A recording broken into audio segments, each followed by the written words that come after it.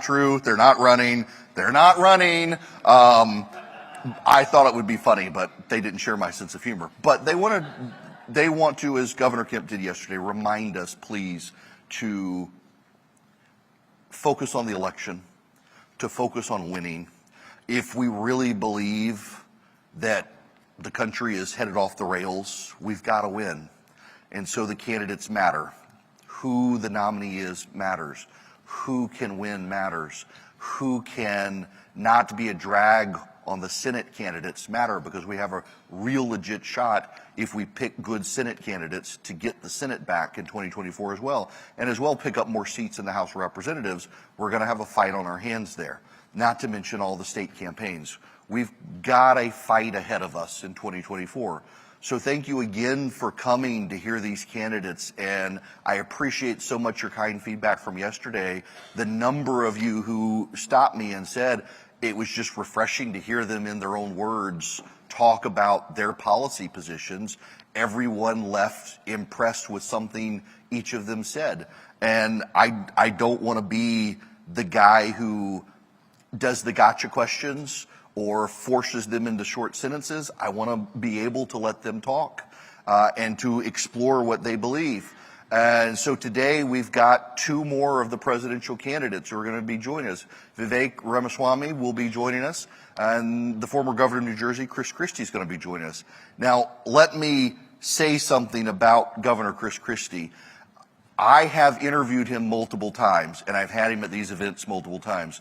Every single politician I've ever asked to come to one of these or I've interviewed on stage, some staffer somewhere will eventually, in most cases, reach out and say, in at least one interview, can you give us an idea of where you're headed with your conversation? They don't necessarily want the questions. Some have asked for questions. They don't get them.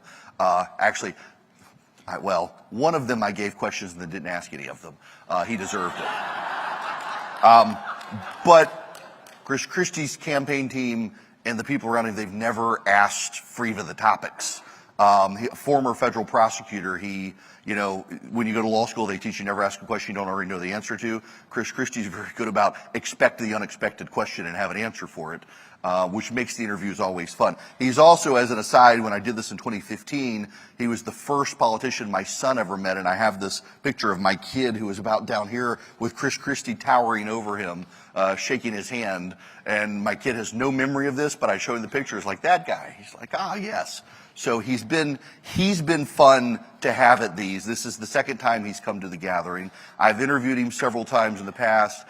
I enjoy my conversation with him the few times I've had them simply because I can't ask him anything and he's going to have a great answer for it, whether I agree with him or not. But I do want to point out, I do understand the polling, and I do want to remind you that he was the former governor of New Jersey and had a 100% pro-life record in the state of New Jersey.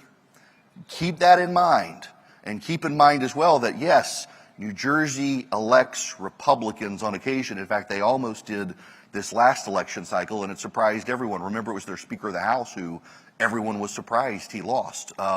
Good things happen when you have good policies. It can matter greatly. So without further ado, I want to begin the conversations this morning, and I do want to start with the former governor of New Jersey and former federal prosecutor, Christie.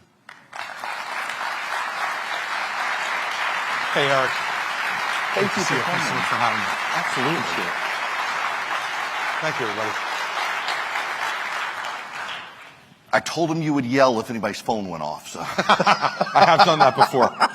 So I made sure I silenced coming. mine before I came out. Yeah, I had mine on this morning. My kid called me, thank God, or I would be the guy whose phone went off.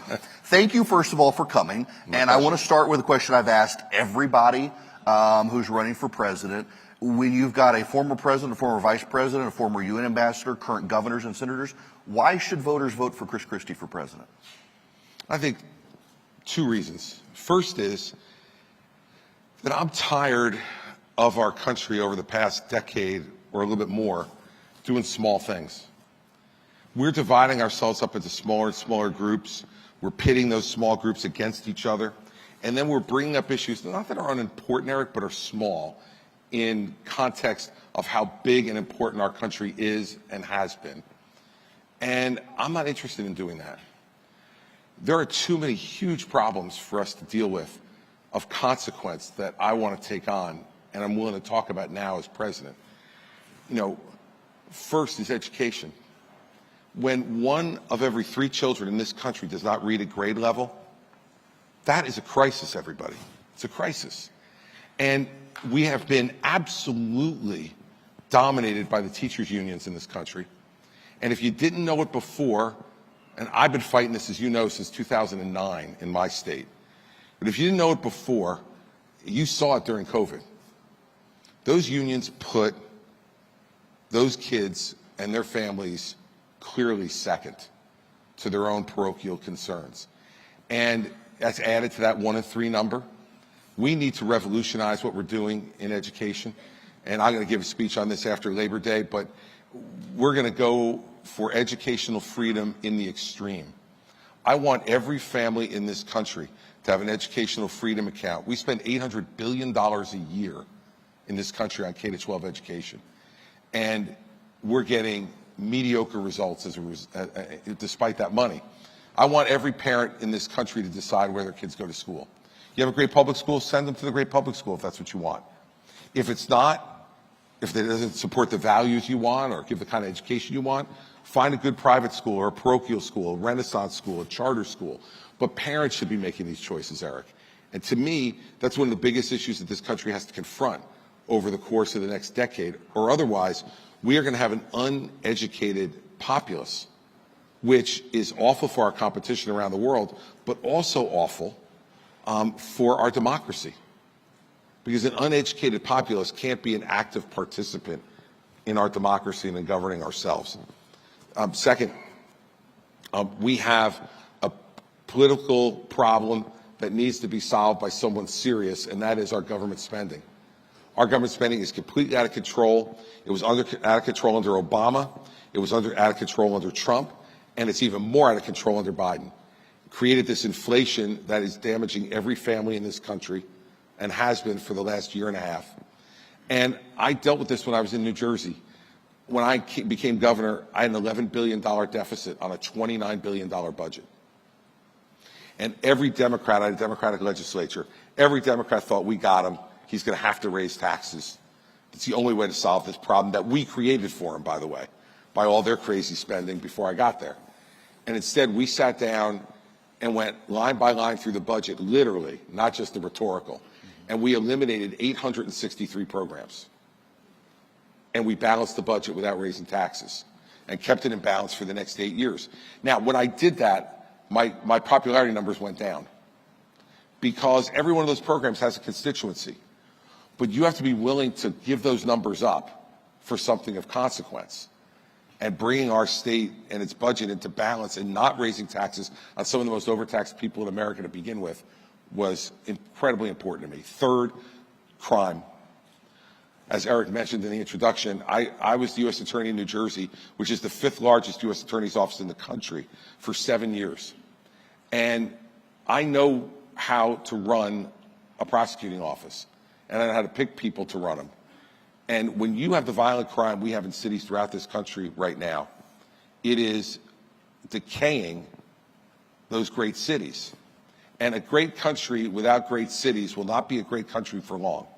When you think about the business, the entertainment, the culture, and the education that happens in big cities, if we let that go and people won't go to these cities anymore, it's unacceptable. And it's unacceptable morally to me that people are afraid to walk the streets, to go to the supermarket, to go and pick up their dry cleaning because they're scared. And so if these liberal prosecutors in these cities are unwilling to prosecute this crime, which they are, I will appoint an attorney general, and my first instruction to him or her will be the federal government will prosecute those violent crimes in those cities until the cities wake up and do it themselves. And we'll have plenty of room in federal jail for those violent criminals, because if we don't clean that part up and have law and order in this country, it absolutely undercuts the social fabric that we have with each other. And fourth, and final, because I know, I do not believe that America can continue to be the great country that it is by filling the moat and pulling up the drawbridge. we have to engage positively with the rest of the world. The thing that's made our country different and stronger throughout its history are two things: our freedom and liberty at home and our friendships around the world. Countries like India, Vietnam, folks in Eastern Europe want to be friends with us because they know that we're not trying to impose anything upon them. We just want them to enjoy freedom and liberty the way we do and a great economy the way we do. But if we don't stand up for our friends, Eric, what's going to happen is they will be friends with China and Russia and North Korea and Iran because they need to be, they're smaller and they need to be friends with someone. I want them to be friends with us because that's what's always made us different. And I want to stand up for those things in the world that matter. 2 weeks ago, yesterday, I was in Ukraine. And I will tell you for certain, everybody, this is not a territorial dispute. What they're doing, the Russian army, under the direction of Vladimir Putin, is barbaric. I went to the city of Bucha. I walked with the mayor through streets where he showed me the homes where the Russian soldiers went in, pulled the men from those homes while they were alive, gouged out their eyes, cut off their ears, then tied their hands behind their back and shot them in the back of the head in front of the rest of their family, and then went into those homes and raped all the women that were in those homes. Now, America will not permit that, nor should we permit that to be happening in the world to a friend who's a democratic country. Second on that is this. This is a proxy war against China, everybody.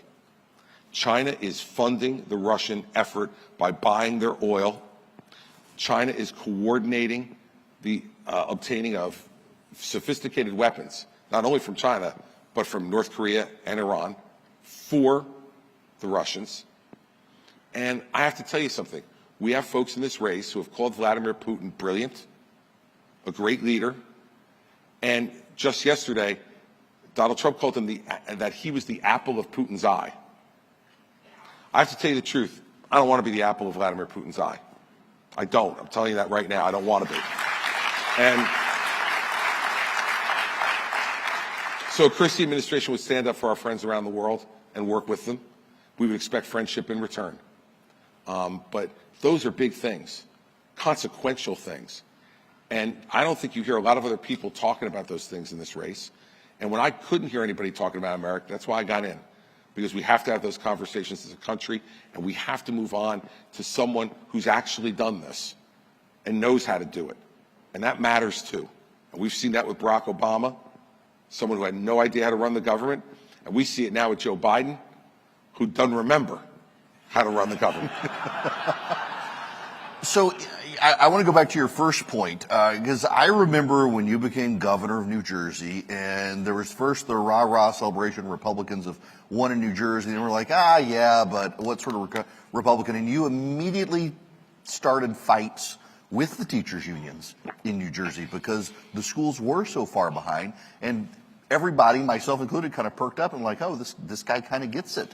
The teachers' unions hated you. Yes. And yet you were able to put points on the board in New Jersey. And we see this situation now with Randy Weingarten and others now trying to gaslight everyone and saying, well, it wasn't the teachers' unions who wanted schools shut down during COVID. It was the Trump administration. It was the Republicans who wanted to shut schools down. Complete baloney. And you know that.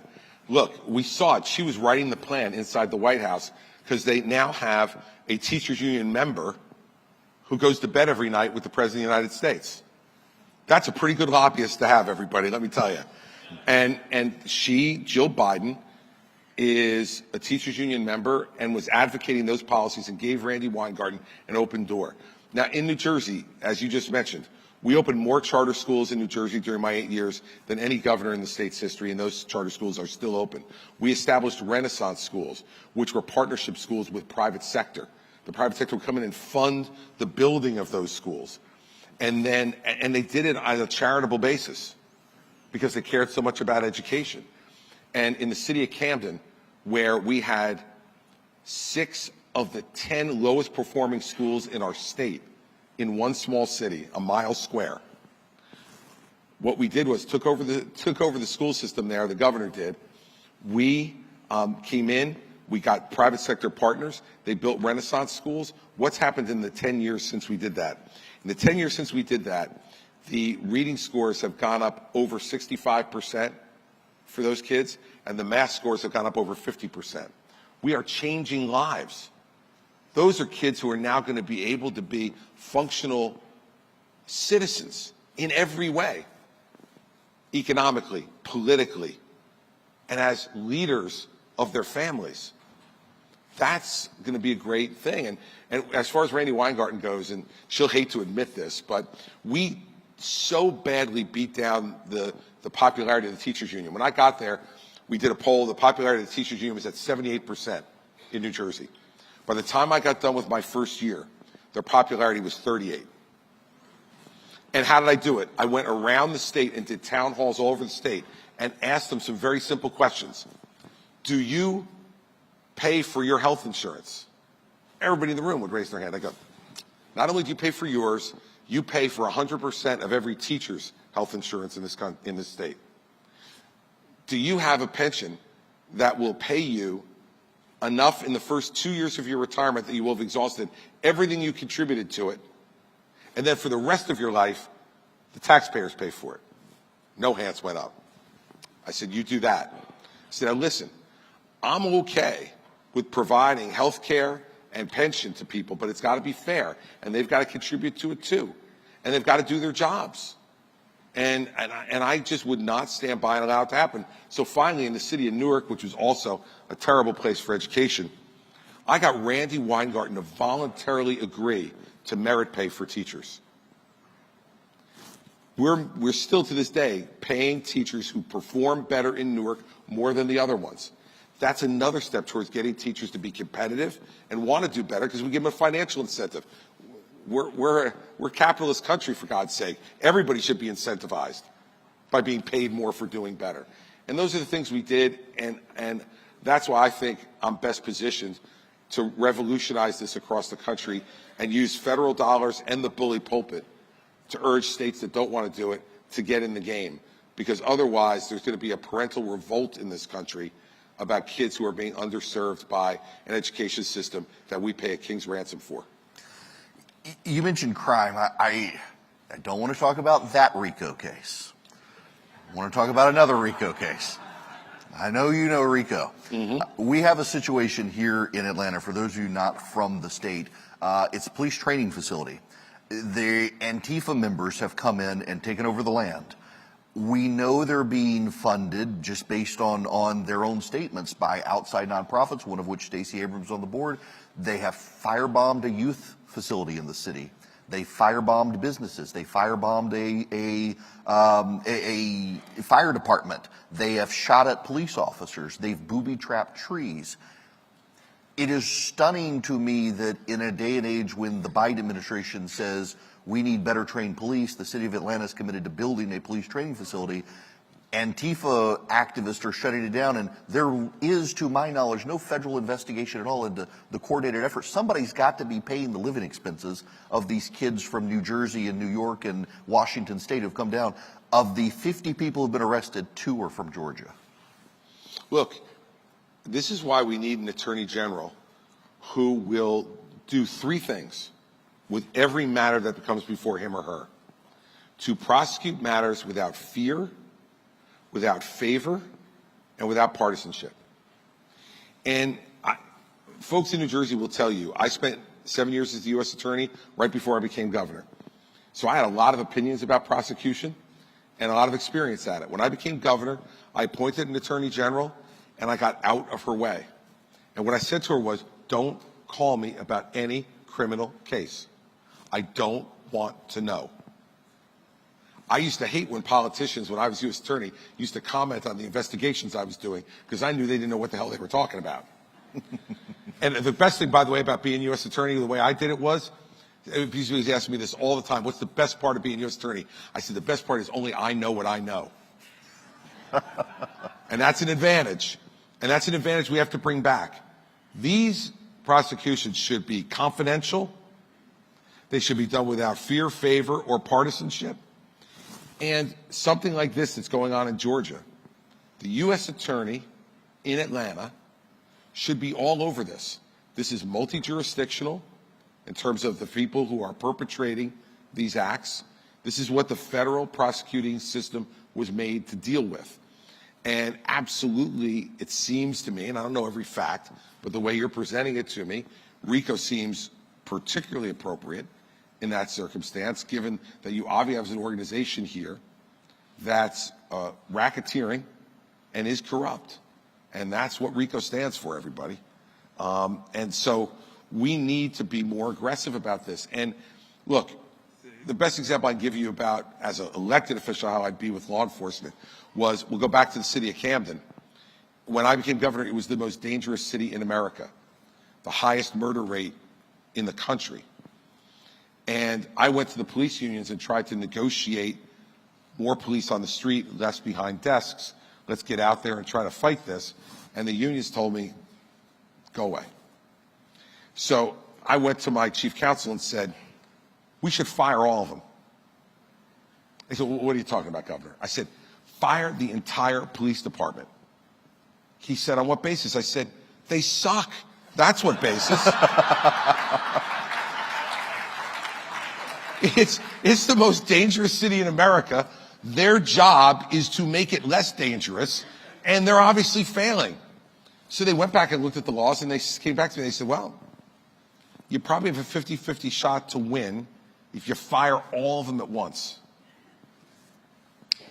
I went to the county, which is also controlled by Democrats, and I said to the county government, I'm willing to do this, and to the mayor, I'm willing to do this, I'm willing to take it on, I'm willing to pay for it. But, county, you need to develop a new county police department with a metro division that will police Camden, and I will negotiate the contract for how we do it with them. I'll pay for it, negotiate it, if you let me do it, and support me, Democrats. They looked at me and said, Governor, if you have the guts to do that, we're with you. We fired them, the entire 320 members, all of them. We established a new police department for the same amount of money, Eric, that we were spending on the 320. We got 450 new police officers. We trained them in community policing and violence de-escalation. And now, 11 years later, the murder rate in Camden is down 75%. And when George Floyd happened, in a city like Camden, which is 95% black and brown, there were no riots, there was no violence, and the protest march was led by the African-American pastor of the largest Baptist church in Camden and by the white Polish-American police chief. They stood at the front of the parade and marched to protest against that type of violence. If you know what you're doing and you have some guts, you can do this. But it's more than just talk, everybody. You got to know how to do it. And we haven't had a president, in my view, since 2008 who's actually known what they're doing. And it matters. It's not fun time anymore. We've got to elect somebody who knows how to use the levers of government to get things done and who is unafraid to both confront the other side and then cooperate with the other side. Because if we don't do both, we'll continue in stalemate and we'll continue to just drift. Let's move into some foreign policy. When I had you on my radio show a while back, we spent a lot of time talking about China, and it comes up with this crowd, but in particular, the top issue when I asked people to submit questions for everyone, and it was questions for you and literally for everyone, was our military preparedness to confront China. And there is, as this has come up in some of the conversations we've had on stage, you have the Biden administration telling everyone who can hear that we're out of bullets, we don't have enough missiles, and there is this real concern. But as a corollary to that, it also feels like a lot of our politicians on both sides of the aisle are trying to cash in on the system and get out before China becomes dominant. The rat's fleeing the ship, so to speak, not trying to save it. I mean, if you would just talk about your perspective on that. Look, I think you need to know the specifics on this to really be able to talk about it. Where we are most desperately underprepared is in our Navy. We do not have the number of ships we need to have. We do not have the number of submarines we need to have, and they are not modernized to the extent that they can be. The great advantage that the American military has had against China has been our nuclear submarines. They're quiet. They don't know if they're there or they're not there. They are and they can deliver both nuclear and non-nuclear lethal blows to an opponent. And we have allowed, since Barack Obama, we have allowed that submarine force to deteriorate. We need to reinvest in it because now we're not looking at a land war in Russia anymore. The Russian army has shown their inability to beat Ukraine. I don't think they're looking to pick a fight with us tomorrow. It's China. And the way we're going to deter China from being aggressive in Asia is to have those submarines deployed and those ships deployed in the South China Sea and have them be an effective deterrent to Chinese aggression, to convince the Chinese that the juice is not worth the squeeze if you decide you want to be aggressive. And let me be clear, I'm not giving away Taiwan to China. Not now, not 5 years from now, not 10 years from now. And it's not about an economic deal. Yes, it matters that they produce a great number, 2/3 of the semiconductors in the world. And that's important strategically and economically. But it's not just that. We need to stand up for people who want freedom. And if we let the Chinese do that kind of domination game because we're unprepared or unwilling to deter them, then they will not stop there. And we've seen this act before.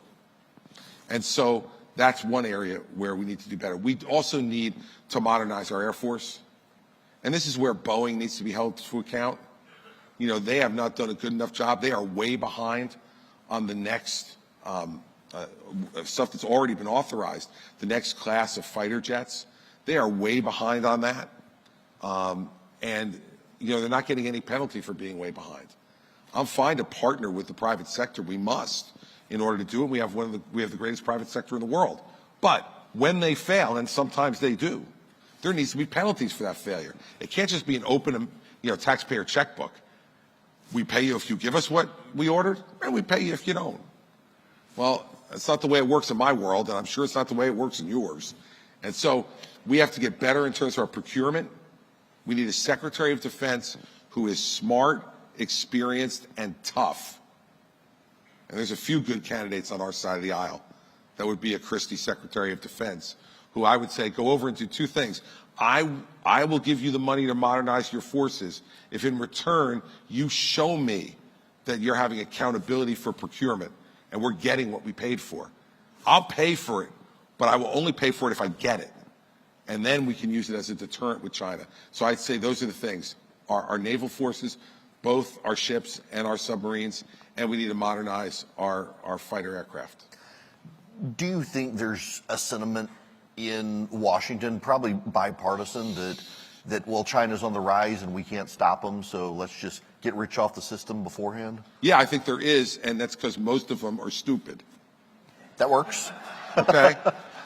They read only what their staff puts in front of them. And because they've never had to run anything, everybody, remember, God loves members of the House and Senate. They play an important role in a branch of our government that needs to be there for accountability and oversight and to be responsive to the will of the people every 2 years or every 6. I'm not calling for the abolishment of Congress. But what I am saying is they don't know how to run anything. The only thing they've ever run is a congressional office or a Senate office. You know, when you're a governor, I had 60,000 employees in New Jersey. And people used to ask me, what's the scariest part of being governor? And I used to say, 60,000 people have letterhead with my name on it. I'm not sure what they're doing with it every day.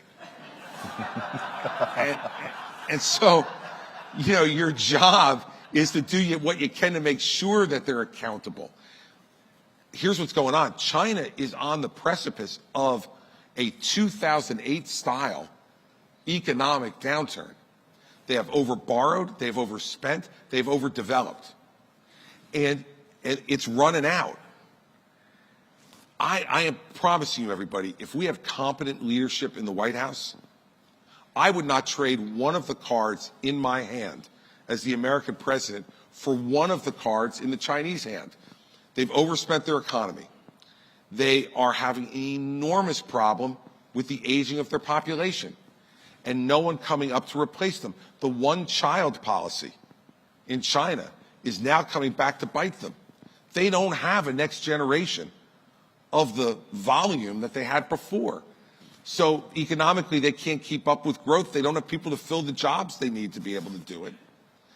And the oppression in that country will always make people feel less willing to sacrifice. I would not trade our position for China's for a minute. The people who are doing it, and they are, and trying to cash in, as you said, appropriately, to go there and get out before it gets bad, guess what? They're going to miss the next great American story. And that's fine, because we don't need them anyway. We'll get some people who actually believe in this country and believe in our future. And going back to that first question you asked me, the overarching reason, I gave you all these specifics, but the overarching reason I'm running for president is because I believe in this country's future if we have competent leadership. And I want my children, and God willing someday my grandchildren, to be able to have the same great American life that I've had and that you've had. And that isn't a given, but it's right there in our grasp if we have competent leadership to do it. Yeah.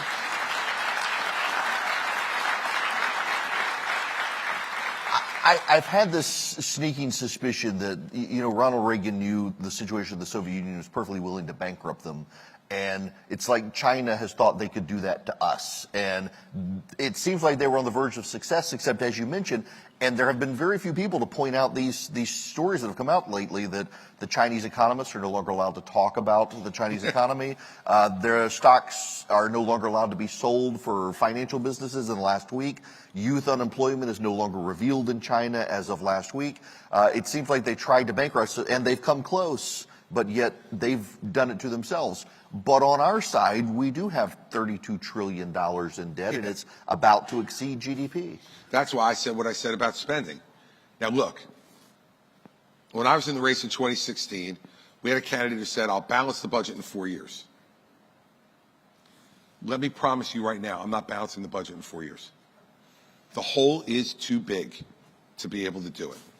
And it would involve either massive cuts to entitlements plus massive increases in taxes. I don't think we need to do that.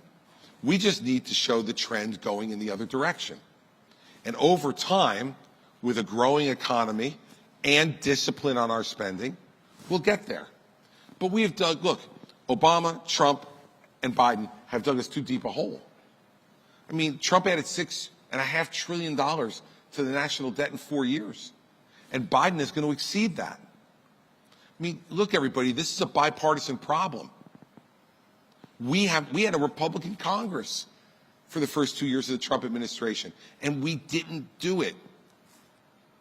And so we've got to come to grips with that and understand what that means. And so, yeah, we do have a big problem with that debt. But we can turn it around different than the Chinese for two reasons. Because we're going to continue to grow this country from a population perspective. And we're going to have workers there that are available to fill those jobs.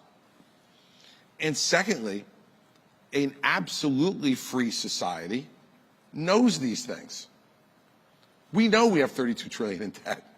We know when we have difficult times in our economy. We know when the Washington swamp is being, fed. We have a free press. We don't always like them, but we got them. And we have a free society. The Chinese don't know.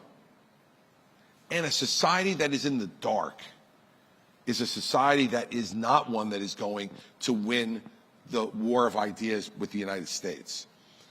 But we have to be competent, everybody. This is not a TV show, okay? This is real. This isn't fun and games. This is real. The problems we have are real. I haven't even talked about entitlements yet, but I'm happy to, because if we don't deal with that, that $32 trillion in debt is going to get bigger and bigger and bigger. And the most disgusting part of Joe Biden's State of the Union address this year was when he stood up and he said, we'll all agree, right? We're not going to do anything to Social Security. And both sides got up and cheered. A group of liars and cowards. Because they know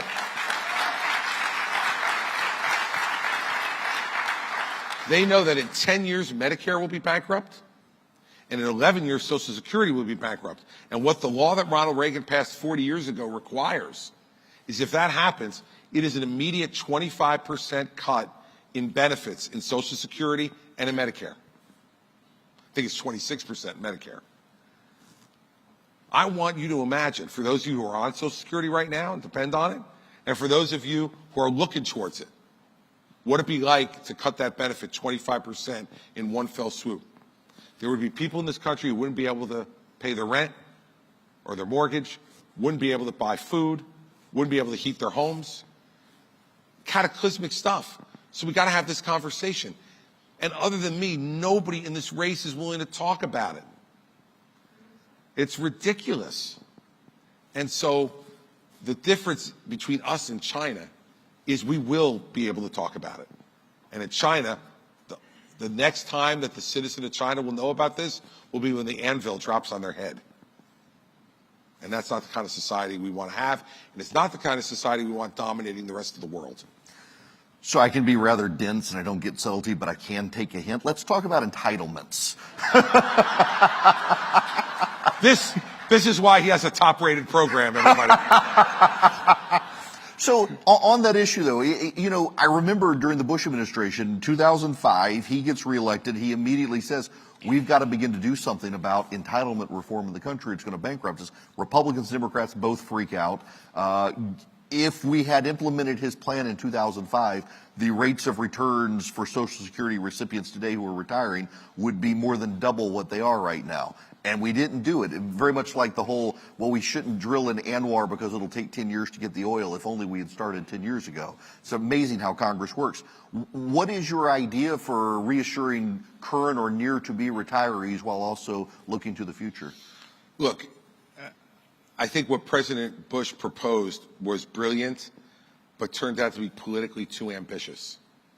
And the country heard partial privatization of Social Security, and they freaked out. And not only did Democrats reflexively oppose it, but Republicans got scared by it. So let's put that off to the side for a moment. And let's talk about under the structure we have now. There are three levers to this, everybody. Eligibility, right? There is age and taxes. Those are the three things. There's nothing else. There's no kabuki magic to this. And so I don't think taxes should be on the table because I think that our taxes are already too high. And I don't think we've done nearly enough to try to be inventive on the other two to come back to the American people and say, take the cap off Social Security taxes, increase the rate. I'm not for those things. But let's say I have a son, my oldest, who is about to turn 30 in 6 days. I can't believe I'm going to have a 30-year-old kid, but I'm going to. And if I say to him now, Andrew, we're raising the eligibility age for Social Security. And I say to his 40-year-old coworker, for you and you, mid-40s and lower, we're raising the eligibility age for Social Security. If they can't plan over the next 30 to 35 years for that eventuality, they got bigger problems than raising the Social Security age. We can't do it to people in their 50s, 60s, or 70s. It's too late for them to appropriately plan. But we can make real savings over the long term by playing with the eligibility age, but for younger people, so they have time to plan, to establish an IRA for themselves if they don't already have one, to put more money in their 401k plan if their employer provides it. But we give them time for that. And then I think we have to look at means testing. I mean, look, let's start here. I think we'd all agree with this. I'm sure he's collecting it, but Warren Buffett does not need Social Security. Right? He doesn't. Mark Zuckerberg, Elon Musk, Jamie Dimon, they don't need it. So maybe we could start there so no one is offended, okay? All the way up there. And then let's start having the discussion to work our way down. How much accumulated wealth can you have where the government is right to say to you, are you willing to sacrifice some or all of your Social Security to help the person who needs it the most. We ask people to do that all the time in taxes, right, Eric? I mean, look, I have, God willing, I never will be, nor have I ever been someone who needed to have food stamps. But I pay for them every year in my taxes. There are lots of things, because people yell at me, I paid in, I want my damn money back. You pay for lots of stuff you don't get your money back for, right? You pay for food stamps. You pay for education that maybe your children don't access. You pay for a lot of stuff that the government provides because we say, as a society, on the social side, we want a social safety net for those who have gone on tough times. And we also want certain things available from an education perspective that maybe we or our children won't access, but we know is good for our country's future. So I think that argument is a little fallacious. And so I think we have to look at those things. And that's going to be an ugly conversation, everybody, but it's akin to what I was saying earlier when I eliminated those 863 programs. If you're president of the United States, you've got to be willing to sacrifice some of your popularity in return for doing something of consequence. And I can tell you this, I used to say to my folks all the time, my popularity numbers in New Jersey, believe it or not, at one point got up as high as 75%. And they always get nervous, the staff would get nervous, like, don't do anything. Things are really good, don't do anything. And I'm like, look, I'm not taking these popularity ratings and framing them and hanging them on my wall. I want to spend them. This is the time to do tough things. And for a president, it's going to be right after you get elected. You're probably never going to be more popular than that moment. And that's the moment where you have to take risk. And it'll be political risk that comes, and President Bush learned that in 2005. But I think we have to do this because otherwise it's a 25% cut in 11 years. And I don't want to do that to folks who have no other way to support themselves. So those are the things we need to talk about, and we need to have an honest conversation about it. And the only person who can lead that honest conversation in our system is the President of the United States. That's it. And you got to be willing to take the risk. And I'll end with this. I used to get accused of this all the time. In New Jersey, when I would do these things, the press would say, you're governing like you only want to be a one-termer. Talking about this stuff. And I'd say, I got to tell you the truth. I don't really care. And they'd say, oh, come on. Every politician cares. I'm like, no, you don't understand. I don't care because I already get the portrait. Right? I already get, like, they're going to paint a portrait of me and hang it in the State House forever. My grandkids are going to come after I am long on the farm and go, Grandpa wasn't always senile. Look at, he actually did something. Look at this. All we're arguing about is the little brass plaque. Does it say 4 years or 8 years? I am not going to sell my soul for 4 more years on the little brass plaque. I get elected President of the United States, I'm getting the portrait. It's going to hang in the White House. And what I prefer you to say when I'm done, whether it's 4 years or 8 years, is, man, he had guts and he did real things. And if I get that after 4 years, I'll be just fine. I'll figure something out. And that's what we got to start doing again. And the last time we did this, Eric, was my first vote. My first vote, I turned 18 in September of 1980. And my first vote in my dorm room at the University of Delaware was for Ronald Reagan. When we had problems like this in the late 70s, and a president who seemed completely lost, does it sound familiar? And never forget, Joe Biden said his favorite president is Jimmy Carter. We should have known. No offense to Georgians, but thank you.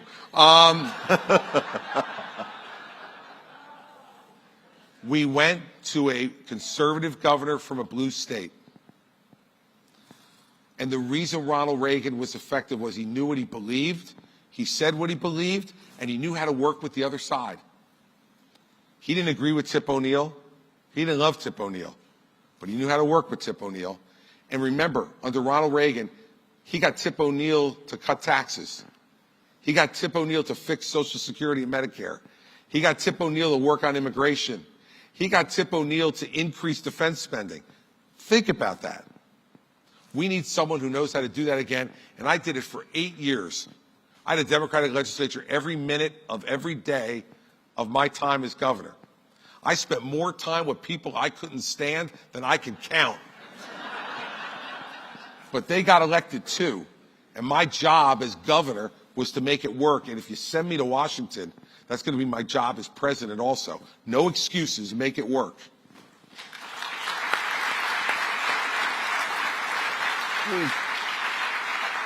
Looking at the clock in the back, so we got about 3 minutes. All right. Thank you first for spending time. Let me ask you just one more question of just being on the campaign trail. The way the media has characterized you on the campaign trail, and it's one reason I specifically didn't want to ask any of you, particularly you, about the former president, is you only hear about Christie on the campaign trail if he says something about the former president. Do you get frustrated with the process of just how you must run for president now? This is the most refreshing interview I've had in the campaign so far, because the first 6 questions were not about Trump. Thank you.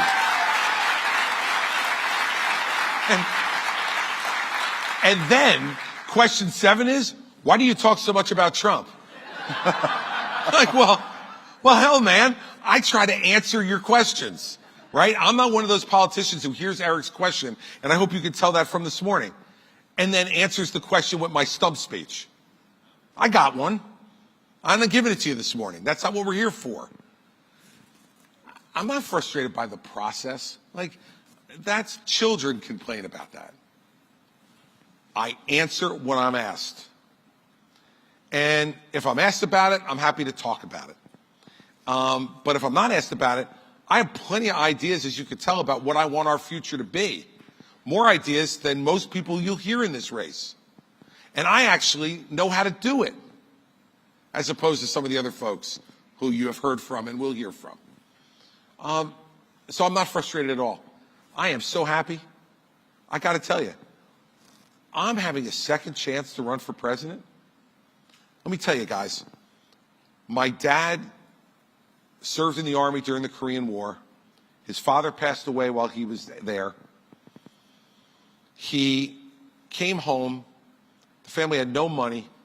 He went to work at the Breyers ice cream plant in Newark, New Jersey. And it was only because there was a guy next to him at that plant who said, "You're too smart for this. Why don't you go to college?" He said, "I don't need money for college." He goes, "Dummy, you're in the Army. You have the GI Bill. Go a little bit at a time." My dad went for 6 years at night to Rutgers in Newark to become the first person in our family to ever get a college degree. My mom never went to college. She worked as a receptionist in an office for most of her life because we needed the money. And I know my dad, who's 90 years old and probably watching, because he watches everything, and my mom, who passed nearly 20 years ago, I know is watching from up there. They can't believe that their oldest son has gotten a chance to run for president of the United States, not once but twice. And so there's no reason for me to be angry or frustrated. I'm not. I'm an incredibly lucky person. And I'm happy every day I'm out on the campaign trail. Now, there are times I get asked questions, Eric, when, and you'll see me respond. And I'll get angry. But that's natural. That's human. But overall, I'm really happy, Eric. And I think I've got something to say in this race. And not only about the former president. I got plenty to say. You'll see all that. You've seen it. I'm not breaking new ground this morning. But I do think this. The truth matters. It is not negotiable. It's not. And character matters. Because let me tell you, everybody, no matter the really good questions, substantive questions that Eric asked me this morning, there's 3 dozen he didn't ask me that he could have. And there is one of the questions I know you've asked that you didn't ask me, the unknown of the unknown, right? Mm-hmm. Yeah. I do my homework. We didn't have time. I was ready. But it's a great question because You never know what's going to come across the desk of the President of the United States.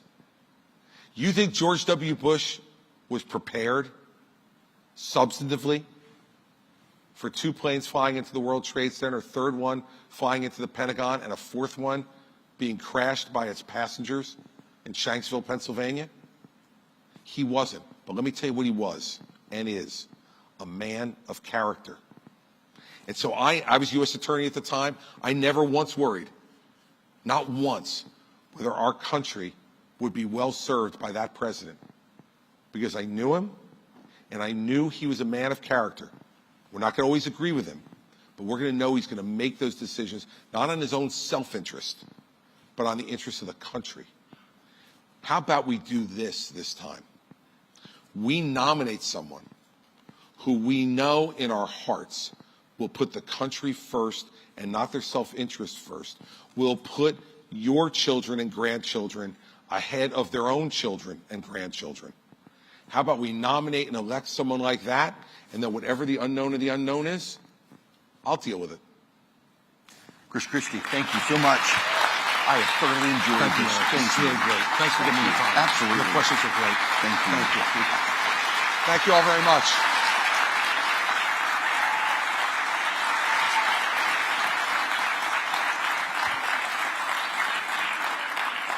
I was going to ask that question, but I was enjoying his answers to everything else.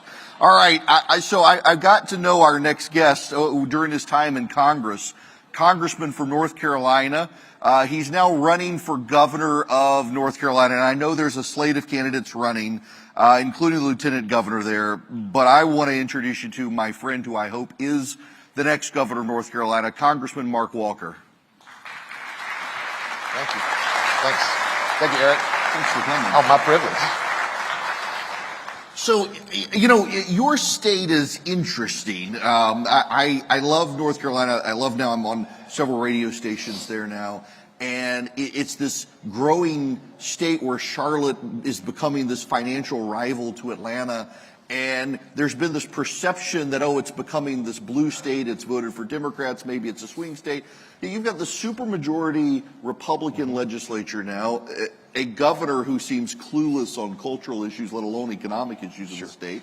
And you want to be governor of that? Absolutely. Yes. We're living in a day and age where we have to charge the hill and do everything we can. And there are signs of positivity of it continuing to move red. I'll give you one quick example. In 2022, North Carolina won unaffiliated by 9%. What that allowed us to do is we swept all 6 statewide judicial races, 4 Court of Appeals, 2 Supreme Court justices that flipped back the North Carolina Supreme Court from Democrat to Republican. Those are huge races. We're seeing it trend. You are correct. We've only had 1 Republican governor elected in the last 31 years in North Carolina, but we think that's going to change in 2024. Good.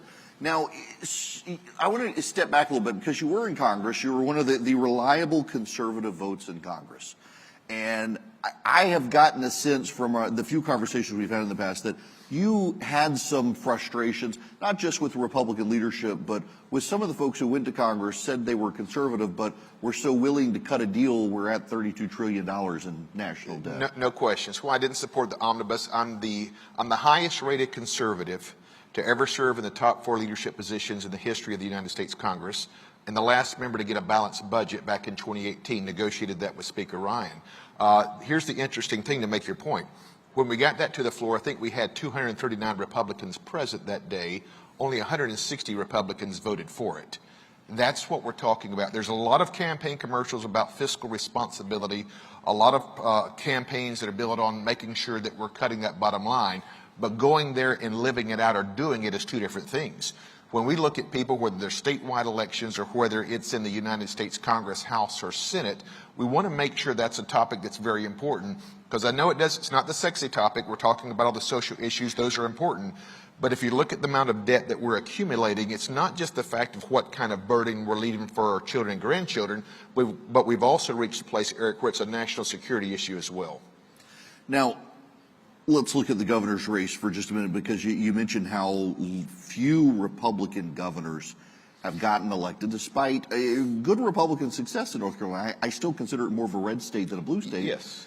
but there just seems to be this fundamental dynamic where you have folks who get the nominations for the Republican Party who tend to crash and burn. And I never like to ask candidates about their opponents, and I do like the primary opponent you're running against, but there are issues there that I think, much like we saw with the Herschel Walker race in Georgia, it's easy to win a primary on the enthusiasm of a crowd, and then you can see the plane crash coming. Yes. And I worry about that in North Carolina if the voters don't get it right in the primary. It's a valid concern, and people get after you sometimes for pointing some of this out.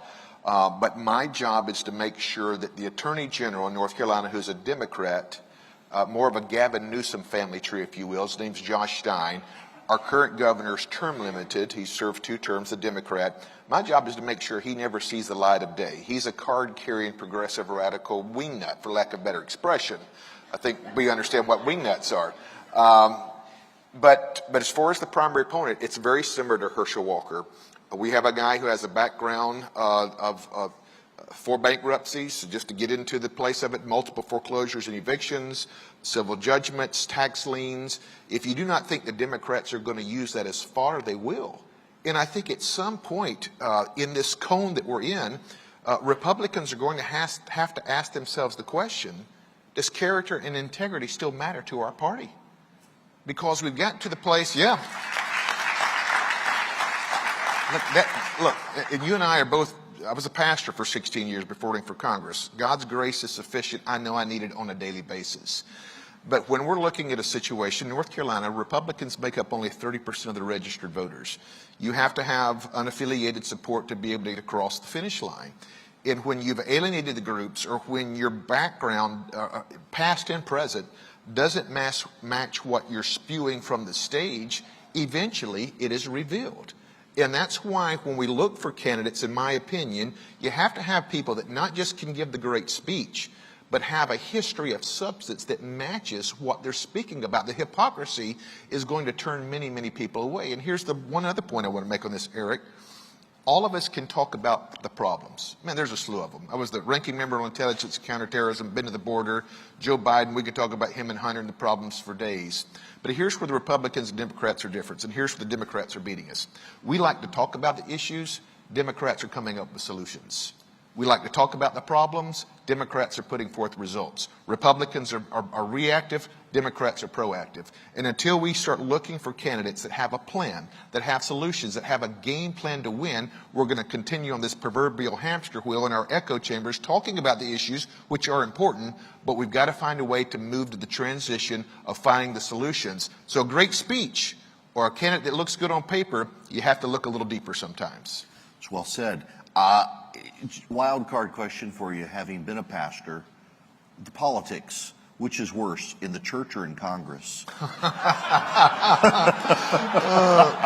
Well, as a former Southern Baptist pastor, people ask me sometime, I got to Congress, second week I'm there, my chief of staff comes with an article. He said, boss, I don't know how to tell you this, but you're ranked the least wealthy member of the 114th class. Okay, well, that's fine. I was a pastor for 16 years. But then people asked me, later on that year, I became the first member ever after one term to be elected to the largest caucus, the Republican Study Committee, got chairman there. We were going to do some great policy things. But people asked me, they said, Congressman, how did you hit the ground running so quickly? Now, I don't always share it, but in my heart, I'm thinking, man, if you can survive a Baptist business meeting, you can go have success anywhere. so it's a little secret there. Exactly. Some of you know what I'm talking about. You know, Presbyterians, ask a Baptist, they'll explain it to you. But, you know, in that regard, that's how we connected. Is the Republican Study Committee had been, I mean, Mike Pence was the chairman of it, Jeb Hensarling. It was where the Republican conservatives were. Yeah. And so many non-conservatives joined to say, well, I'm a member of the study committee. Right. But over time, it was one of the reasons that led to the House Freedom Caucus to a degree, is because it just kind of became a way for leadership to stamp conservatives like this, Republican Study Committee. And you really worked to bring the Republican Study Committee back as conservative first, not Republican first. Yes. No, I'm very, very proud of that record, to make sure that we weren't just rubber stamping. Not that we were intentionally looking to be adversary, and we always wanted to have, as we talked about, a plan or solution. But I remember getting elected at the end of my first term, November, it's 2016, same month that President Trump and Vice President Pence gets elected. After inauguration, I pick up the phone, and because I could now, and I called Vice President. I said, Vice President Pence, if you'll co-host the meetings with me, we'll do two things that Republicans have been promising for 7 years. He said, what's that? I said, we'll repeal Obamacare and we'll defund Planned Parenthood. He said, Mark, I'm in. Over the next maybe 6 to 7 weeks, got 40 members in the room, members of the Committees of Jurisdiction, Freedom Caucus, RSC, all the different groups, and we laid out a plan. I remember getting a call late one Thursday evening, still in my office about 10 o'clock. It was the White House. They say, we think this thing is done. Can you bring your executive team over in the morning? Now, I had never been to the Oval Office. My first 2 years were President Obama's last 2 years, and he didn't ask to hang out a whole lot for some reason. But I got over there, got a dozen guys. We're in the Oval Office. Vice President Pence greets me, sits me next to President Trump, explain it to him. We shake hands. He brings the press in. In that moment, we had repealed Obamacare and defunded Planned Parenthood. And I remember walking out of the White House that day thinking, man, I'm just a small-town preacher's kid, but in America, you can go all the way to Congress, even here in the Oval Office, and do what you promised the people that you would do. It was a neat moment there, but that's the kind of proactive that I'm talking about when it looks to not just the process. No offense to my attorney friends who get stuck in that process sometimes. Well, how do we get to point A to point B, whether it's the federal government or the state government? And I think that takes a great deal of intentionality.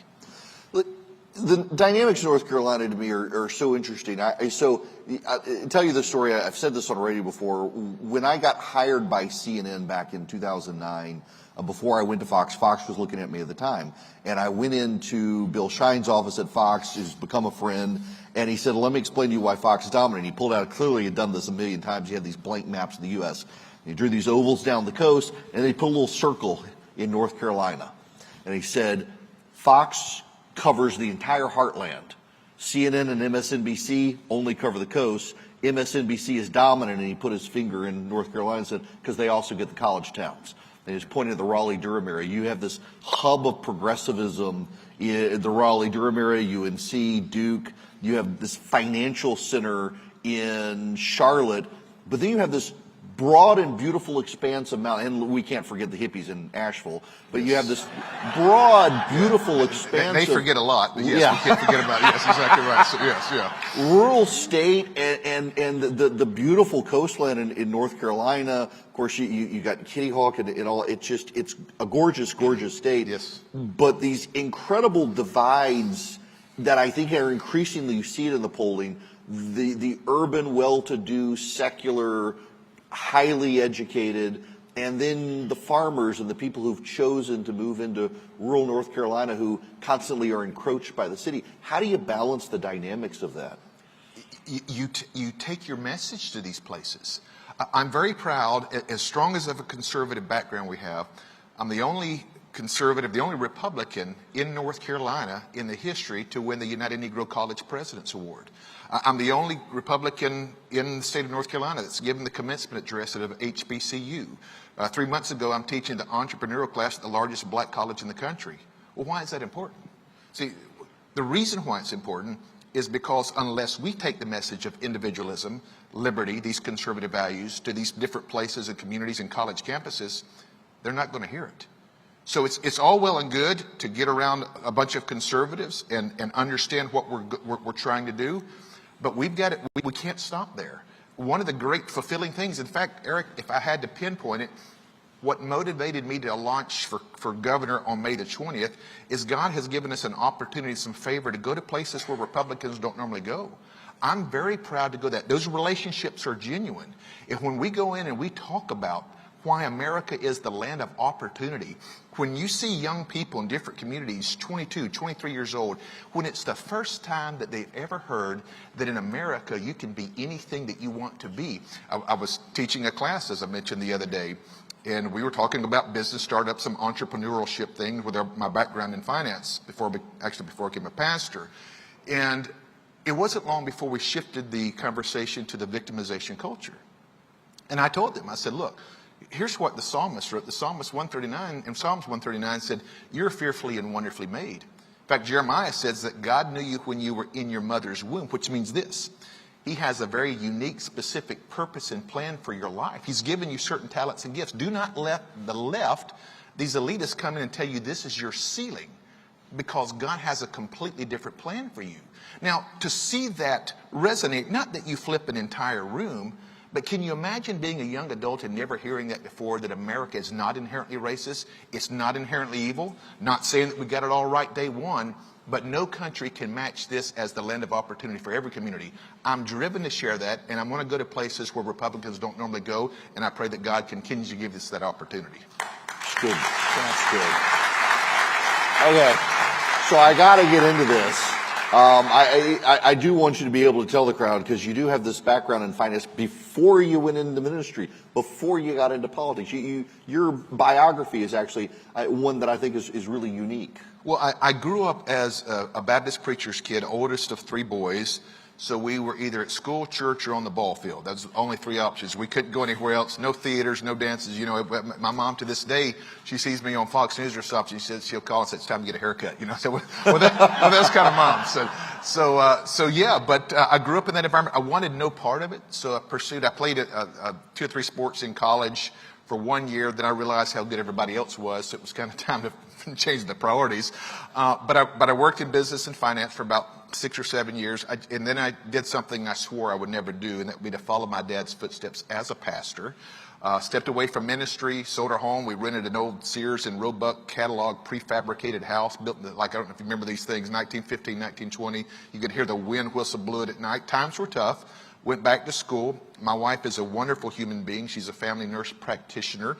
And many of her years, she was on the Wake Forest Baptist University helicopter, their air care system.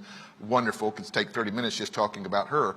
But we decided to be obedient, prayed about it, and served 16 years as a pastor. I cut my teeth with Dr. Gary and Carolyn Chapman. He wrote the 5 Love Languages. I don't know if you're familiar with that book. But it was just a wonderful opportunity to serve. We worked in the inner cities, Cleveland, New York, Baltimore, served in refugee camps. And it really gave me an understanding and a passion of the different cultures, the different things that we have to do as believers, but also as conservatives as far as how we bridge that gap. And it was that I think those unique opportunities and experiences that kind of crafted the idea. In 2013, I literally remember getting up out of the living room, watching something politically that didn't go the conservative way. I walked down the hallway into the bedroom, and I told my wife, she was back there working, kind of stuck my chest out and said, "Babe, I'm running for the United States Congress." Now, I don't know if Christie asks you good questions like my wife Kelly does, but she says, "Do you know anybody in Raleigh, much less Washington, D.C.?" I got to think. I said, "No, I probably should." But we stepped out by faith, and God provided, and we ran in 2014, had to take on the most powerful Republican family in North Carolina. We were completely ignorant of the process. But it was just a moment to test our faith, to do what we felt like the Lord was leading us to do. And again, he opened up the opportunities to go. And I remember getting there. Nobody expected us to be there. Nobody even knew who we were. But I discovered something quite unique in the process. And I would love to say it was all out of nobility, but it was more just accidental. As I used to think that we send people to Congress or House or Senate sometimes and then they turn. What I realized, a lot of that refining process actually happens on the campaign trail. When you have different groups and people that want to come and partner and support you, you then have to pay them back once you get to Congress. We were able to stay free and clear of that, and it allowed us, I think, to expedite our ability to engage the process. In engaging the process, you get to Congress, and you are, I remember the story, I mean, you're at the bottom of the list in terms of income and wealth, and you suddenly you go into this room, some of whom are their political legacies. Yes. And it was one of the interesting things to me, you getting to rise to the Republican Study Committee when you think about the people who had been there and done that, and many of them even going back to Pence and Henschling had been there for a decade or so before they get there. I mean, what do you think led so many of these people who had been there for so long to say, you know what, this is the guy who should revitalize this group? Oh, goodness gracious. I don't know that I can explain all of what they were thinking. I hope that in those first 2 years we showed the ability to build coalitions without compromise. And I think that was one of the ways that we were able to do that, to rally in those first 2 years. We were the first member of the 114th class to pass legislation, an anti-human trafficking law. We literally had our team in place. We were structured, we were organized, and we were intentional. And I think that was one of the ways that even as a freshman and swearing in January 2015, we were able to get out of the gate quick. And just trying to be a quick study to learn, because you never know how many opportunities that you have to serve. We're not promised of anything. In fact, at the end of my third term, I woke up one day and I had been redistricted in what's called a D19, pretty much a Democratic seat. So we wanted to squeeze every much of life out of that we could, in the context that when we did return home, we had something to show for it, not from a being patted on the back, but just knowing that we made the most of our time. Now, if you were to get elected governor of North Carolina, I know we've got people from North Carolina here. How does a Walker administration immediately look differently from what they have in terms of the policies you would pursue? Well, I think the number one thing on our list is, in North Carolina, we've got to protect our children and families. When I first got to Congress, the Democrats were still trying to sneak things in the back door, all the different things, being very cunning. That has changed in 8 years. Now it's in your face. We're going to steamroll you, try and stop us. And I hope that that new boldness is waking up conservatives in middle America, if you will, to the place that they're willing to engage. Our children are our most precious treasure. But the fact that they're not even, this evil, I'm going to call it that what it is, this evil that's targeting our children, they're not trying to hide it anymore, Eric, as you know. They're intentional with it. So as governor, one of the things that we're going to push back after the last 8 years of Democratic rule is we're going to make sure that we're going to protect our children. Underneath that, there are some economic issues. Education is a huge thing. I think all the things that we talk about, they're important. But until we reform our education, we're just treating the symptoms. Because what we're doing is we're producing 40, 50 years of people that believe America is a bad country. Once they become adults, it's hard to shift that. And until you get to the very core and begin to give these parents and allowing the money to follow the student as opposed to the system, that is what we have to do to bring about the real change. I want to talk about economics for real quick, because when you look at this state, you look at South Carolina, even to a degree, you look at Tennessee, or around North Carolina, you've got Amazon looking at Tennessee. Sure. You've got Boeing and BMW expanding, and Mercedes in South Carolina and Georgia, a lot of massive investment. And I know there's some, and you've got this massive finance sector in Charlotte, but it does seem that under the Cooper administration, a lot of big companies that are looking at the South, you would think North Carolina makes sense given the education at Duke and UNC, North Carolina State, and it seems like a lot of companies are actually still not choosing to land business there. Well, Nikki Haley did whip our tail when she was governor of South Carolina a couple times. I have to give her a tip of the hat of that. But no, North Carolina, we were only behind Florida and Texas as far as what we're calling an American migration. 124,000 people moved to North Carolina just last year. We're second in the country when it comes to paved roads, but number 22 in port size. So when you're recruiting manufacturers, sorry to get into the wonky business side here, but when you're recruiting manufacturers, it's not just about what they can import, but it's also about what they can export. That's a huge part of it.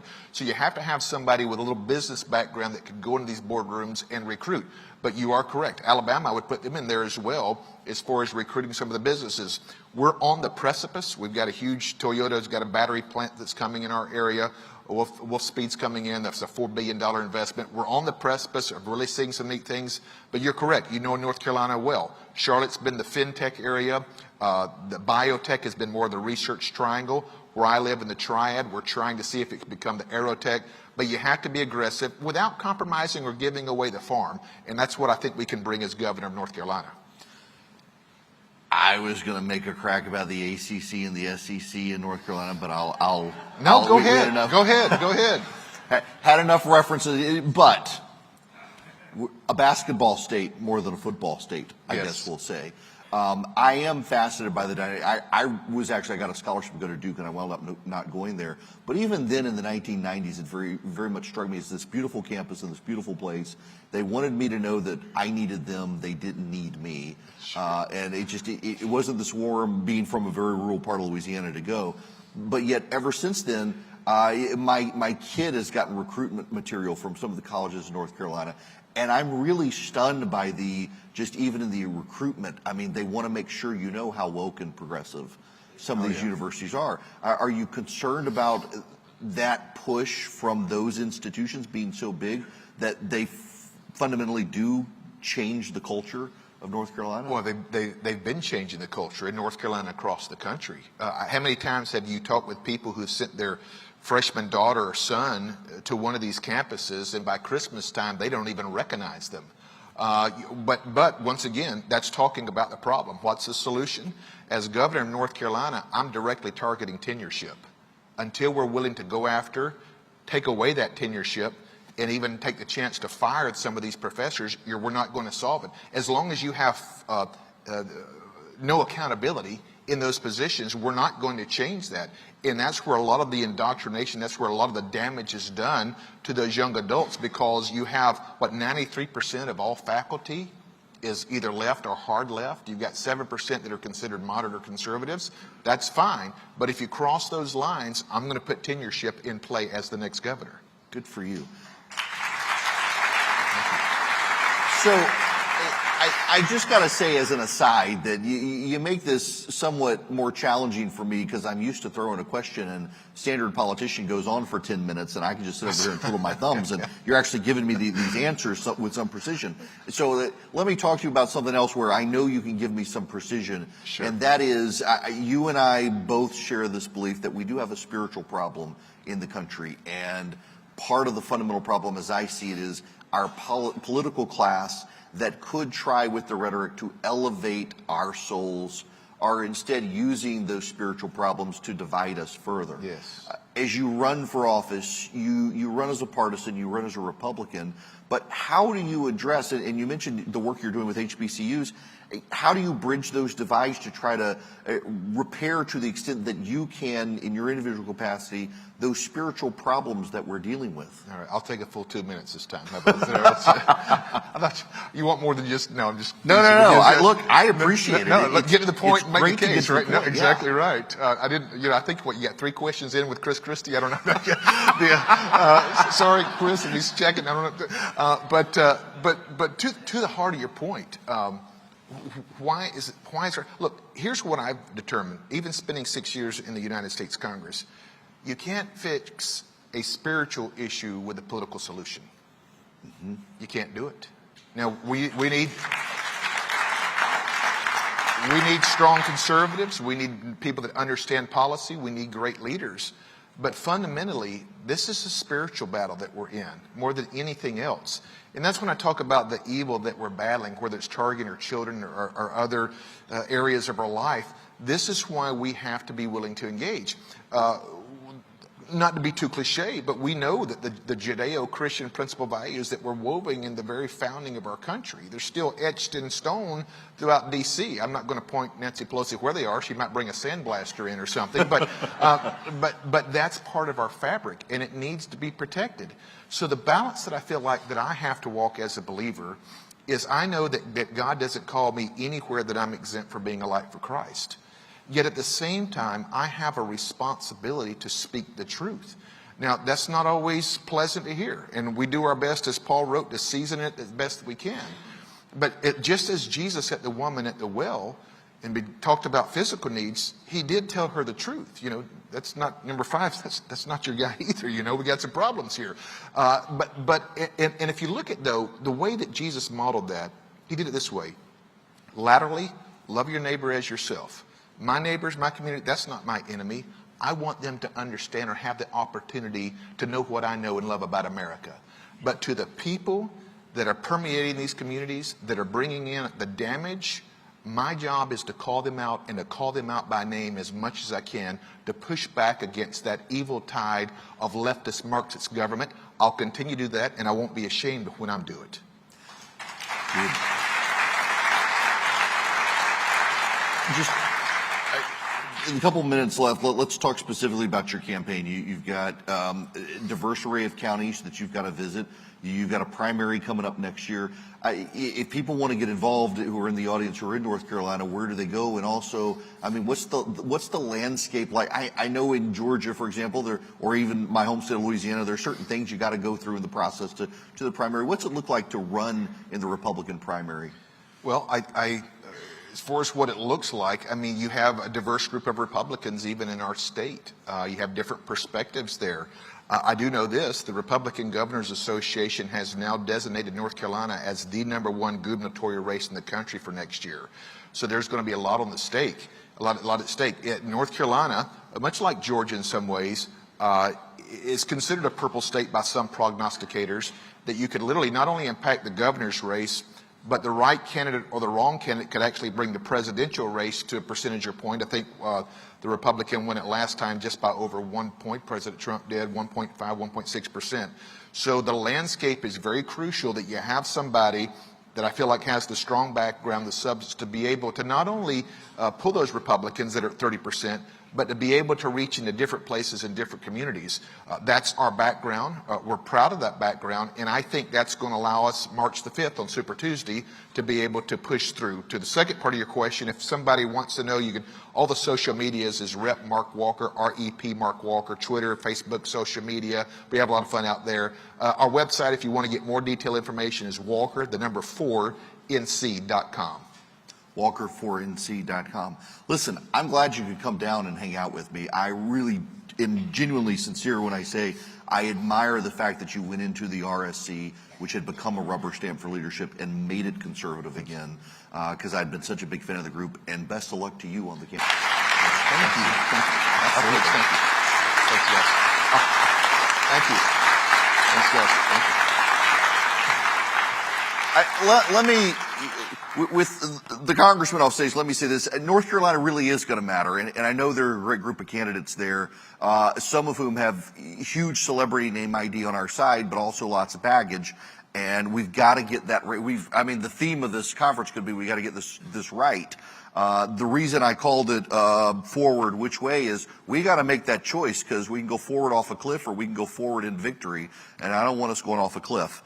We've got a break for a few minutes to be able to reset. When we come back, I've kind of been waiting, and we just got lucky in how we can pack this between Will Hild and Vivek Ramaswamy to talk about ESG. If you haven't heard Vivek talk about ESG and how it impacted those fires in Hawaii, the only public thing I've said about candidate questions I was going to give is I want to talk to him about it, because he has some incredible insight. You've got to hear from him.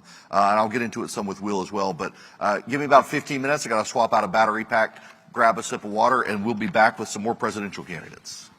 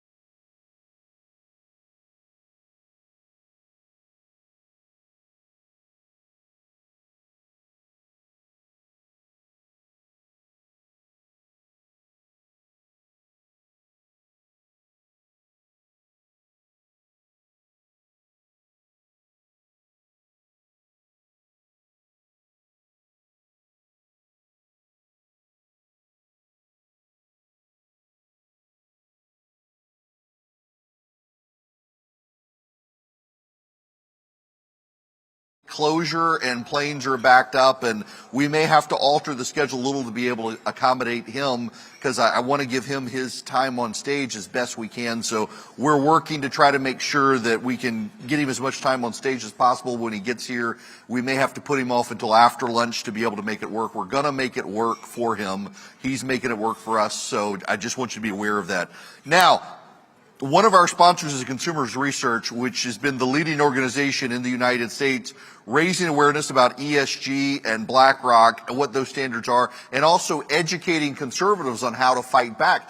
Consumers Research is the organization that has rallied attorneys general around the nation from conservative states to begin divesting from those financial managers that are using pensions and 401ks to vote for left-wing causes. It is this organization, and it is my next guest who, it's his brainchild, it's his passion. So please give a warm welcome to my friend Will Hild.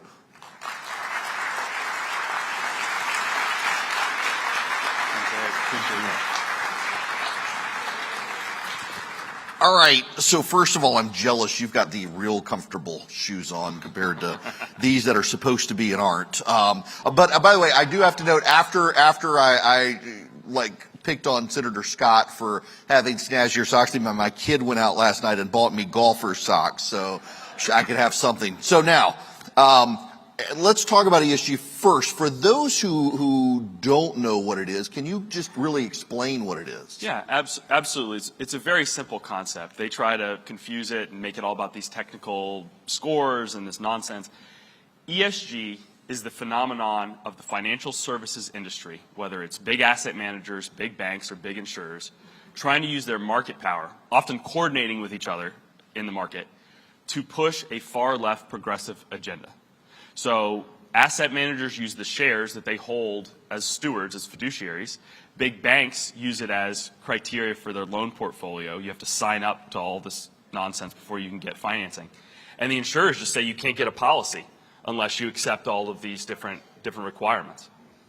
Okay, so now I guess one of the big issues is why, as fiduciaries, just go through the trouble. I mean, obviously the road answer is to advance left-wing causes, but I mean, there's a real agenda behind what they're doing. Yeah, absolutely, and it's a mixed motivation, so it's different for different people. A lot of the ESG trend you saw in the investment space was really driven by the fact that as we move from an era of active investment with really high fees to a period of passive investment, I would imagine most of the people in here have moved money into ETFs over probably the last decade or so with a much lower fee structure. Wall Street was just desperate for some sort of gimmick to excuse raising those expense ratios back up. And ESG, for a lot of fund managers, fit the bill, right? They could say, oh, we're doing all this extensive scoring around all these different new axes that you need to enhance your returns. So you need to pay us, 3 times, sometimes 4 times the fees that you would for the equivalent, S&P 500 index or something like that. So that's one bucket. But then I think if we're talking about BlackRock and Larry Fink, I think we're talking about a very different motivation, which is, Charlie Munger, the famous investor, said he's a would-be emperor, right? He gets to walk around corporate America and basically everyone has to do his bidding, or they risk, having boards of directors replaced at their company, being fired themselves. So I think, C.S. Lewis said that nothing excites a man more than the idea of getting to move other men around like toy soldiers. And I think that that's what you see with Larry Fink. He's gotten drunk on this power, and some of the other asset managers like State Street and Vanguard as well. Yeah, so, I mean, those are the big players. You've got BlackRock, State Street, Vanguard. They, by having fiduciary duty over our retirement funds, our pensions, they get to use the votes because none of us, I mean, if I own individual stock, I get the shareholder report and whatnot. But for these, they do, and so they get to steer this really progressive agenda. And what I find remarkable, and I didn't process this until you just said it, is the fees go up, and ESG is an excuse to judge the fees, and yet the rates of return for a lot of companies that follow ESG aren't nearly as good as those that don't. That's absolutely right. And if you look at a lot of these funds that have ESG on the label, it's usually like the equivalent benchmark index. So let's say like a ESG S&P 500 fund. They'll just take out like 4 or 5 companies so that the holdings aren't exactly the same. And then they'll just slap a higher fee ratio on it and send it to market. It's not that even much different. That's probably for the best, honestly, because the more you do ESG, the lower your returns become. So you actually want less ESG, not more. But then what BlackRock is doing, which I think is in some ways even more nefarious, at least if you're investing in a fund that has ESG on the label, at some level you're accepting these lower returns, you're accepting the consequences of that.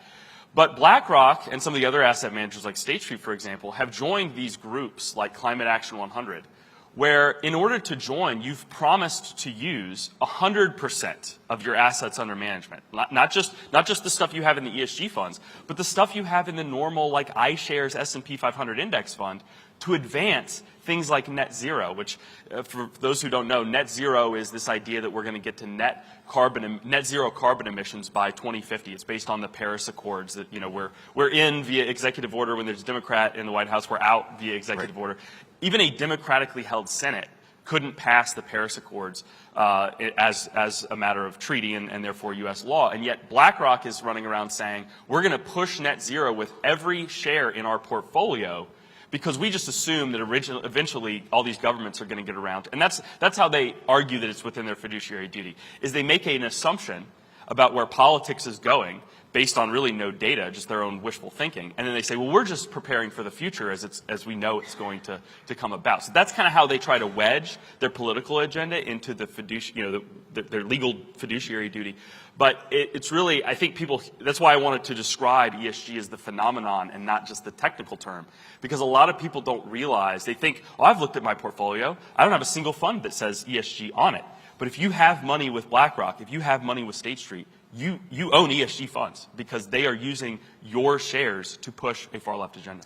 So, you mentioned Larry Fink's ideas of politics. One of the things I've discovered in politics over time is that a lot of the super wealthy people who play in politics really don't have any idea how it works or what's actually going to happen, and they presume because of their financial genius, they also have this political genius. And Larry Fink seems to me to be someone who is overplaying his hand on this. I mean, I know you guys, and I find it very funny, have done ad campaigns targeting him directly by name that he's finally had to respond to, and he does seem to be this aloof person who just, like a Michael Bloomberg who could spend $1 billion and get no return on investment running for president.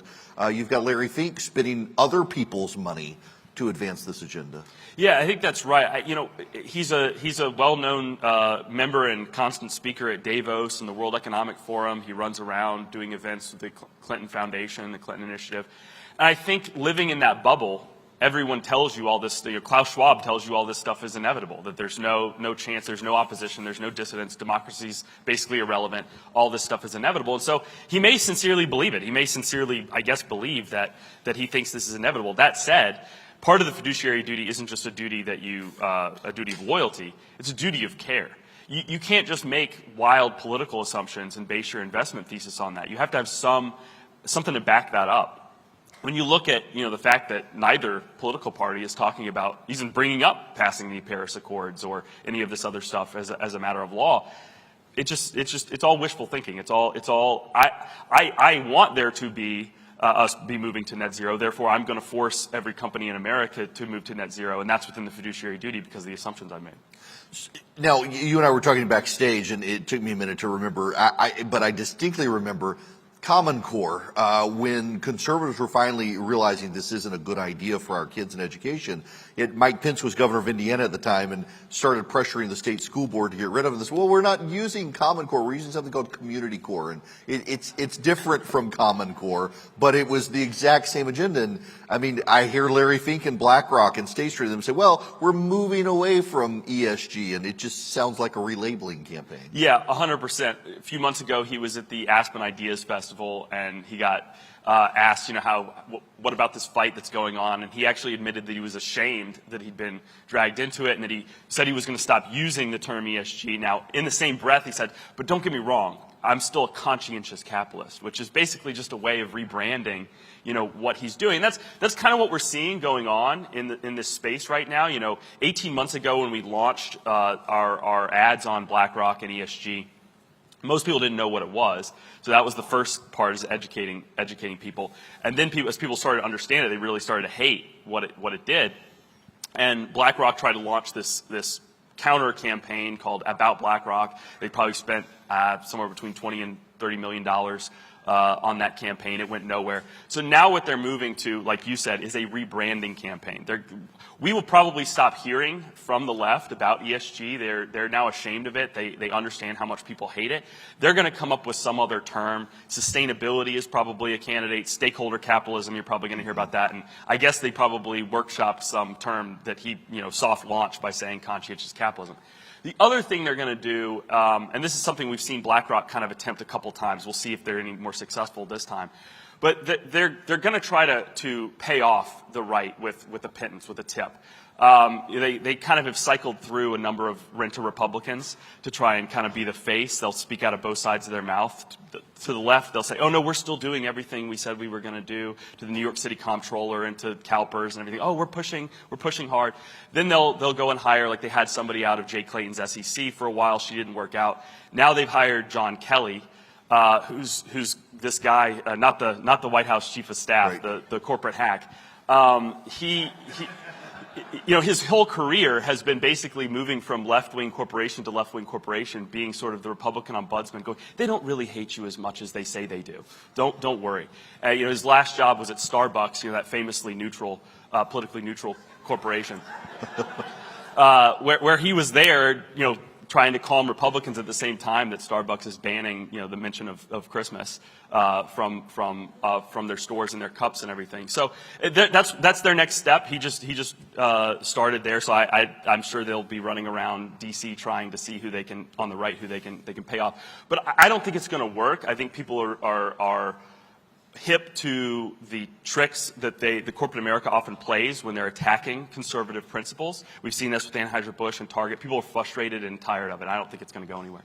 Okay, so let's actually spend a moment on the Anheuser-Busch situation, which to me, it still boggles my mind that there's been no further accountability in that organization other than the two marketing people out, that you have this organization that it relies on independent mom and pop family owned distributorships to distribute a product.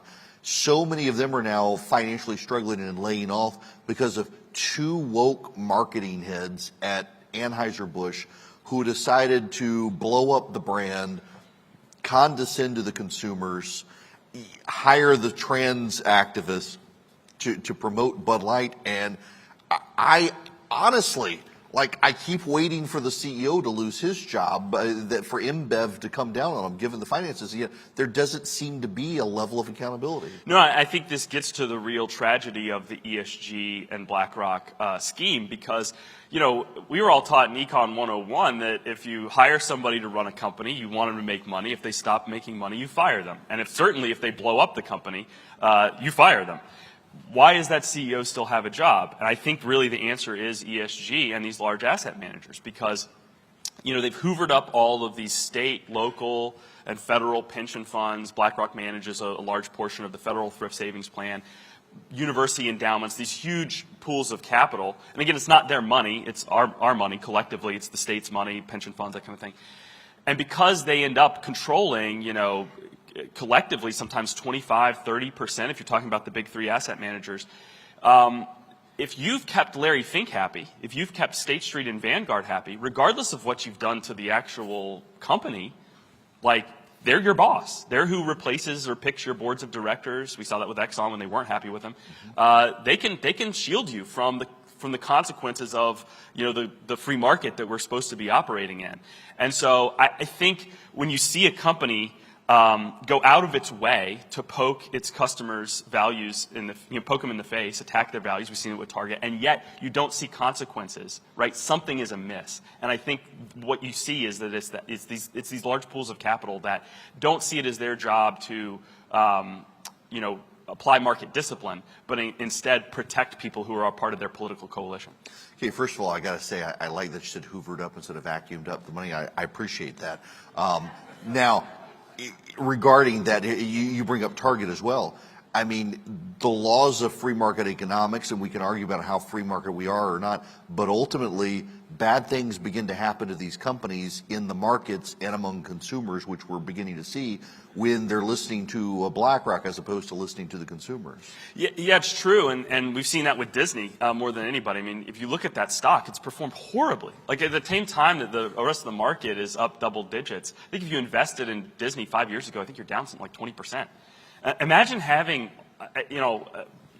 peel back 5-10 years before they went super woke. Imagine having access to all of the goodwill that company has, like literally decades of people's childhood memories being associated with those movies and those characters and those parks. How do you blow that? Like, how do you make that worse? And yet, while we have seen a shift a little bit with Iger being put back in as CEO, really it was just because he's better at handling some of the back. I think the theory is that he's just better at handling some of the backlash for the wokeness than he's going to change anything because he was the one who put it in there in the first place. So I think that speaks to one of the problems with ESG. It's not just, a lot of people like to focus on, well, it hurts shareholders, and that's very important. Don't get me wrong. People invest in companies because they need that money to retire on, and that's very important. But consumers, we're a consumer protection organization, consumers are really the ones who get attacked by this across the board. You can not own a share of Disney, and you're still affected by the fact that they're running around destroying all of these beloved characters and your family experiences. And if you're in Florida, ruining portions of the Orlando economy by scaring everybody off with this woke nonsense. So the funny thing is that if you look at all of the, Larry Fink loves to talk about stakeholder capitalism. You got to look at all the people that rely on or deal with the company, the vendors, the laborers, the customers, right? If you look at who benefits from the ESG complex, right? Consumers are hurt, shareholders are hurt, vendors are hurt, workers are laid off, right? No one benefits except for what? Wall Street fat cats, like Larry Fink at BlackRock, and far left megalomaniacs, like Larry Fink at BlackRock, right? There's really only two groups that benefit, and I think everyone else is made to pay.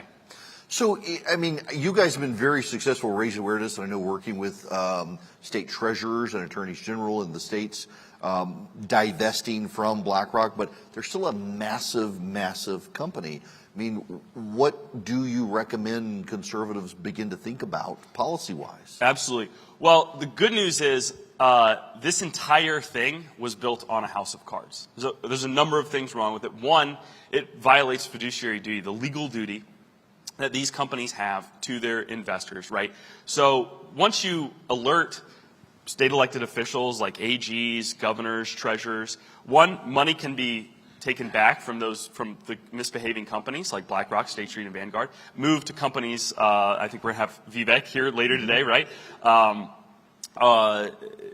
That promise to adhere by the fiduciary duty. So that's step one. Step two, there's a number of different investigations going on because this also seems to be a clear violation of antitrust law. As I mentioned before, BlackRock isn't even doing this by themselves. They are joining groups where they promise to coordinate with other actors in the market. Now, it's been a while since I was in law school, but that's kind of antitrust 101. If a bunch of owners of businesses get together and talk about what they're going to do collectively to set supply in a market, that's an antitrust violation. And the last thing is, I do think there's a really good, important question here about securities fraud. I mentioned before that there's a lot of people probably in this room who are invested in an ESG fund that doesn't have that on the label, right? You've been snookered into being part of Larry Fink's ESG complex without being told about it. So there's really three legal avenues right off the bat that can be pursued.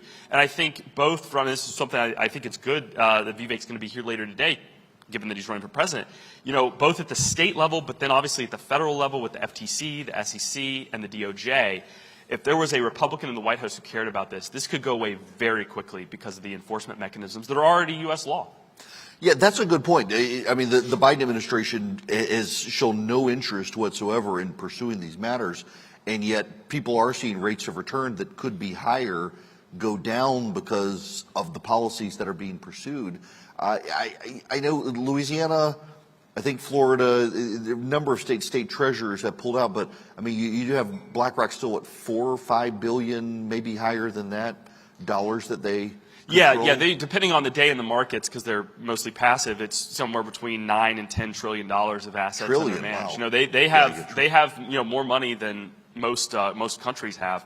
Again, that said, I mean, look, a large portion of that is the Federal Thrift Savings Plan. This is the pension fund for the U.S. military, right? And it's being used to undermine our national security and our national economy. And one thing we haven't mentioned yet is kind of the Chinese connection to this. The net effect of ESG policies, because BlackRock and the other asset managers don't push the same standards overseas that they push here. So when they go to China, they're more than happy to finance coal-powered plants, natural gas pipelines, natural gas plants. Here in the United States, they are openly, aggressively pushing publicly traded utilities to set early retirement dates for these same assets, these same coal-fired plants and these same natural gas plants, which, by the way, produce 65% of the electricity that powers our grid and keeps these lights on today, right? So the net effect of that, right, is to build up China's economy at the same time that you're hampering the U.S. economy. And that's another area where I think that, we're starting to see the House Judiciary, House Financial Services Committee look into, House Select Committee on China, really look into that and say, wait, why is the pension fund for the U.S. military helping to build up the economy of a country that we could be in a hot conflict or at least a cold conflict within the next 10 years? Okay, so I'm glad you bring this topic up with China and ESG because, I remember when the Soviet Union fell and we were under Boris Yeltsin's regime able to go in and look at the Soviet archives, we found there were a lot of nonprofit groups in the West, peace activists, environmental groups that the Soviets had actually surreptitiously been funding. And those groups were anti-nuclear campaigns, environmental campaigns. That's why so many environmentalists in the 80s were called watermelons. They were green on the outside and red on the inside. Commies hiding. And we know now that China has been funding, for example, the New York Times did this massive story a week ago. I was shocked the New York Times ran it on left-wing philanthropists pushing in the peace movement through Code Pink and others, Chinese talking points, Chinese positions. They're funding environmentalist groups in this country.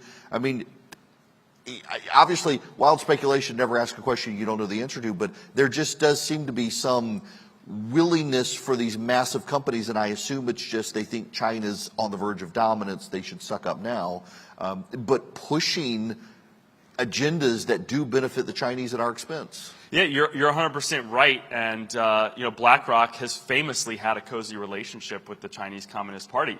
This is some tinfoil hat theory. It was reported in the Wall Street Journal that during the Trump administration's negotiations with the CCP on tariffs, Larry Fink was aiding CCP officials in those negotiations. He was helping advise them on how to deal with the Trump administration. So, I mean, this guy is about as entangled as you can get, and he's got a lot of benefits for that. They've been given the right to run the first wholly foreign-owned mutual fund in mainland China. Ironically, they were given the right which is incredibly rare. I don't think anyone else has it. The ability as a wholly foreign-owned corporation to manage pension funds in mainland China. And so whether there's direct funding coming from China to push ESG, it doesn't matter because the quid pro quo, the favors that BlackRock is getting and other asset managers are getting to do business in mainland China, right, is an incentive for them to push these ESG criteria here in the United States, this ESG agenda that harms, Chinese competitors here in the United States. And we've seen this, again, this isn't, I don't have every jot and tittle of this, but there was a lot of theorizing that a lot of the funding for some of the environmental groups in the net zero groups in particular in Europe that were pushing was coming from Russia because that's right. Here's the strange thing. If you wanted net zero, right, what would be the quickest way to get there, right, from an electrical generation standpoint? It would be nuclear technology, right? That's the, powerful, reliable, clean, no emissions of any kind, right, except for steam. And yet Germany, at the same time that they're supposedly, going as hard as they can to net zero, is shutting down their nuclear plants, and their green movement is leading the way, right, in pushing for those to be shut down, which is incredibly suspicious to me that if your stated goal is to hit net zero, and the same thing, ESG has been singularly focused on these so-called renewable technologies, wind farms, solar panels. These things, first of all, are not net zero. They have to be produced under very carbon-intensive manufacturing processes using extremely harmful heavy metals, mined in the Congo, often by unpaid child workers, let's say. and then processed almost exclusively and built almost exclusively in China. So if we're really trying to get to net zero, why would we be so focused on that? Wouldn't Larry Fink be dumping as much money as he could into nuclear technology? And yet you don't see any of that. So I think you're right to suspect. And again, I don't have any documents, whistleblower documents to wave in front of you. So I want to be careful. But it does raise some, I think, serious questions about who's really behind this ESG agenda. I heard the ringer. One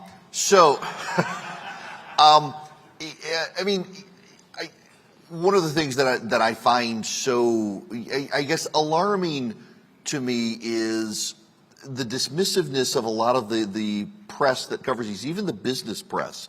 And the business press, I think, in this country is not, increasingly isn't as objective as maybe it once was.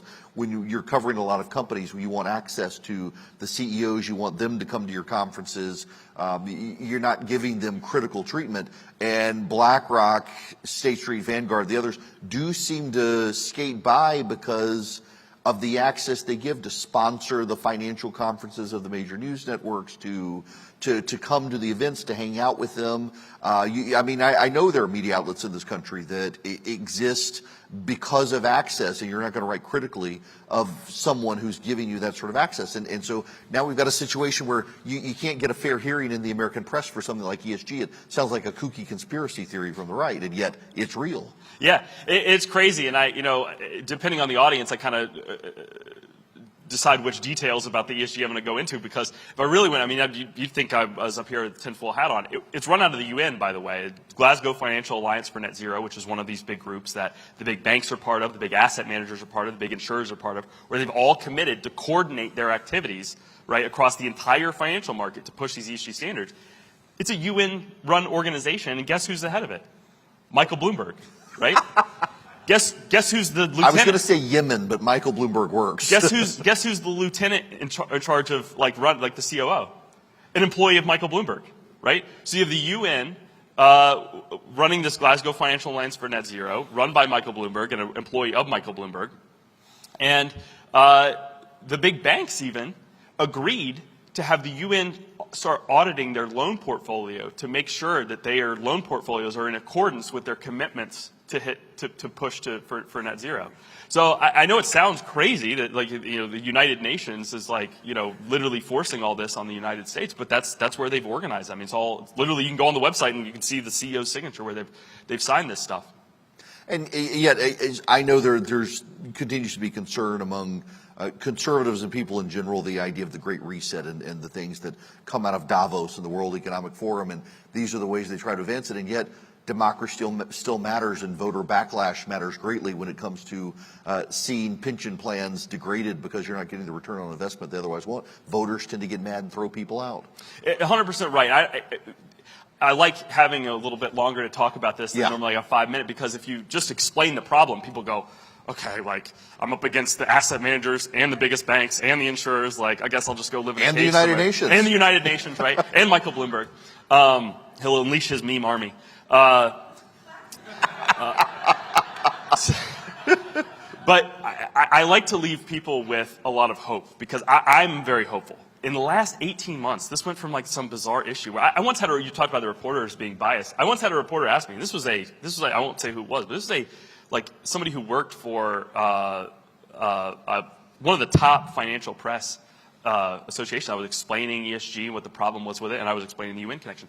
And the person goes, why would the average American care about a bunch of bureaucrats in the United Nations setting really technical details and targets for the American economy? I'm like, why would the average American care about having the details of their lives set by some unelected bureaucrats in the United Nations, right? I think we're well past that. I think they understand that this is a massive issue. BlackRock is backing off of it. They're trying to rebrand and do that. We've seen Anheuser-Busch, despite what we've talked about the CEO still having a job.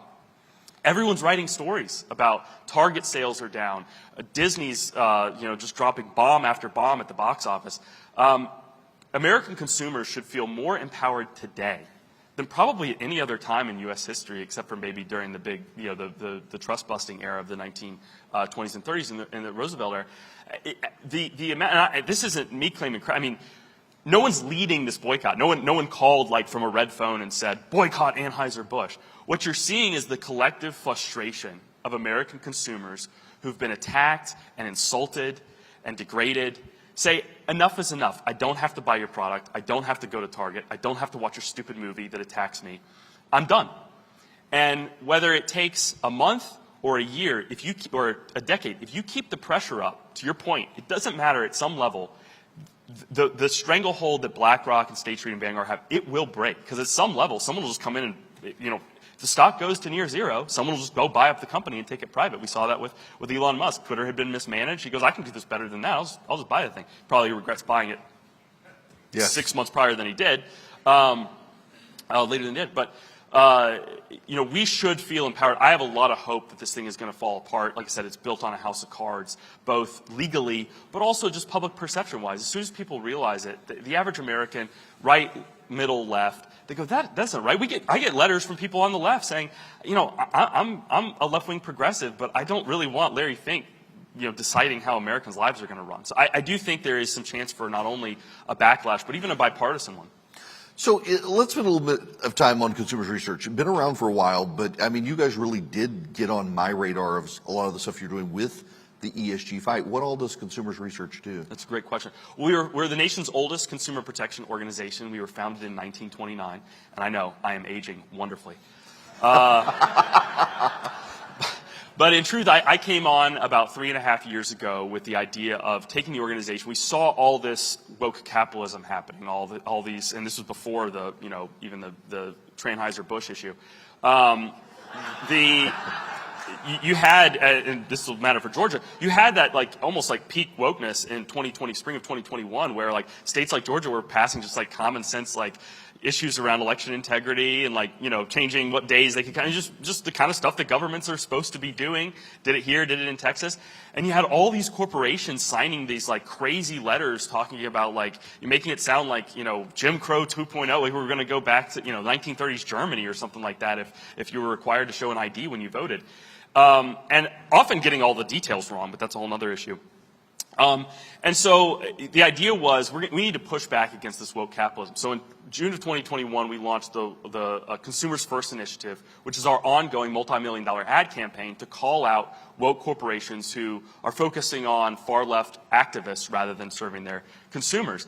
And I would say that woke capitalism is kind of like the symptom, and ESG is the disease. So we had to kind of point to the symptom and say, hey, have you noticed all these corporations seem to hate your guts lately? That's kind of bad. Ran ads against Nike, Coca-Cola, American Airlines, Ticketmaster, MLB for moving the All-Star game out of Atlanta to a state with more restrictive voting requirements than Georgia was going to pass. But then we always knew we wanted to help people understand the phenomenon and then get to the cause of it. And that's when we launched our ongoing ads just against BlackRock. Now, in terms of the other stuff we do, we have a long history of doing two things. One, educating consumers about issues that are important to them, and two, amplifying their voice in the marketplace. And that's really what we've been doing for the last 90 years, and that's what we're doing today.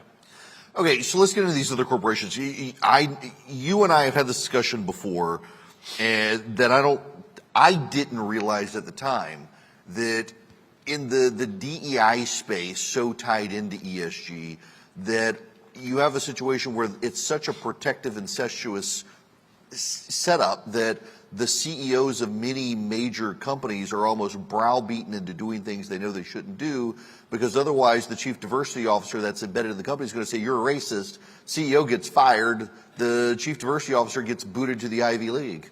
You're 100% right. And that's one of the questions I do get from the incredulous press is they'll go well, if this is really so bad, why don't you have every corporation, every CEO in America, standing up and saying, I'm not going to take this anymore? It's well, because they'll fire them.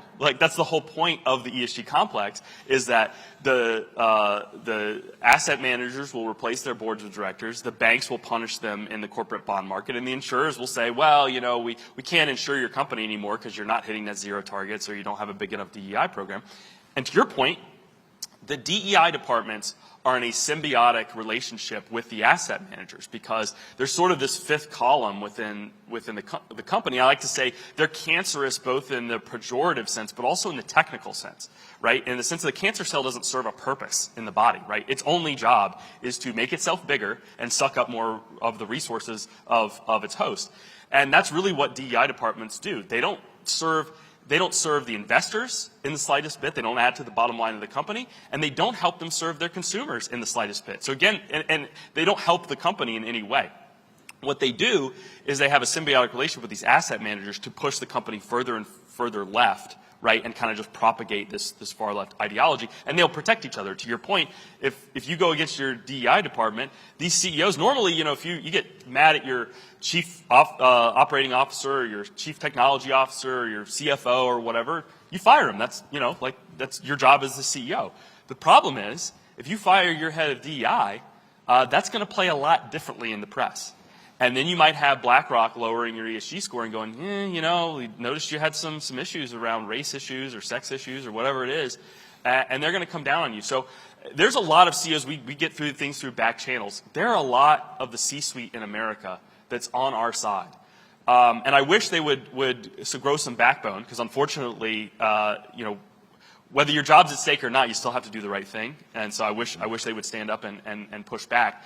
But it's not as far gone as it would look like. It's just that a lot of these people in these C-suites, despite their bank accounts, worry a lot about losing their jobs or more importantly, their reputation. Being called a racist isn't fun. Being called a sexist isn't fun. So that is part of the complex as well. And I think we won't really be done with this whole thing until, serving in a DEI department for a while will be, a little bit like, having done a stint in the SS or something. You'd be like, we'll just cover that part of my resume up, because that's really what they're pushing is a bunch of racist, sexist policies in corporate America. It's disgusting. Yeah, it's just the number of people I hear from when I talk about this issue on the radio, and the DEI tasks and staff within their companies. It's like their entire job is to stir up division within the company and to force people to go to these workshops. I remember going just back to my law school days where your introduction to law school, you had to go sit into one of those DEI sessions, and it was a big joke to everyone except the very serious angry woman at the front of the room who insisted that this room was filled with homophobes and racists, and everybody's having to put labels on each other's back, and based on the stereotypical reaction to them, you had to guess what is the label on my back, and it's like you're exploiting. It just was mind-numbing to experience this, and yet we've got the Robin DiAngelos of the world and the Ibram Kendis of the world, and they profit off of keeping this stuff spread and alive. You're 100% right, and the scientific studies of these so-called anti-bias trainings is that, surprise, surprise, by locking people in a room and drilling them about racial and sexual stereotypes for hours at a time, you actually enhance their views of people based on stereotypes. I know that's crazy to think. It does the opposite. Now, that said, I don't know if that's by accident or not, because if you look at the whole DEI complex and what, for example, Larry, that now infamous quote where he talks about, BlackRock, we believe that behaviors will only change if they're forced to change, and at BlackRock we're forcing behaviors to change. What he was actually referring to was racial and sex-based quotas for the boards of directors for the companies that he has, control of a portion of their shares. And if you think about it, that's the genius of the patronage system that the left wants to build, which is, I think there are fantastic women, people of all racial ethnicities who are competent, who can run companies, who can be parts of boards of directors, right? They don't need a giveaway from Larry Fink to have their job. So Larry Fink can't control them because they don't need anything from him.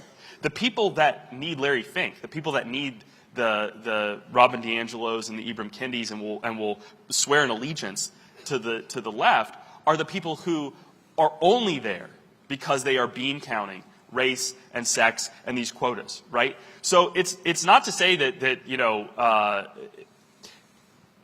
it's a kind of genius thing where you, instead of finding the most competent people across all these categories, you find people who are not the most meritorious, and you put them there because you know they know that they need you to be there. And it's a smart play politically from a kind of Machiavellian standpoint, but it's actually going to ruin our economy and our markets and our experience of consumers.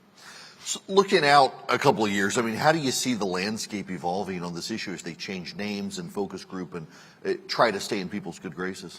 Well, I think that's one of the things that's also impressed me about the average person over the last 10 years is I think they've gotten, again, hip to that trick that the left just keeps trying to remember when they told us that CRT didn't exist at the same time that a lot of these school districts had directors of CRT? They're not, they're kind of running short on plays, right? And now it just becomes these constant rebranding exercises. They tell you CRT doesn't exist, and then they tell you it's not that big of a deal, and then they tell you, well, it's happening, but it's not that not that much, and then they tell you, well, it is happening, but it's good actually. They kind of did the same thing with ESG. They did it with the DEI. Like I said, they're going to change the sustainability or something like that. But I think that's the key concept is to see it as the phenomenon, not the acronym. The acronym's irrelevant. They could have called it anything. But the phenomenon of going into schools and teaching kids that you bear some sort of sin because of the color of your skin, or that capitalism is inherently white supremacist, or so is this country. The phenomenon of having a department within the company whose job it is to view people only as their race or their sex or their sexual orientation and not the full human being. The phenomenon of financial institutions using their market power, colluding with each other to push a far left progressive agenda. If we stay focused on these things, and we have been, they could hire every corporate flack PR guy they want. It's not going to matter because we're going to keep the foot on the pedal and pushing back. I'm hopeful, and the last 18 months, not 24 months, would suggest that's exactly what the American people are doing. Let's say in 2024 goes our direction and we're able to get the White House, we're able to secure the Senate and hold the House. What policy initiatives do you think that the Republicans need to advance if that happens? Yeah, I think in terms of ESG, investigation and enforcement. Investigation and enforcement. We don't, I mean, it's great. I could certainly sit here and tell you there's legislative ideas I've got for how to push back on ESG. But I think conservatives have this idea that the free market means that, when you're in power, you just don't do anything at all. You just put your feet up on the desk no, if you believe in the free market, as I do, and you're a lover of free market, then our job is to police it within the bounds of well-established, fiduciary duty precedes America. It's British common law from 500 years ago, right? Enforcing the fiduciary duty, the duty of loyalty and the duty of care against asset managers is not a violation of the free market. It is protecting the free market. It would be like if you're playing football, and I love football, I'm sure we're in Georgia, you love football. Oh, yes. It would be like if you were a referee, finally we've got a Republican referee that's going to be in charge of football, and you just didn't enforce any of the rules of football. Because it's well, I wouldn't want to, I'm a free football guy, I don't want to get involved. Yeah. Right? It's well, then you're not playing football anymore, right? I'm not saying we need to go in there and do a whole tiny little regulations and second guess every decision that's made and set prices. I'm not talking about that. I'm talking about common law principles that were established, antitrust legislation that's over 100 years old, security fraud legislation that's over 100 years old, enforcing that, making them adhere to the rules of the game. That's not a violation of the free market. That's protecting it, right? And so that's what I would like to see. I think the Federal Trade Commission has a role in that. I think the SEC absolutely, first of all, you got to roll back all the nonsense that's come out of this SEC. But I think the Securities Exchange Commission, not the Southeastern Conference. And then I'm sure this is going to light some hair on fire at the BlackRock headquarters, but I think the DOJ has a role in this. I think there's been some antitrust has a criminal portion to it, and I think when you're looking at the damage that has been done to this economy, imagine you're a large family in the Midwest and you're trying to get by. We've got the Ukraine conflict adding to inflation issues and COVID adding to supply chain issues, and then you have this Wall Street fat cat, Larry Fink and his ilk, who've been contributing to inflation, contributing to energy inflation, making electricity more expensive. I think that's a big deal. I think that's a real big deal. It sounds like, well, money, we shouldn't get that angry about money. But this is people's ability to eat, to keep the lights on, to keep their businesses running. I think it's a real issue, and I think the next administration would do well to take it very, very seriously.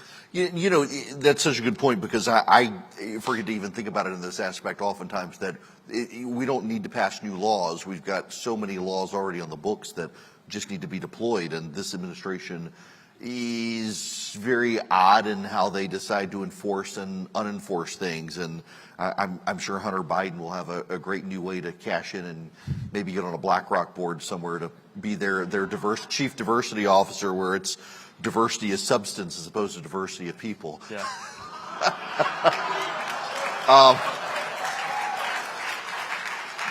But in that regard, you know, Calvin Coolidge said that the business of government is business, obviously, but also that government's job is to ensure a level playing field. And so much of what the Democrats have done, and it's been a bipartisan problem, but really Democrats have unleveled the playing field so that these big companies can do things. And Republicans, you're right, have been very laissez-faire in how they enforce regulations, and we need to have maybe prosecutors with more teeth. Absolutely. And you know, one of the core concepts of America is equal protection under law, meaning the rule of law. Meaning, just because Hunter Biden's on your board doesn't mean you can get away with whatever you want, right? Especially when they're going and enforcing those same laws on other companies. If there was a right-wing BlackRock, it wouldn't last 5 minutes. If they were running around with other asset managers to get, you know, Starbucks, you know, hey, we want to see more Christmas on those cups. There would be people would getting perp walked out of you know, charity dinners and that kind of stuff within a day, right? And so again, it's not a violation of the free market to say, hey, these are the rules. It's gonna be applied to everybody, not just people, like you said, with Hunter Biden on their board or with BlackRock. Here's the irony: they just added the CEO of Saudi Aramco, right, the largest oil producer in the world, to their board. Now that's a foreign oil producer, so that's okay. Right. If Darren Woods from Exxon got on there, that would be right. That would be true hypocrisy, right? So again, yeah, absolutely. We need a level playing field so that you know, people can know what the rules are, not just who do I need to pay off so that these rules don't apply to me. Okay, so I guess the clock says we got less than 8 minutes here. In real world, practical terms, individual Americans are concerned with this. Their 401k is out of their hands. Their company's chosen Vanguard or State Street. You know, my company has chosen Vanguard. They've got a pension. They don't even know where it is. They're in the military. What can they do? Is there anything that they can do to... Absolutely. The number one thing they can do is call their elected representatives, because this ESG thing, they've hidden it with all this wonky acronyms and complex, you know, the mumbo jumbo. The average elected official, you educate them about it, and they go, man, I got to do something about that. But educating an elected official is part of it. Helping them understand that their electorate cares about it, that's where the magic happens.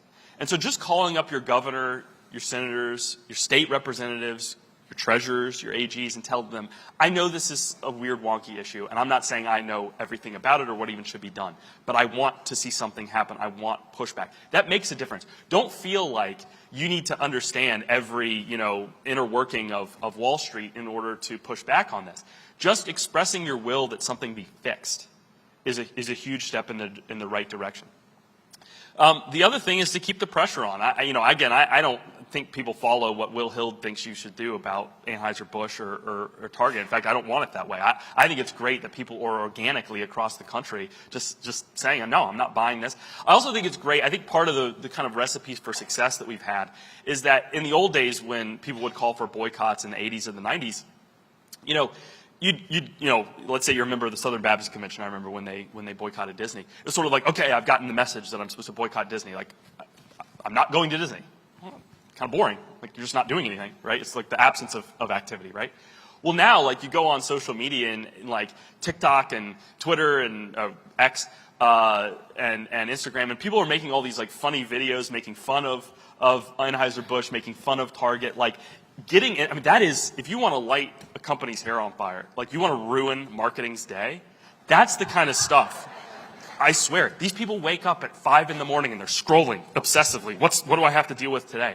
When we launched our ads, I mean, we've heard through back channels that against American Airlines, it dominated the entire C-suite's activities for an entire week. That's all they did, was focus on our advertising campaign.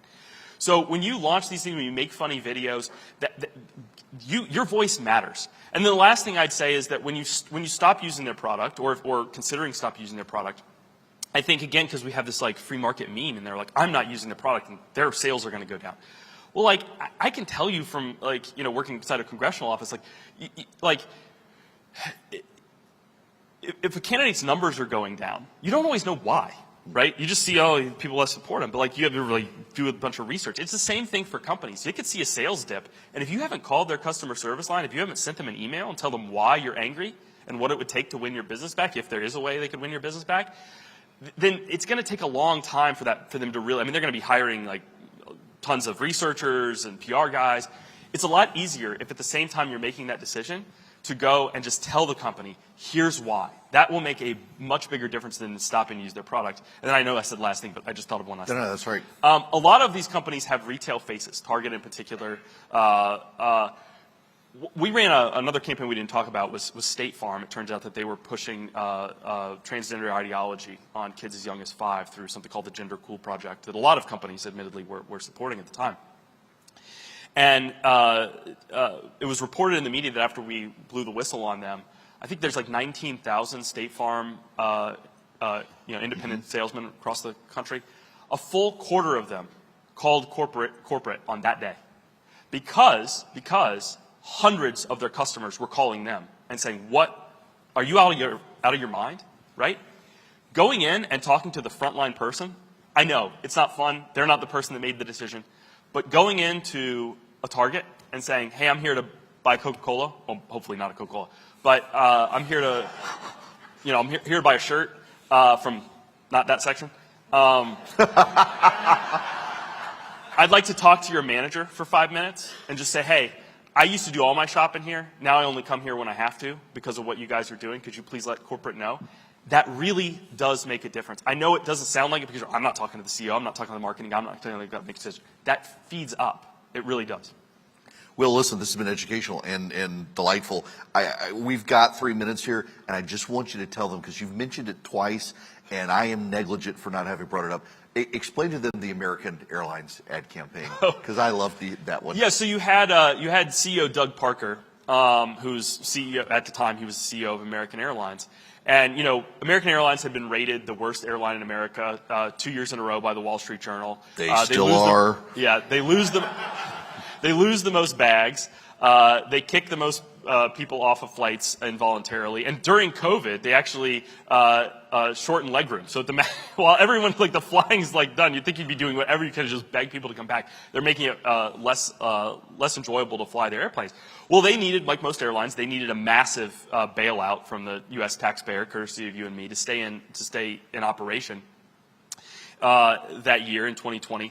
That same year, right, at the end of that year, they gave Doug Parker, he took a 8-figure bonus in stock options. Thanks for you and me, because if we hadn't bailed him out, he wouldn't have been in operations. 5 months later, during that spring of 2021 that I mentioned, he's going into Texas and basically saying that Texas is turning into Jim Crow 2.0 because they're going to require IDs at the ballot box. I mean, here's this guy, he's getting just shut up, man. You're getting paid, right, by the U.S. taxpayer. Don't poke everyone in the eye. And so we decided it's egregious. And it's just a side note, because I'm as you might tell, I'm a kind of inside baseball guy on Wall Street. When he had taken over the company, in 2016, they had $5 billion in the bank, right? They had plenty of money. And he spent down all of it and more, actually borrowed money, to do stock buybacks, because all of his compensation was stock-based. So he rated the treasury of that company. Instead of improving the planes, instead of improving the experience, he rated the treasury of that company. So when they came hat in hand to us, the U.S. taxpayers, in 2020, we've only got $500 million. We're about to run it. Well, do the math. They had $500 million at that point. They had $5 billion in 2016. If he'd have just run the place right, they wouldn't have needed a taxpayer-funded bailout. So I just think that's the whole scheme. Again, they're cozying up to woke activists and woke politicians instead of serving their customers, and that's what we called them out for. And I don't want to like claim victory, but I will say like we ran our ads and like 4 months later the board kicked him out. Yeah, Of the CEO position. I directly attribute yourself to it. So thank you very much for spending time with me. Thanks. This has been great. Really appreciate it. Thank you. Thanks Absolutely. so much. Eric. Thank y'all. Really appreciate it.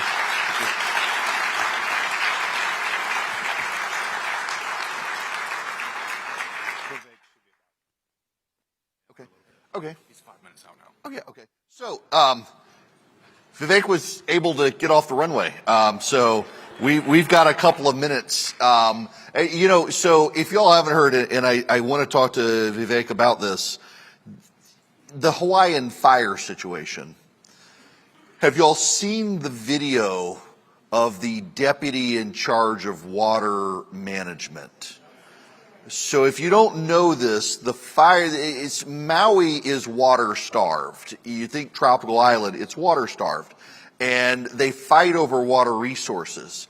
The fire department, as the fire broke out, called the agency that is in charge of water distribution and said, we need you to open the streams into our reservoirs. We're going to run out of water fighting this fire. The deputy who makes the decision believes in one water holistic equity and says that water isn't just a resource but is sacred, and delayed for 5 hours authorizing reallocation of the streams because he said you needed to reach out to the farmers first to see what the impact will be on them. I mean, I'm thinking, well, when the farms are all burned up, I mean, maybe you should stop them. But even the governor of Hawaii, a Democrat who is a progressive, said there are people who did not want this water to be shared. I'll leave it at that. Y'all can go investigate. And the finger immediately pointed to this guy who a couple of years ago was in the Zoom call talking about how we need to have water equity in Hawaii and share and the indigenous people of Hawaii treated as a sacred resource. And crazy talk. I mean, over 100 people are dead. A fire that the firefighters ran out of water trying to put out, and this guy took 5 hours dragging his feet. And the fire department was like, we're not going to say that this is why, but we need to make sure this doesn't happen again. Horrific tragedy. This woke madness and nonsense in the country. And Vivek came to the attention of the conservative movement because he was one of the first people to start calling out this issue. Will Hild in Consumers Research was doing a lot of work. Vivek has given a lot of voice to it around the country. His background in finance and understanding what these big companies were doing and pursuing, and also the spillover into government activists, the amount of government activists out there who are just, I mean, have gotten insane on progressive side. We have here in Georgia, in Cobb County, there's a teacher who has moved progressively to older classes, and they finally stopped her in 5th grade. In 5th grade last year, Governor Kemp was talking about this yesterday, you had a situation where this woman in 2022 was reading the class a book written by Stacey Abrams, and the parents complained, and then complained when their children of the parents who complained were treated badly. And this year decided to read a book to the kids on transgenderism. 1, denied it was a controversial topic, and 2, denied the book she was reading to the kids was about transgenderism. Let me describe the book for you. The American Library Association calls it an age-appropriate book to discuss gender diversity, where a kid had a purple shadow instead of a pink or a blue shadow, therefore identified as something other than the norms. And the teacher decided that the children were not allowed to use masculine and feminine pronouns. They needed to learn new pronouns, and then denied it was a controversial topic. She lost her job yesterday.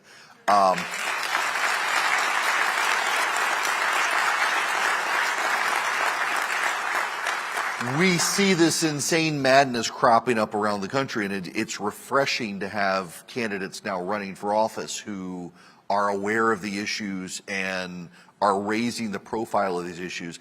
But I gotta say, and this is no disrespect to Vivek, I still don't consider myself an old person, and it really aggravates me to have people younger than me running for president. And I know I'll get there eventually. I know I will, but he's like a millennial running for president.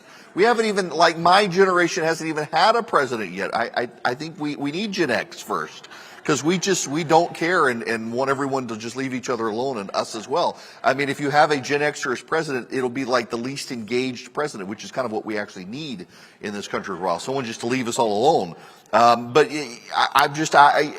I'm kind of impressed with his candidacy because he started out with ESG, and now I know I've heard from dozens of you in the room who, like, this is the candidate you have been looking forward to hear from, and I'm glad we could accommodate him coming. I am riffing on stage some because they've given me a countdown clock in the back saying we got to get him in the room and get him mic'd up, so we're going to make sure this happens. So let me tell you this afternoon, we're going to have lunch, and Chip Roy's going to be here for lunch. I have been asked to ask you, I know people want to talk to Chip. He literally is pulling us all. He's a dear friend of mine. He texts my wife angrily when he sees me say things he doesn't like for my wife to kick me. That's the level of friendship we have. And generally it's like a food opinion where I'm not a sweet tea fan and he's horrified by this. But he had to actually come here on his way to North Carolina, and he's got 30 minutes here on stage, and he has to leave because he committed to something in North Carolina, and so he's not going to be able to spend time with the crowd. So when we have that, I just want y'all to be aware of that situation, that he's got to be in and out. Other candidates, I think, will spend some time this afternoon, of course.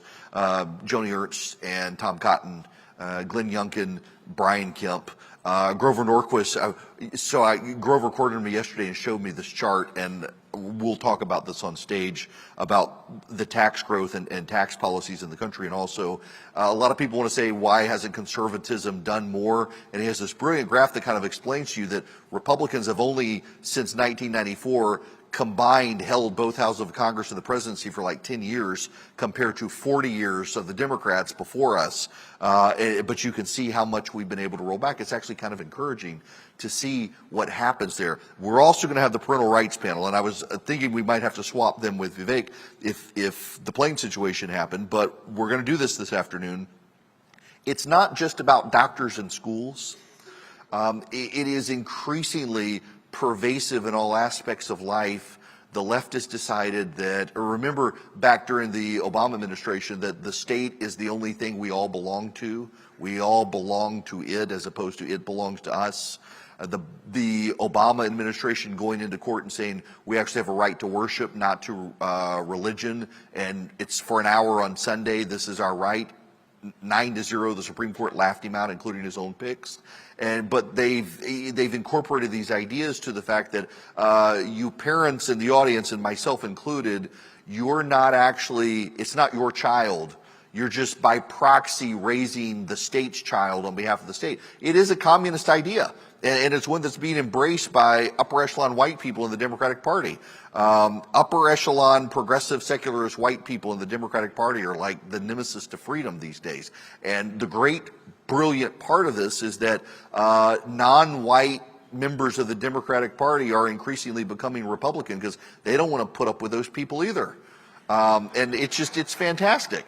Now, I've rambled enough, so let me do this introduction right. Sadly, we have a candidate younger than me running for president of the United States, and I don't feel old, and yet he's caught lightning in a bottle all of a sudden. His poll numbers are rising. So many of you in this room have said, this is the guy you're here for to see, and he was one of the first candidates we reached out to say, do you want to come? And he wrote back to like direct message on Twitter, absolutely, email this person, committed to come. And I'm delighted to have him. He liked DeSantis. This is the other candidate I've never met. We've never been on stage together. But I have worked my butt off in the last couple of weeks to be able to say Vivek Ramaswamy is joining me. I'm trying to get it right, man. You too. Thank you.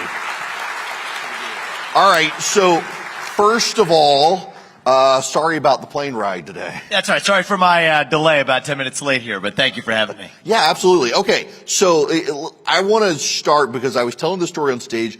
You are the first of the presidential candidates to note the issues of DEI, ESG, and this horrible situation in Hawaii, the absolute madness of some of the public officials. So look, I think we see this in one disaster after another, each of which are symptoms of a deeper problem. In the Maui case, let's talk about what actually led to those disastrous deaths. This is a hard truth because this is a sensitive situation. My heart goes out to the people who are suffering in Maui. Helping them, I think, is one of our most important objectives. I think it's frankly shameful that we have a U.S. president that has not physically been present there, let alone providing the level of aid that I think is required to help residents there, which is now the most important issue. But if we don't learn from our mistakes, we're destined to make them again. There was an Obama appointee, climate change activist, who also believes, as part of this broader Gaia-centric worldview of the earth, that water rights need to be protected, which led to a 5 to 6 hour delay in the critical window of getting waters to put out those fires. And we will never know, although certain signs point to the fact that we very well could have avoided those catastrophic deaths, many of them, if water had made it to the site of the fires on time. And I bring this up because we are destined to repeat our mistakes again unless we learn from the ones we have already made. Take the disaster in public education. Now we have black kids who don't score as well as white kids or Asian kids in school. And we're coming up with the truism that math is racist. When in fact, what really might have been inequitable, racist, pick your favorite word, is the fact that in the midst of the COVID pandemic, not fires this time, but a different catastrophe, we again made disastrous decisions to systematically close public schools, especially in poor regions, while private schools and others were able to remain open.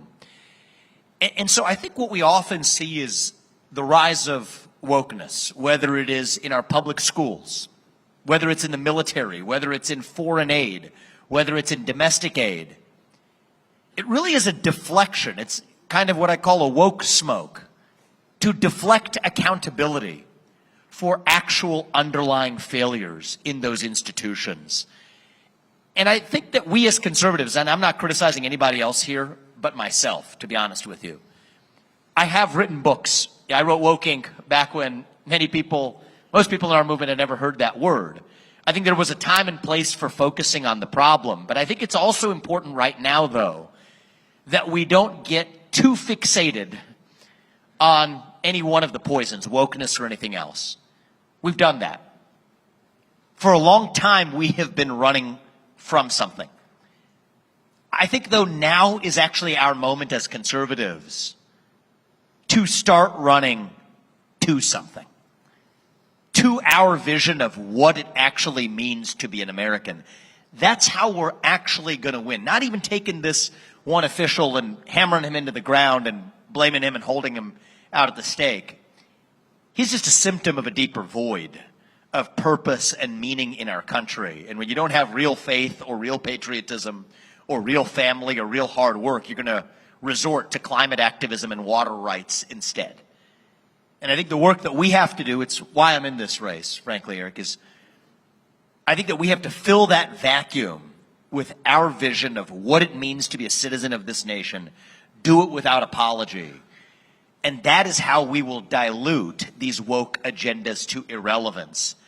And this is our moment to look ourselves in the mirror and ask ourselves, do we have it in us to go beyond just criticizing those endless hypocrisies on the other side, as I and others have done, and now level up and say that we're actually offering an affirmative vision of our own. And I think that's our task in the next year and a half.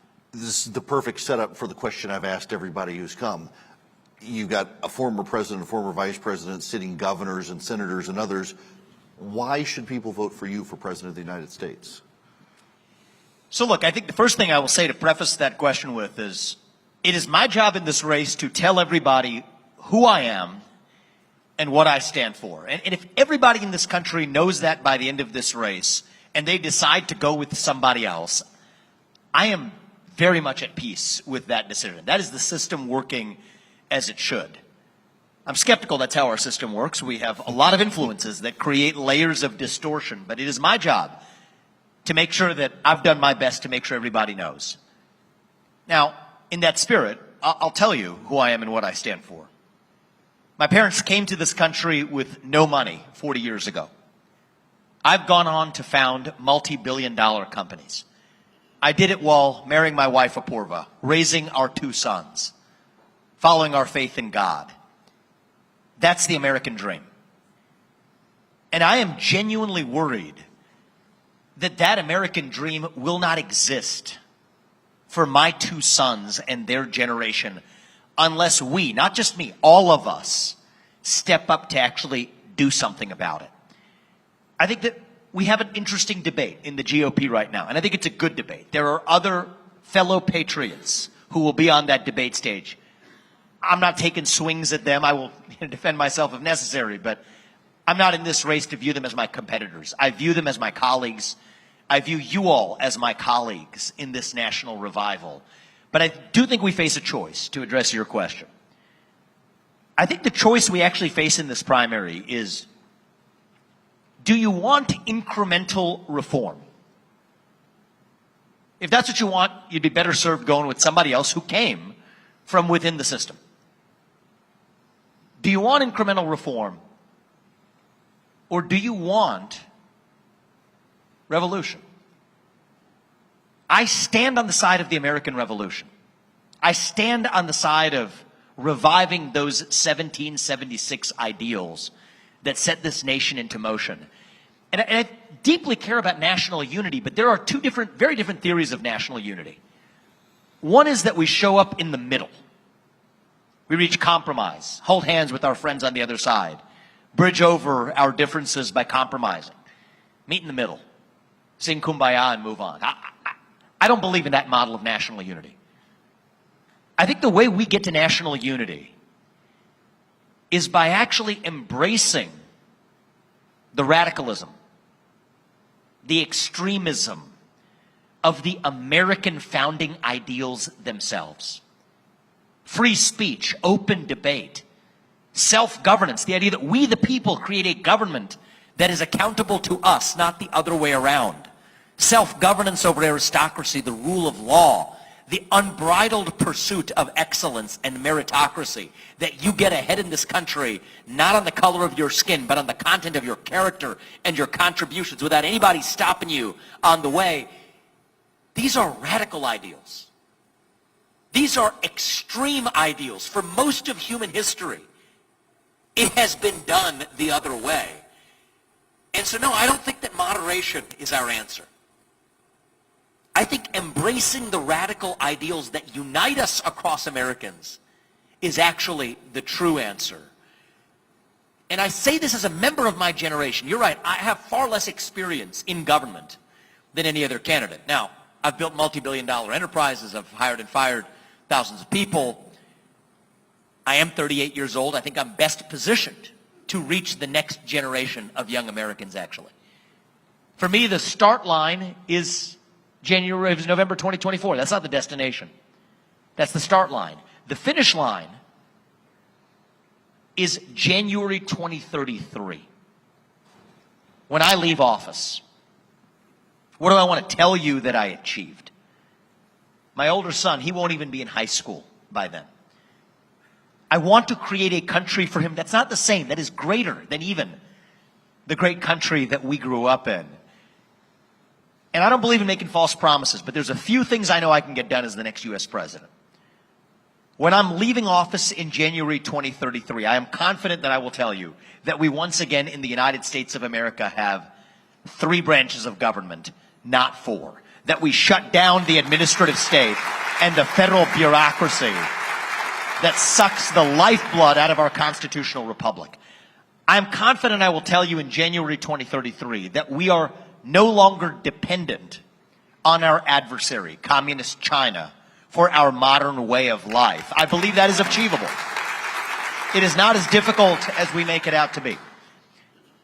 I believe I will tell you that our economy is once again growing at the fastest rate in the developed world because we embrace capitalism again rather than apologizing for it. That is who we are. And because we'll all be making more money then, I think that will make it easier for me to tell you that my 2 sons and their generation, that they are once again proud to be citizens of this nation. I believe that is possible. I believe we don't have to be a nation in decline.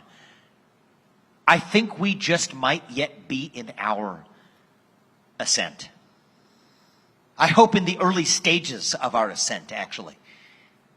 And it just might take a person who, I don't know what tomorrow holds, I can't know for sure, but I hope and pray that my best days are still yet ahead of me, that there's still a long journey still yet ahead for me in my life. And if that's true, it just might take somebody who's in that position, whose best days may still yet be ahead, to see a nation whose best days are still yet ahead of itself. And I believe it deep in my bones that is true. I believe that I will be able to convince young Americans of the same thing. I believe it is my duty to pass on that dream to the next generation, to make concepts like faith and family and patriotism and hard work cool again, actually, for young Americans. These aren't antiquated values. This is the stuff of progress. And if that makes us progressives in our own sense towards that vision, then so be it. And I just think it might take somebody, I think it probably will take somebody coming in from the outside, coming in from truly a new generation, to deliver that actual vision. When the left is feeding young kids race, gender, sexuality, and climate, we can't just complain about that vision. We have to offer our own, grounded in the individual, the family, the nation, God. Individual, family, nation, God. That beats race, gender, sexuality, and climate if we have the courage and the spine to actually stand up for these values. And win or lose, that's what I'm doing in this race. And if that's what the people of this country want to see in their next leader, then yes, I will be leading a national revival for the 8 years that come after. I'm sorry. I'm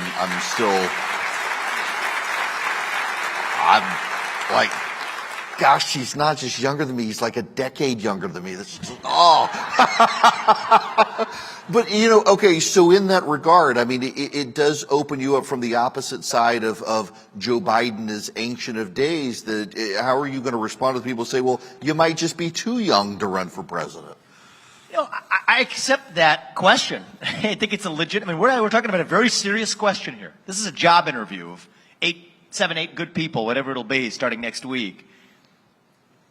And, I think that there are legitimate questions to ask of who is somebody too old to be president. I actually think not. I think there are plenty of older people who are sharper than many people my age and may still yet have their best days ahead of them. And so, just to be clear, that's not the president. That's not Joe Biden. But well, I mean, the deeper problem with Joe Biden is he's not really even the person running the country. Mm-hmm. I truly believe that. It is the managerial class wielding him as a puppet, right? And so I think that's the deeper reason. You don't hear me talking that much about Joe Biden. I don't believe I will be running against Joe Biden in the general election. I'll be running against somebody else. And so I think it's a form of a feigned retreat to sort of lead us to criticize one man for his age or his failures when the deeper problem is the cancer that sits underneath him, that we have to open our eyes and actually see that truth in order to get to the other side of it. But back to your question about, am I too young? I don't think so. If I did, I wouldn't be in this race. But I'll remind you that I'm in this race to revive those 1776 ideals of this country. Well, who wrote those 1776 ideals on a page? Thomas Jefferson. When he signed that Declaration of Independence, he was 5 years younger than me right now. He was 33 years old. By the way, funny thing about Thomas Jefferson is while he's writing the Declaration of Independence, the guy feels like he needs a swivel chair to rotate in. So he says, I'm going to invent the swivel chair too. The swivel chair that we sit on today was literally invented by Thomas Jefferson while he was writing the Declaration of Independence. Alexander Hamilton, 9 years younger than him. Benjamin Franklin, co-signer of that document, invented the Franklin stove, the bifocal spectacles, invented actually one of the first remedies for the common cold. These guys were born in an era where there's something else different in the water. They didn't say you had to be an expert. You weren't trained as a swivel chair inventor. And so you can't do that. You're not an expert in that. He said, no, I'm going to do what I need to do because I'm an American. I'm an explorer. We are the pioneers. We are the explorers, the people who will say nothing's going to stop me from achieving my maximal God-given potential. In fact, I have a duty to use my God-given potential to make the greatest possible contribution I can right now, because life is short. Our time on this earth is brief. There is more to life than the aimless passage of time. And so we have a purpose. God put us here for a purpose, to realize our maximal greatest contribution in the short time we are given. And so no, I don't believe that it's my job to just wait my turn in some bureaucracy. Even my wife and I, we reflected on this. Say, should we wait 20 years when our sons are out of the house, when we might have some more experience?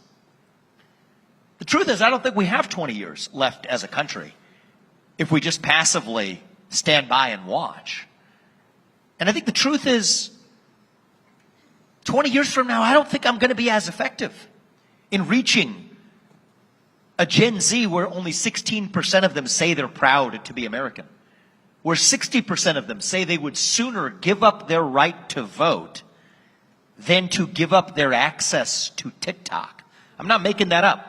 Those are hard statistics today. And so no, I don't think at the age of 60 or 70, I'm going to be able to fix that problem nearly as effectively as I am as a member of my generation. And you know what? If Thomas Jefferson could do it at the age of 33, and we're taking our inspiration from our forefathers to revive those ideals that we've forgotten, then it might just take somebody else who was a contemporary in age to be able to do the same thing at this moment for our nation to take it forward. That's what I believe, and that is your choice, not mine.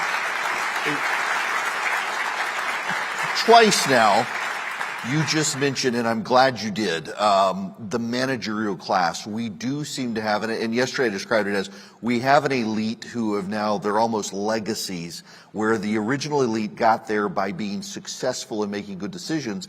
Now we have these people who lack humility, constantly get it wrong, and yet they're at the level they pull all the strings from New York to Boston. They ride on the Acela, and they want to shape policy for all 350 million of us, and they lack the humility to even acknowledge when they get it wrong, and yet these are the managers, the Brahmin class of America. Yes, I think it's really important to put our finger on this pulse. I think this is the real divide in our country today. It is not between black and white.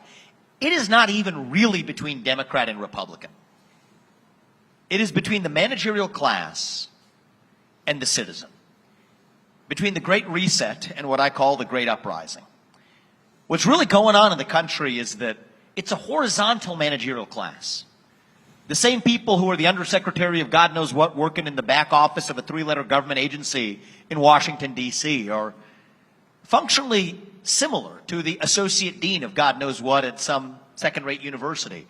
Some person who's actually sitting professionally on 4 boards of directors to collect paychecks for sitting, of the passive tense of that word, sitting in a board meeting. You're going to think about the same person who gets a department of to be the diplomat or ambassador of whatever to an Eastern European nation.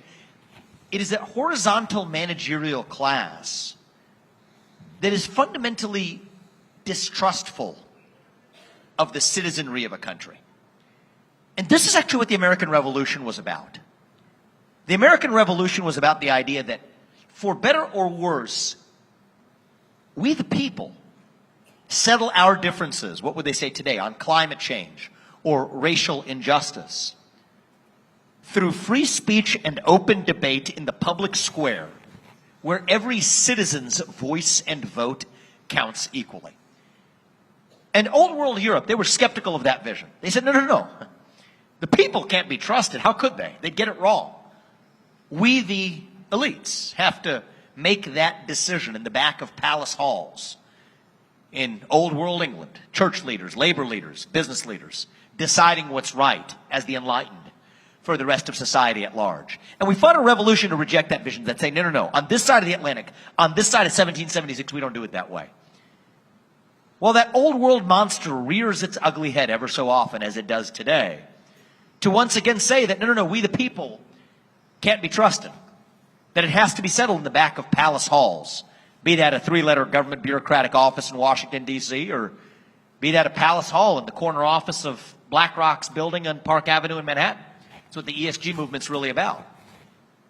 And I think that's why we live in a 1776 moment today. Like Thomas Jefferson or John Jay, it's a special time to be alive, actually. To be able to ask the question of, do we trust ourselves as the citizens? Do we actually expect a government to tell us the truth instead of serving us a noble lie? That's really what the modern divide in this country is about. And when you divide it up that way, the good news is it's not 80-20, it's not 50-50. I was going to say it's not even 80-20. It's easily 80-20 in our direction. Half the 20 are people younger than me who never learned those American ideals in the first place. That presents us an opportunity to win this election, not in a razor-thin 50.1 margin. And I think it is critical that this not be another 50.1 tug of war where, CNN announces the election winner the Monday after the election. I think that is not going to be good for this country. I think we are skating on very thin ice right now.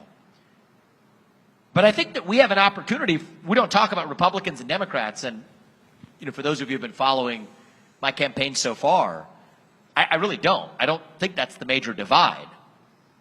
But if we talk about it in terms of whether you're pro-American or anti-American, do you believe in the will of the citizen or do you believe in ceding authority to the managerial class? That is 80-20 in our direction, and we have an opportunity to deliver for this country what Ronald Reagan did in 1980 and then again in 1984. I think it will take a landslide moral mandate to not only reunite this country, but to reignite the values that set this country into motion.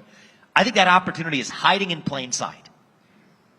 The difference between a 50.1 election and a landslide, by the way, is young people. I never had a political donor in my life. I've never run for office, but we've got 70, 80,000 some odd donors right now. 40,000 was the threshold for the debate stage.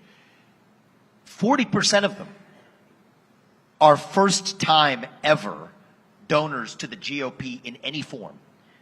That's 2% for a normal Republican. This is good. This is an opportunity. Most of them are young, actually. To say with authority, to call the bluff on partisan division, which I do think that if you watch it on TV or get it on social media, it seems stark. If you show up to a bunch of farmers in northwest Iowa or go 50-mile radius of where I live in central Ohio, or for that matter where we are right now, and talk to the human beings who populate the place. Even go to the south side of Chicago or Kensington in the middle of Philadelphia, where I've been, where even, forget Republican politicians, Democratic politicians won't even go. What you find is that I've never been in a room that was more vehemently in favor of my proposal to militarize the southern border than that 99% all-black, supposedly Democrat room on the south side of Chicago. Because they're turning South Shore High School into an encampment for migrants. $7,000 per month per migrant, where people in that community rightly ask, what about me? When I go to Kensington, people who are frustrated by the fact that the so-called aid programs are literally handing out crack pipes and needles to people who are already addicted to crack pipes and needles.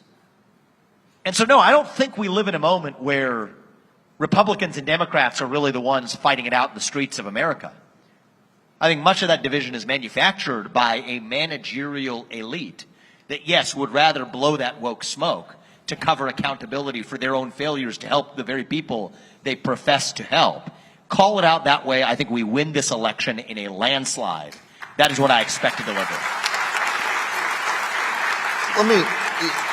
Some of the broader issues out there now, I've tried to ask this question to all the candidates. I didn't get to it with Christie, who answered it himself. But given your business background, I'm actually curious your answer. As you know, there are things, whether it's in business, foreign policy, domestic policy, that you don't even know you don't know.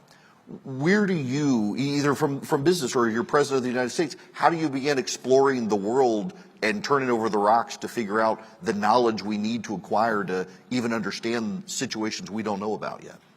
So, I mean, there's the tactics, of course, but I think it starts with humility.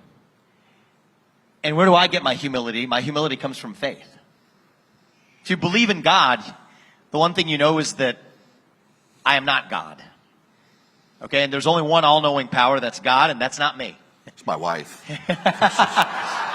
Well, I got to give her credit. Maybe a little more than you, I would say, if you're wise. But she's taught you something if you're wise enough to know that. Yes.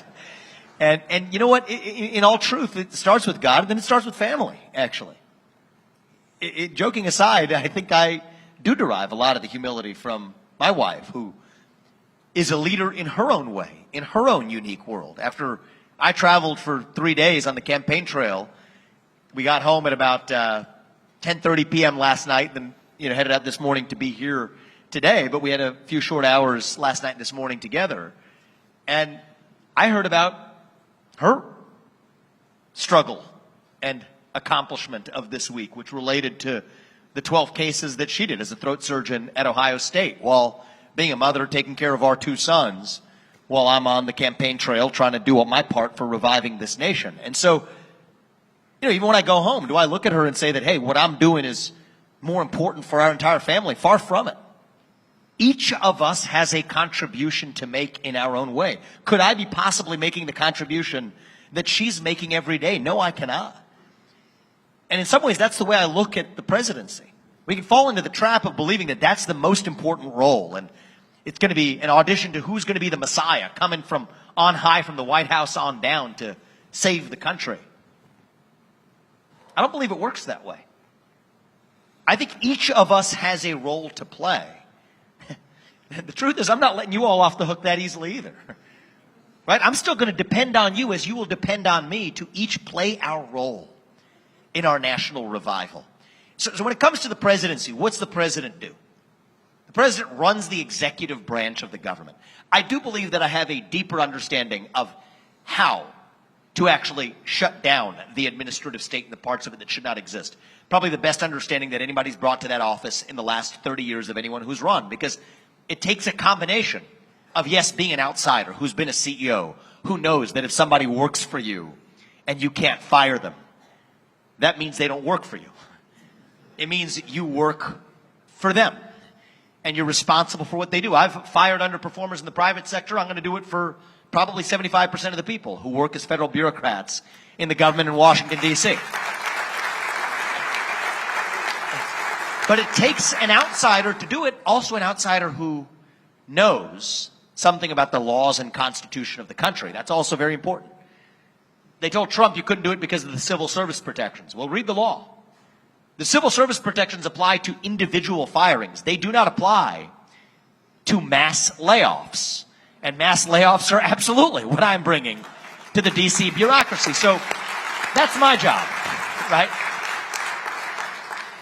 But I'm not going to be able to lead that national revival alone. I'm going to do my job. Do that. Lead us to economic independence from China. Drill, frack, burn coal, roll back the federal regulations that stop us from growing our economy. Those are the things that are in my court. If you all put me in that job, that's my job to do. But what's the job of people across this country to do as parents?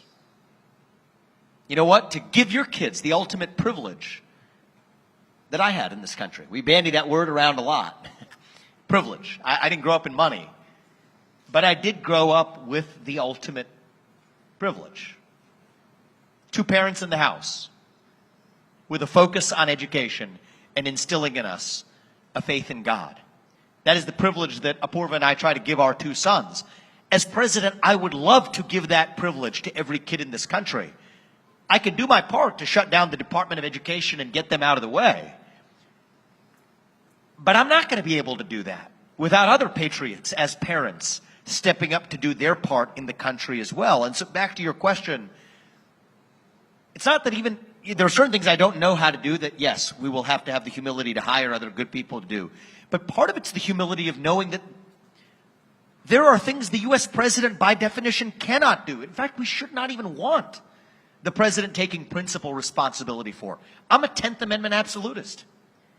That which is not reserved to the federal government belongs to the states and respectively to the people. And so I think that humility is actually what's going to be required for our national revival. And, I think that that's something I'm grateful to my wife, to my family, to my parents for instilling in me. And I think that that will be an important gift for the people around me who as I assume the presidency, if I'm successfully elected, to make sure that I don't fall into the trap that many presidents may be tempted to fall into, in believing in a certain hubris that I think will lead me to be less successful. So let me ask you, you mentioned China, and we should spend a few minutes here on foreign policy. I know because pretty much every one of your opponents made sure everyone in America wanted to see last week, somewhat taken out of context, your remarks on China and Taiwan. But I do want to ask you about that in the larger issue there of China and this sense among our managerial class, it seems, that they're about to be dominant. We might as well let them. There doesn't seem to be any sort of real, I don't know, inertia moving in Washington to deal with the issue. And if you would please, if you want to talk about the remarks about China and Taiwan and how you see that situation. Sure. This is something I've been writing about for years over the course of, the 3 books I've written. And I think this is certainly the most important foreign policy objective for the next U.S. president, to declare economic independence from China, to deter China from going after Taiwan for so long as we rely on Taiwan for our semiconductors while avoiding war in the process. That'll be a major accomplishment of the next U.S. president, and it will not be simple. Now, the context actually matters. Let's go back to the 1990s. They sometimes say the worst ideas in Washington are bipartisan. I think sometimes that's true. We had a bipartisan consensus dating back to the 1990s that we were somehow going to export Big Macs and Happy Meals, and that was going to spread democracy to places like China. That we thought we could use our money, our investment, to get them to be more like us. What they realized is that they could use their money, access to their market, to actually get us to be more like them. It's actually one step better than that for them. They used our money to get us to be more like them. And that's really what happened. It turned capitalism, in air quotes, it's not really capitalism, it's mercantilism, into a Trojan horse to undermine the United States from within, telling BlackRock or Nike or JP Morgan, hey, you have to come into the Chinese market if you praise the CCP and do our geopolitical bidding around the world. But we'll roll out the red carpet. We'll build a great Chinese wall and say you can't if you criticize the CCP, but we'll roll out the red carpet if you actually criticize the United States. If you're Chevron, apply those carbon emissions in the United States. But if you're BlackRock and you're voting for those same carbon emissions at PetroChina, show yourself the door. So that's the game that's been played for 30 years, and we are where we are. Now, the fact is, among other things, we're dependent on a tiny island nation off the southeast coast of China for our modern way of life, semiconductors.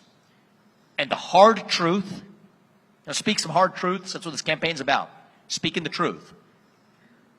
We have no basis to be confident that we would win a naval war with China in the South China Sea because of disastrous policies dating back for the last 20 years. So this makes for the next job of the next U.S. president to be very difficult. So what I've said is, look, I'm going to go over my foreign policy in a whirlwind here because it's all connected.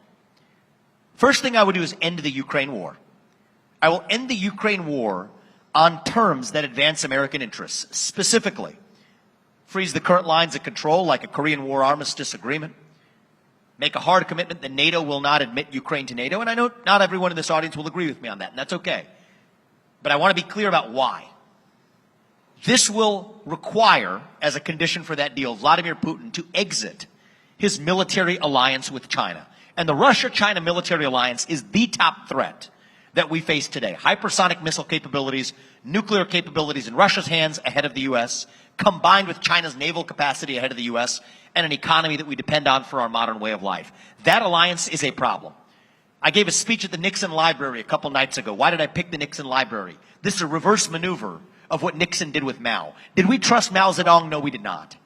But we trusted him to follow his self-interest because he did not enjoy being Brezhnev's little brother. Well, Putin does not enjoy being Xi Jinping's little brother. This is our moment to pull apart the Russia-China alliance. That is the #1 deterrent for China going after Taiwan. Why? Because Xi Jinping's calculus right now is that the U.S. will not want to go to war with 2 different allied nuclear superpowers at the same time. But if Vladimir Putin's no longer in his camp, then Xi is going to have to think twice. Now let's get India on side. I would do a broad deal with India.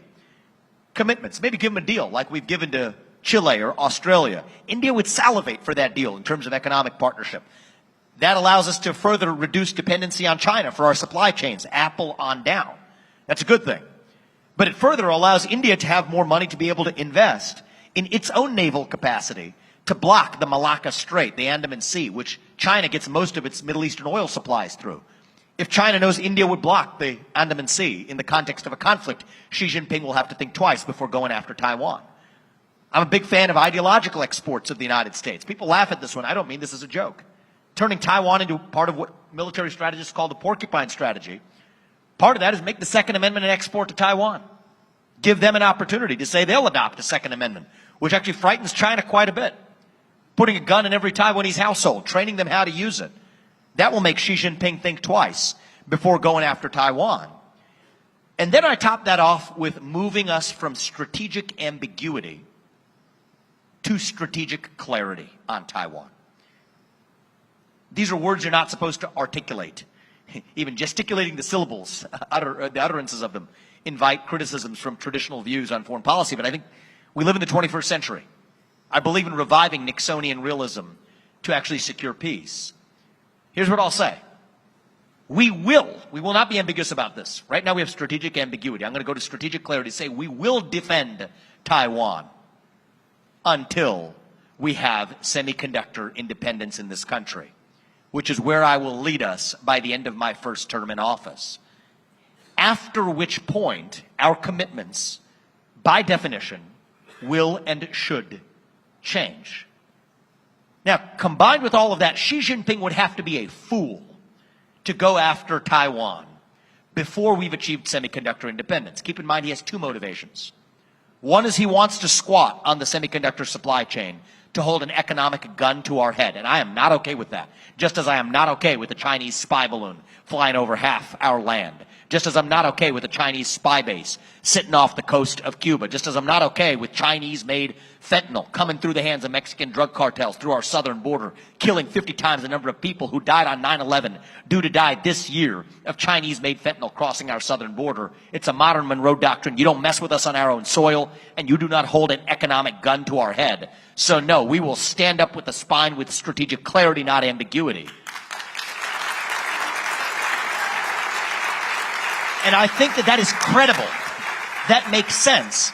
But the tougher part of that, but I believe we have to say this out loud to get our objectives really in securing peace and advancing our interests, is that our commitments may change after we've achieved semiconductor independence, which puts Taiwan on notice that it has to spend not 1-point-something% of its GDP on defense. That's a joke.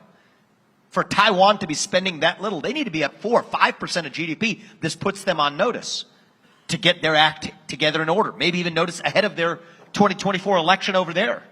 Whether it's the KMT or somebody else that wins in Taiwan, let them have the debate about what their GDP spending needs to be. And I think that this is the way that we're going to find our path forward in the 21st century to being, yes, the leading nation on earth economically and otherwise, by moving from the model of fake liberal hegemony to a model of actual realism, a model of actual nationalism grounded in a modern Monroe Doctrine that says we're going to actually defend the homeland and our interests of the homeland. That's what the next phase and next chapter of American foreign policy ought to look like. And I'm frankly shocked that I am the only person in either political party right now, actually, that has embraced that vision. I think George Bush famously said it in a debate about 20 years ago. What did he say? I will listen to my generals. When asked about some question he didn't know the answer to. My view is, coming in as an outsider, I will not just listen to my generals.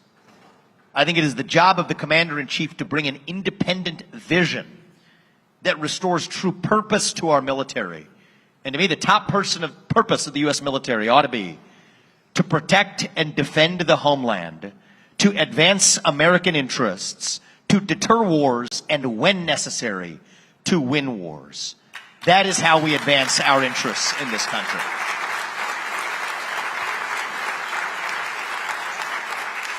So you had travel hiccup and you still made it. You're away from your wife and kids. You're on the campaign trail. I can't thank you enough for spending some time with us today.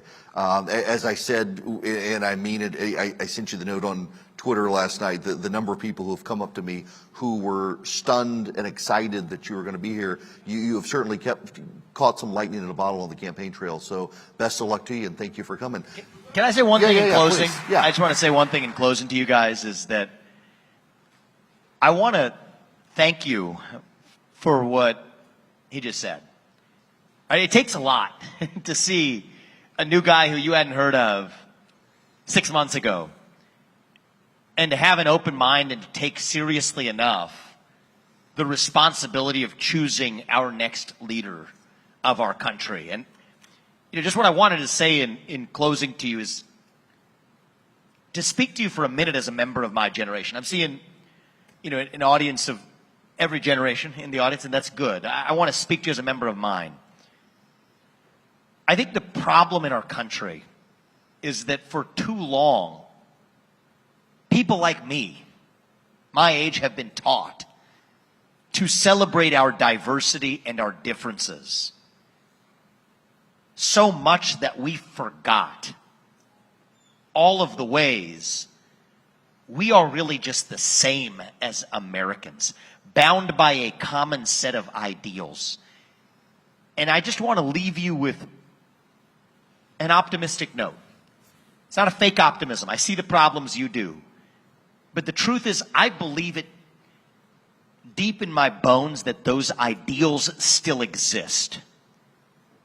We're just going to have to do the hard work of reviving them. E pluribus unum means from many, one. That won us the American Revolution. And I think that is what is going to win us the revolution of 2024. Thank you guys for welcoming me. I appreciate you. Thank you. Thank you, man. Really appreciate it. Travel safe. Thank you for having me. Absolutely. Sorry for the delay. No, this is great. This is great. This is a great audience. And it's really time to go. Thank you so much. Thank you.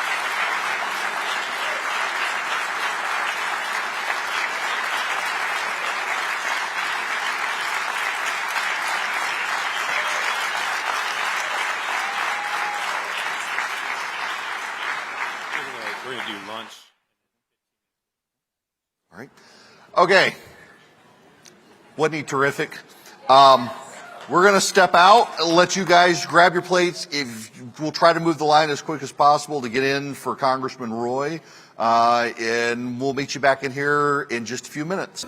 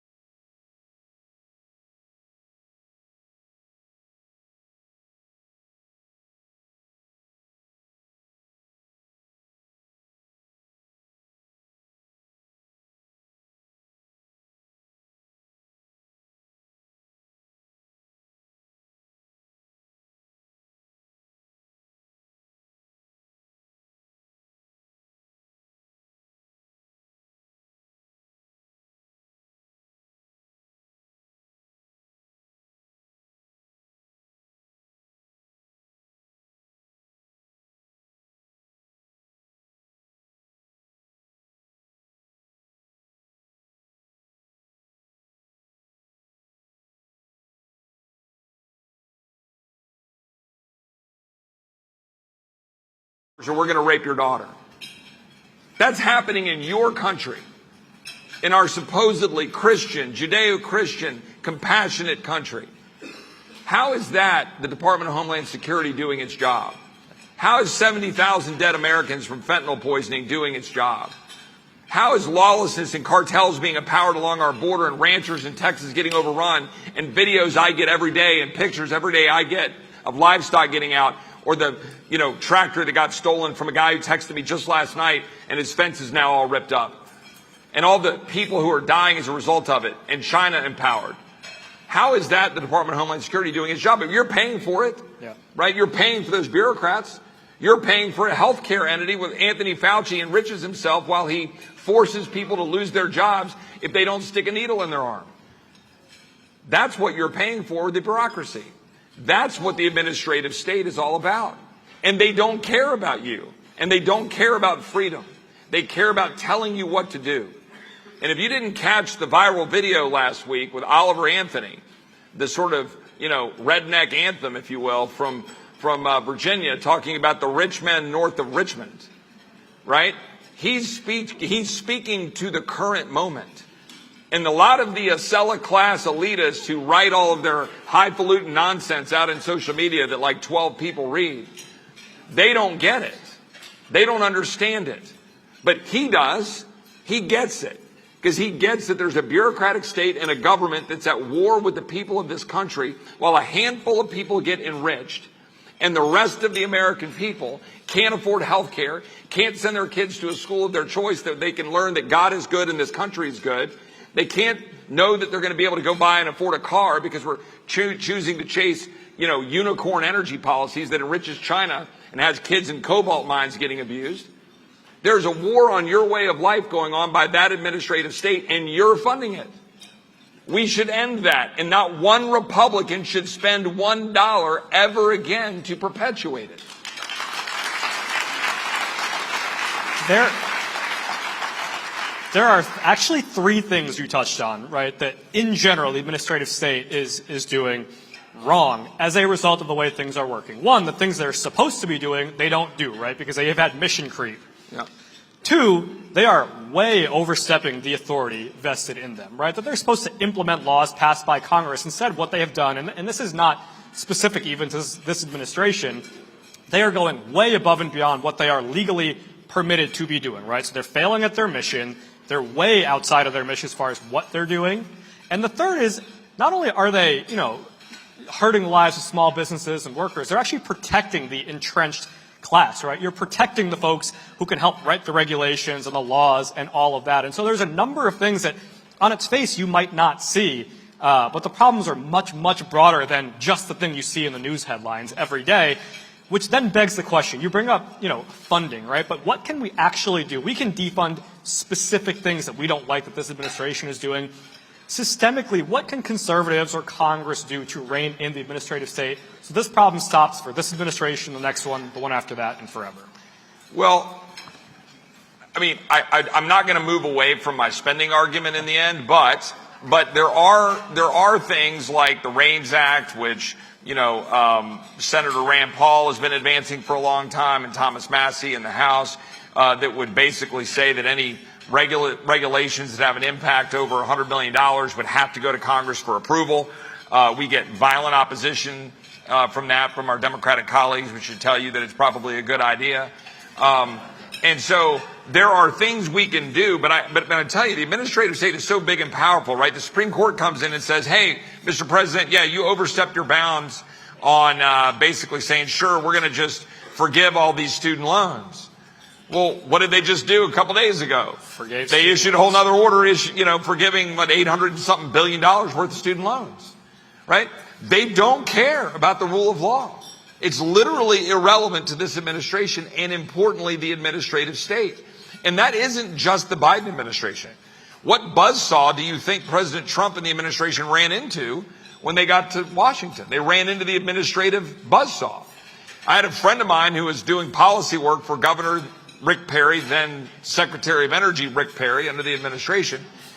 And there was a memorandum that had been circulating that if and they did it on purpose at the end of the Obama administration that if you didn't sign this memo, you were basically acceding to this international agreement on climate change stuff.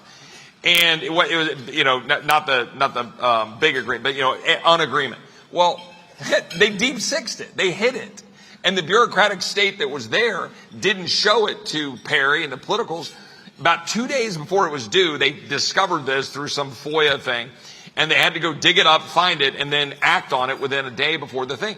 That's just one example that I saw personally where they're at war with the political people who are supposed to make the decisions. Because Congress has given away all of its power to the administrative state without any checks or balances, which will bring me back to funding. We can do whatever we want. We can pass all the laws in the world we want. But if we don't constrain the dollars, you're never going to choke the administrative state. You have to. The EPA was complaining, according to my friends in the Trump administration, of, quote, being traumatized by the Trump administration. To which I said, praise Jesus. I want more of that. And I want every agency feeling traumatized that they don't have the funding, that they don't have to do what they want to go do. Because basically, if we could just go back to, what were the four agencies, right? The Secretary of War, Treasury, the AG, and whoever I'm forgetting, right? Secretary of State, the first four, right? Would we really miss the rest?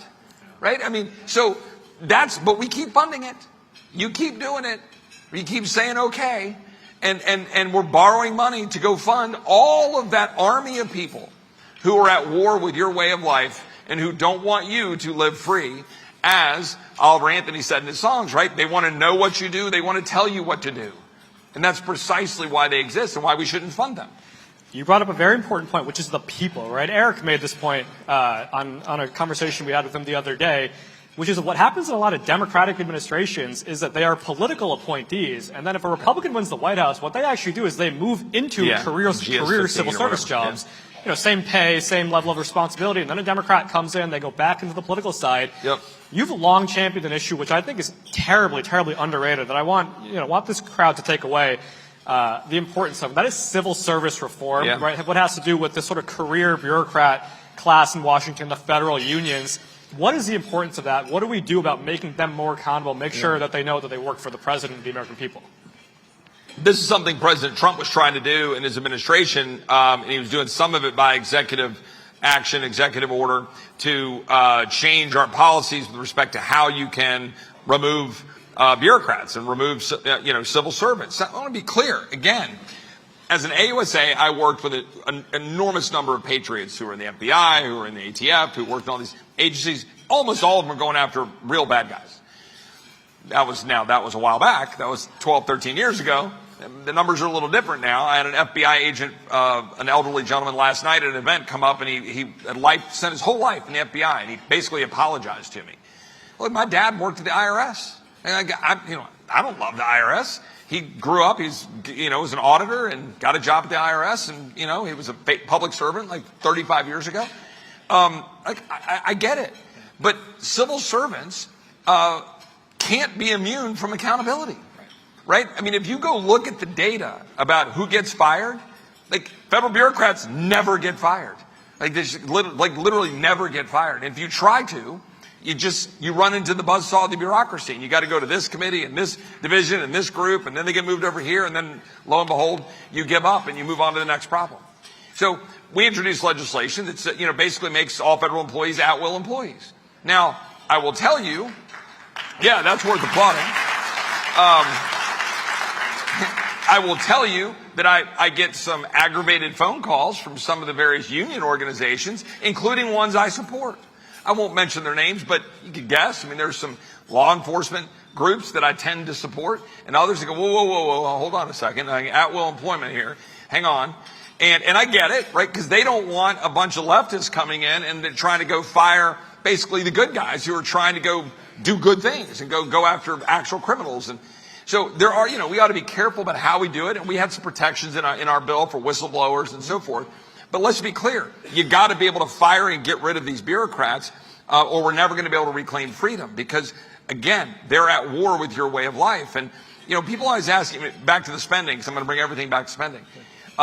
Because again, the power of the purse was given to us. Federalist 58, James Madison spelled it out, that the power of the purse was given to the House of Representatives as the most effective weapon against the tyranny of the executive branch. That's my paraphrase, but that's what he said. And we keep not using it.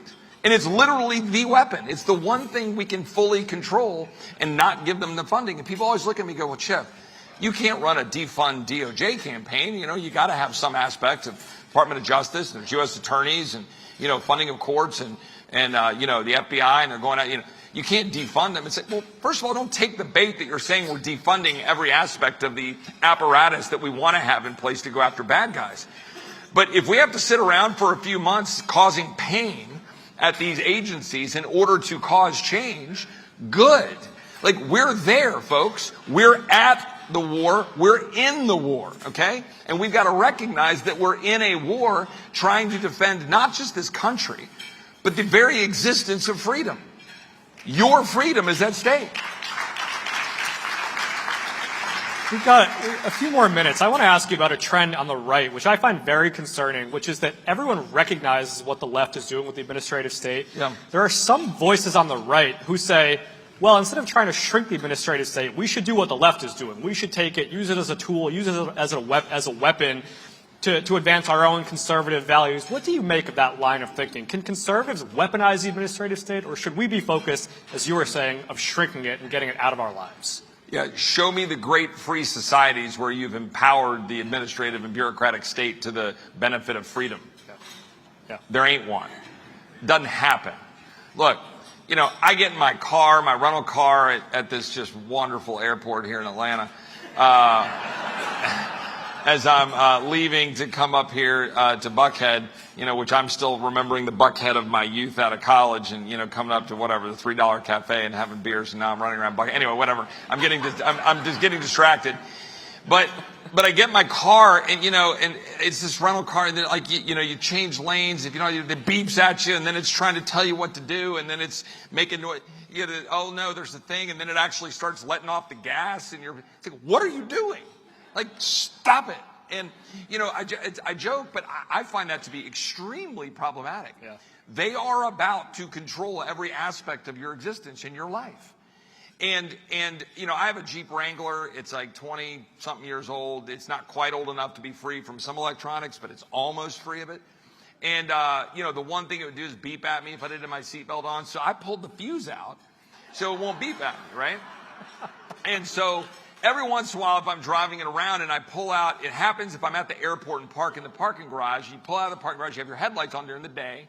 I go to some restaurant and meet somebody and leave the headlights on because it doesn't beep at me because the same fuse controls those lights. And I come out and it's dead. Now, that's happened like maybe, I don't know, once or twice a year. It kind of happens probably. And every time I just, my friend who might come over to jumpstart it or something, I say, yeah, that's just the price of freedom. Because I don't like being told what to do. I just don't. I wear my seatbelt, but I wear my seatbelt when I damn well please as a free American. And so look, my point is just this.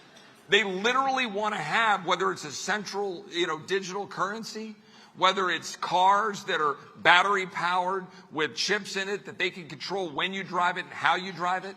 In California recently, they were trying to save the grid and the strain of the day by cutting down the charging stations for the cars. Well, I'm sure that's really helpful if you've got to go to your job and you can't charge your car so Californians can preserve their ridiculous energy grid. Yet that's where we're headed. And it ain't just California. Texas is 50% wind and solar, folks. Just yesterday, we were getting warnings because it was a windless day. Guess what happens on a windless day? You need gas. You need nuclear. You need actual reliable power. They don't care. To your question, do you want to empower bureaucrats because you think there's going to be these magical conservative bureaucrats? They're going to come in and grant you freedom? Because guess what? I don't need a conservative bureaucrat to grant me freedom. I'm supposed to just be free. Yeah.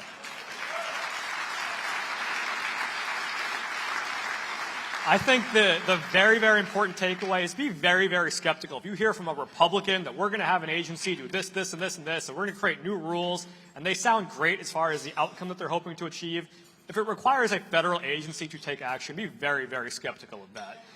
I agree. And if I don't know, we're wrap up stage here. Is that where we are? I have two more questions. All right, two more questions. We'll go with your questions. So one of the things that AFP does and a number of other organizations do is we're taking this message directly to people. This fight is as important as anything that folks are hearing about. What is the importance of grassroots activism, and what role can they play not just in an election cycle, not just in a legislative session, but what role can folks like this do to make a difference and push these ideas forward and push back on bad ideas? Last night I was in Tyler, as I said, in East Texas. Got to visit my 85-year-old great aunt, and got to see a picture of my great grandma when she was 18, when she graduated high school in 1926. She's drinking a Coca-Cola bottle. I'd never seen that photo before. And she and I were sitting there and talking. She goes, "Why are you here?" And she's got a little kind of, a little hard of memory and stuff. She goes, "Why are you here?" And I said, "Well, I'm here because, I'm trying to meet with a group of there's about 400 or so grassroots activists in Texas." And she goes, well, why do you need to do that? And we were talking, and I just remember, made me think of like the different era, right? The era of like my parents and my grandparents and our founders. And just America was about America. You didn't question who we were. You didn't have to question who we are as a nation. You believed in America because you believed in the idea of America. The reason the grassroots are important, besides just elections, to answer the question, is because we don't have that now. Just want to be clear, we do not have that now. Multiple generations of an education establishment has corrupted the minds of multiple generations of Americans to not believe in the America we believe in, to not believe in freedom, to not believe that you start created equal, but that nobody deserves special treatment of any race or sex or anything else. They don't even believe that there is man and that there is woman. Like, we are there.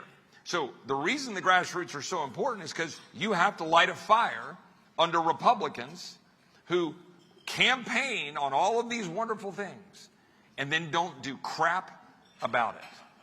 So you have to turn the heat up. When we come in September, we're going to be faced with a decision on September 30th. You've already heard my position. Don't fund the status quo. Hold the line. You all are going to have to be the ones that turn the heat up on each and every one of your representatives to join the fight. I didn't go to Washington for second place. And I just hope you guys will help in that effort, and that's the grassroots fight. That's the whole core of it. That's perfect. We will wrap with this quick rapid fire. I'll say a word. You give me a word or a sentence or less. Uh-oh. Bidenomics. only slightly worse than weak Republicanomics. Top issues in the 2024 election. Most important. Ultimately, freedom. And freedom depends on security, securing our nation, securing our borders, securing our country through a strong military, and reestablishing our economic strength by stopping the spending spree that is destroying our country. And I'll wrap with this. What does it mean to be an American? So I'm going to answer this with a slightly longer version, and I can blame Vivek because he came in a little late. Look, I've endorsed Ron DeSantis, and I'll support the Republican nominee, and Vivek's a friend, and I'm glad he's out there part of the conversation. It's great. I just want to say this, because people get cynical and they get negative, and this is going to answer your question. People go, well, where's your hope come from? My hope comes from people like Riley Gaines, who stands up and tells the internet, that's right, yeah, give a round of applause. There are Americans across the generations who are fed up and who are not taking it anymore. Riley was one of those. She stared down the University of Kentucky and all of the establishment people and all of her generation that said, well, you can't talk about that. And she said, what do you mean I can't talk about that there's man and woman and that I ought to be able to swim and that swimmer is a dude? I can't do that, right? So I am inspired by people like Riley. I'm inspired by Chloe Cole, the young lady that testified in the Judiciary Committee that I was sitting on the dais and I almost broke down in tears while she was describing her detransitioning experience and how she didn't want other kids to experience that. I'm inspired by Scott Smith, who stood up to the school boards in Loudoun County. I'm inspired by Mark Houck, who stood up to the authoritarian bureaucrats in Philadelphia.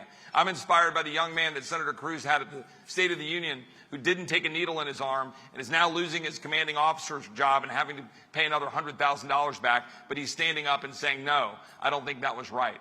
I'm inspired by the millions of Americans who are standing up right now and saying enough.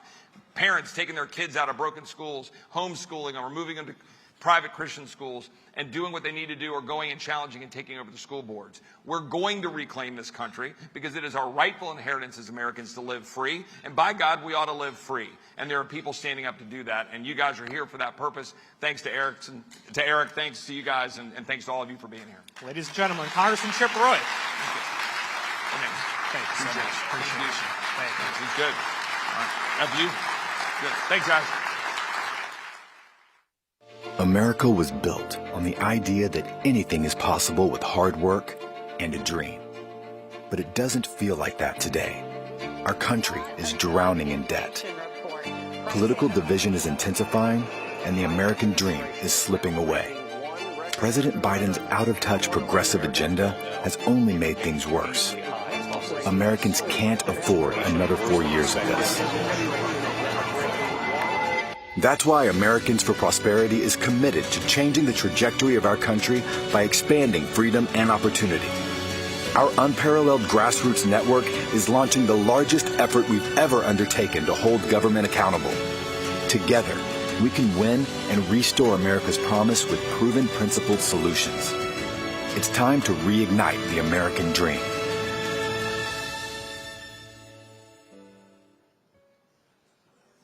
You just heard from Congressman Chip Roy that we are facing some of the gravest threats we have ever faced in this country.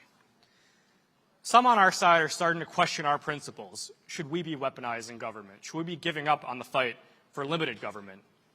Our principles matter more today than they have ever mattered in the history of our country. What we believe matters, but what we do about it matters even more, as Congressman Roy talked about. We have two choices. We can either come to events like this, applaud, hope, vote the right way, and then be disappointed when the right thing doesn't happen. Or we can get up and take action and do something about it. There are two things that I know about the state of this country. One, as you heard, the progressive left is actively on the march to fundamentally transform the America that we know and love. The second is that average Americans, folks unlike you and me, the ones who don't come to events like this because they're busy taking care of their families, driving their kids to soccer practice, and trying to make ends meet, they won't get a fair shake of the debate, turning on the mainstream news every night, opening the newspapers in their community every morning. What that means is that we have to take our message directly to them. I know that you all feel this passionately. I feel it passionately. For me, that fight for this American dream is very personal. My dad was the first one to leave behind everything and everyone he'd ever known in India to come to this country with just $26 in his pocket. He bought a 90-day bus pass, traveled the country city by city, even sleeping in a Cleveland bus station overnight one night until he found his first real job in America on the 89th day of that 90-day bus pass, and from there has been able to build his American dream.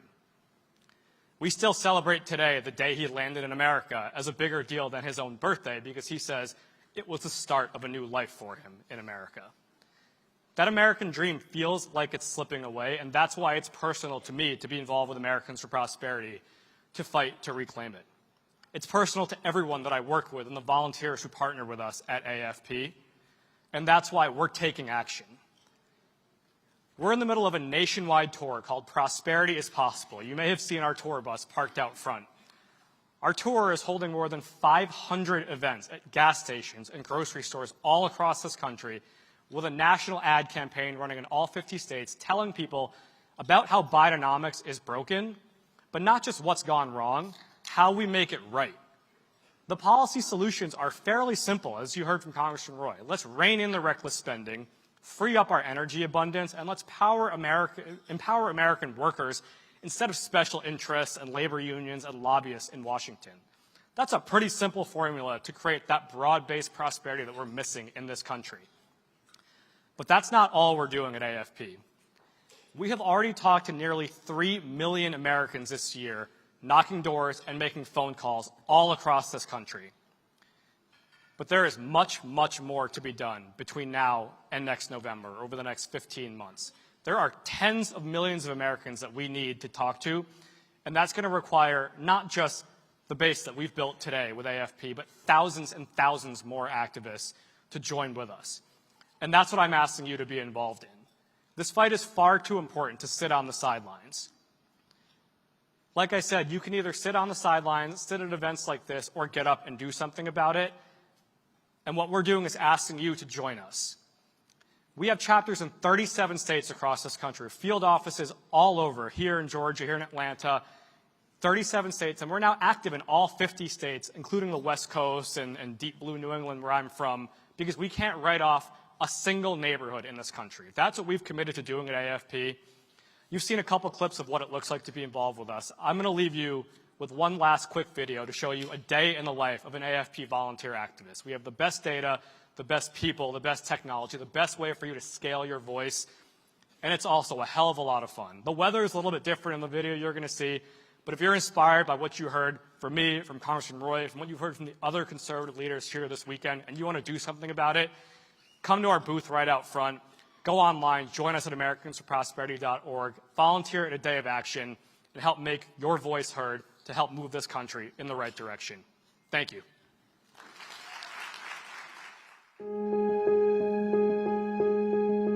I get pretty excited. Not a lot of people are able to door knock in 5-degree weather. We are door knocking in Eau Claire, Wisconsin in the middle of winter to educate people about Governor Evers' failed policies. The more that we're out in this area, the more people join us and will vote in elections. Great North. All right, let's get going.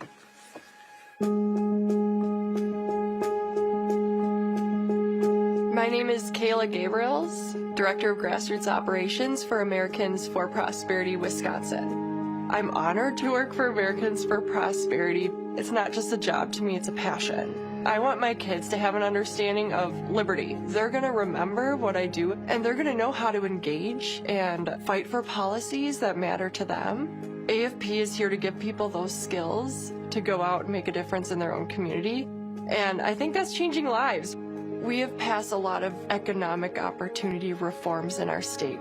We're passing policies that will improve people's lives.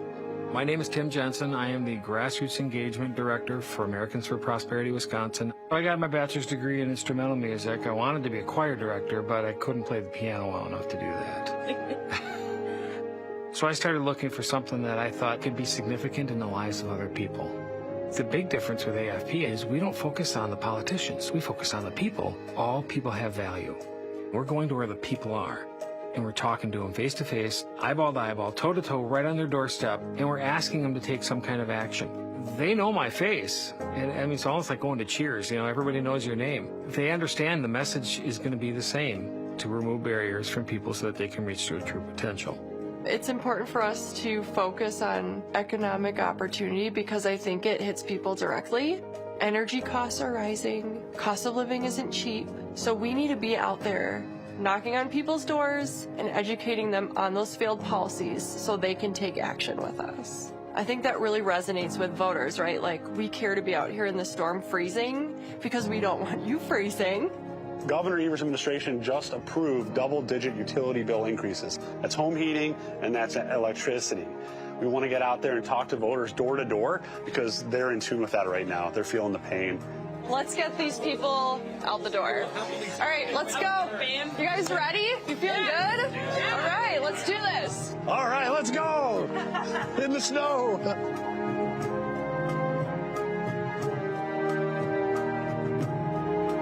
There's only a select amount of people that are doing this. It's a very rewarding feeling. Every house we go to, every door we knock on, all those people are important people. If we continue that with our army of people out here, you're going to see all these voters turn out and vote. We're here 12 months out of the year. We're here all the time. We're not going away. And that's the message I hope we portray. Americans for Prosperity is the last defense against bad policy. And we're going to keep fighting for good policies and continue down the path of prosperity until this state is heading in the right direction again. I want to help build a better future for Wisconsin. All right, 1, 2, 3, freedom! Thank you. Thanks so much to Americans for Prosperity for helping us. They've done this with us almost every year. We've done the gathering. They've been a great partner to work with.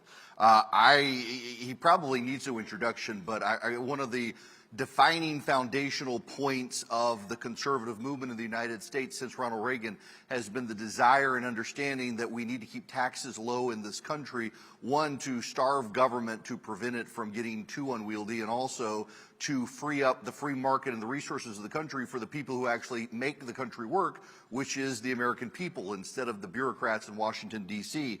And there is no greater force for fighting for low taxes in this country at the national and the state level than my friend Grover Norquist. Hey. Thank you. Thank you. Now listen, this is actually a treat for me as a guy who spends 3 hours a day talking on radio. I know I could just shut up for the next 30 minutes and let you talk, but I'll endeavor to ask you some questions out of the gate. Yesterday, though, you and I had this conversation in response, because I know you share my frustration with some people on the right now saying, well, what is conservatism conserved? And we forget there was 40 years of liberal dominance in government until 1994, and then since then we haven't had all three branches of government, and we can only roll back so much so fast. Yes, if you go from 1932, when Franklin Delano Roosevelt got elected, until 1994, which is when 95% of all the Republicans signed the pledge never to raise taxes and have kept it since, that 62-year period, Republicans controlled Congress for 4 of 62 years. 2 years under Truman, 2 years under Eisenhower. Otherwise, no. The PRI in Mexico never had that amount of control nationally. We had a one-party state in Washington, D.C. for 62 years. We could elect Republican presidents. They could veto things, and Eisenhower would go, I'll veto this, and they said, fine. When you're gone, we'll pass it. And then Nixon will maybe stop a few things, and when you're gone, we'll pass it. Congress runs the country. Presidents start wars, they have scandals, and they can veto things and slow stuff down, but they cannot make things happen. Congress does that, and Republicans were shut out.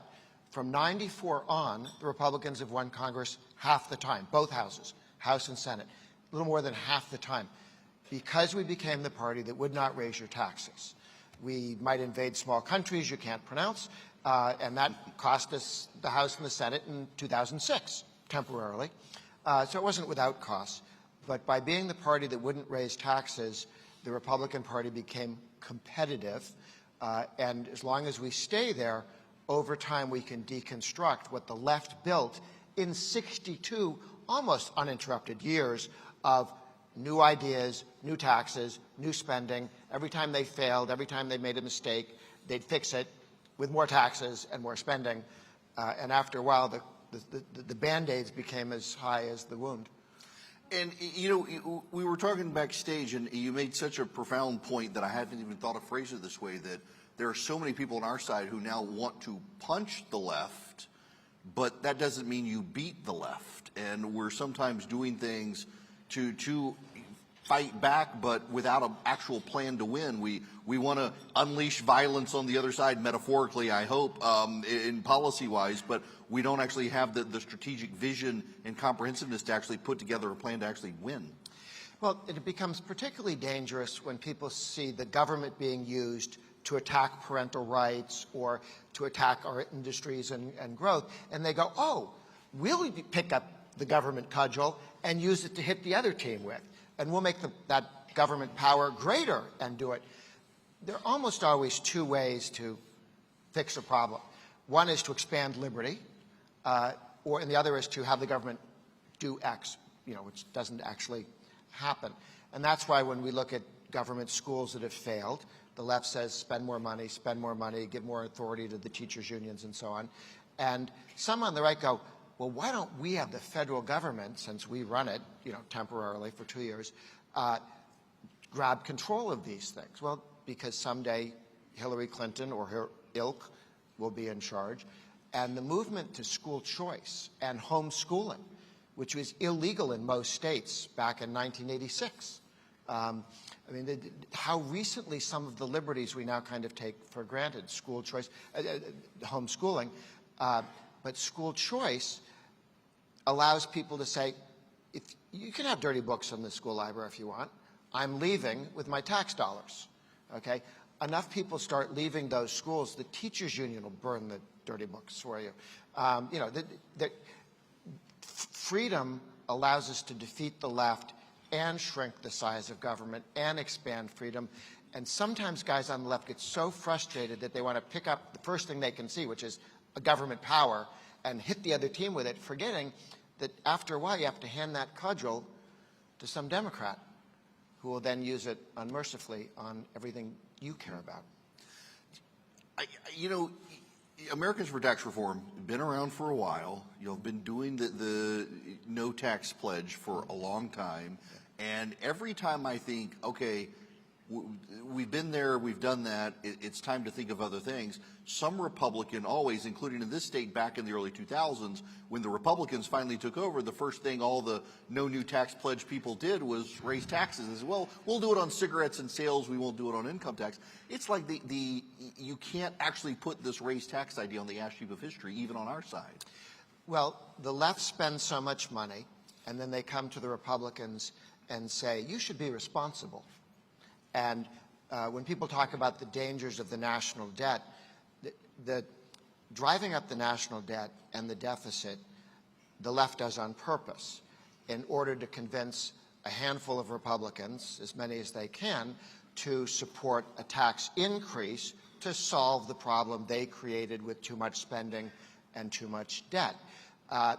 And the left has several goals in running up the deficit and the debt. One is to break the Republicans' opposition to tax increases, because while you and I see it as sound economics, they understand that this has changed the balance of power in America. A Republican Party at the national level, with presidents since Reagan who've taken the pledge never to raise taxes, with the vast majority, 90% plus of Republicans in the House and Senate have said we're never raising taxes.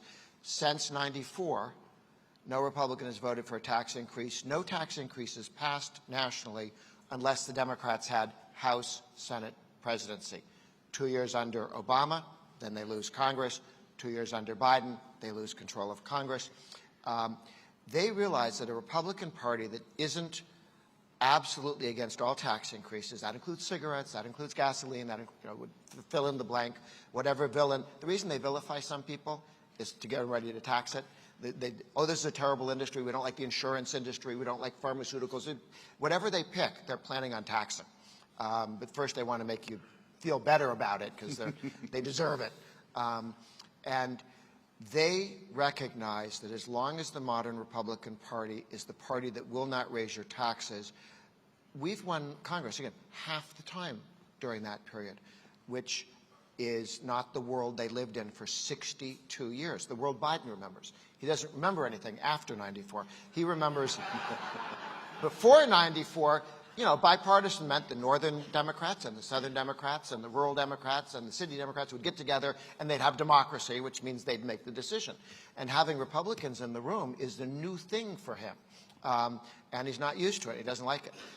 And we can, you know, Republicans have said no to most of the any of the Democratic tax increases nationally, unless the Democrats had all three branches of the House, Senate, and presidency.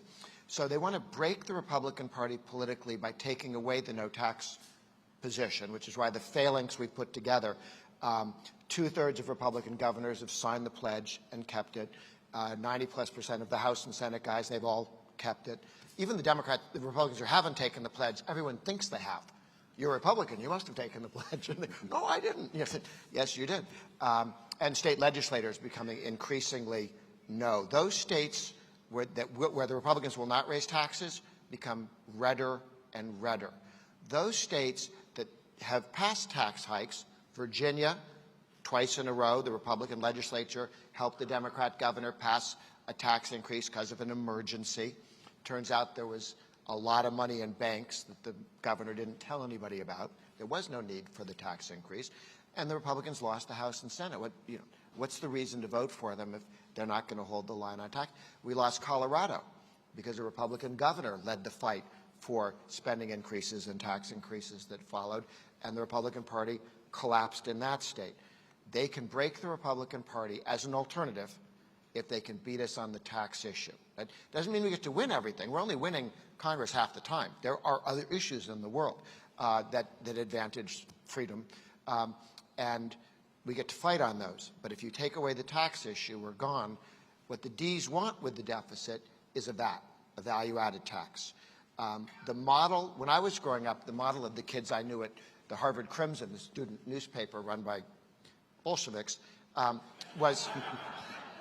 was sort of East Germany and maybe Yugoslavia to make it sound a little less heinous.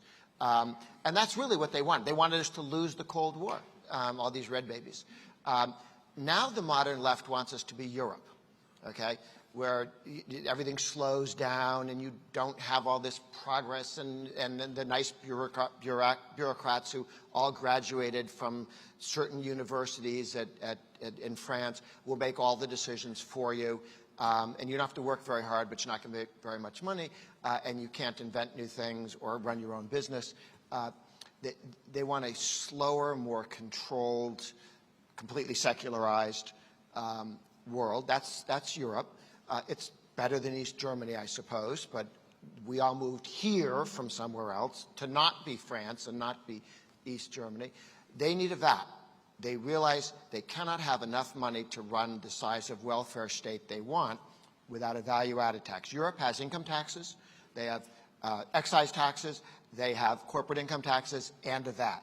The difference in the size of the American government and the French government is the VAT. And the difference in the American government and the Swedish government is their VAT.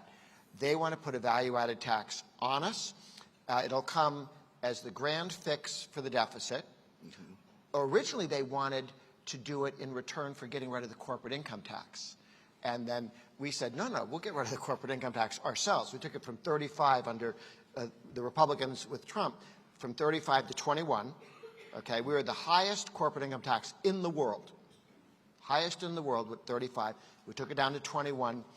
I believe the first thing we need to do when Republicans win the House, Senate, and the presidency back is to take that corporate rate to 14.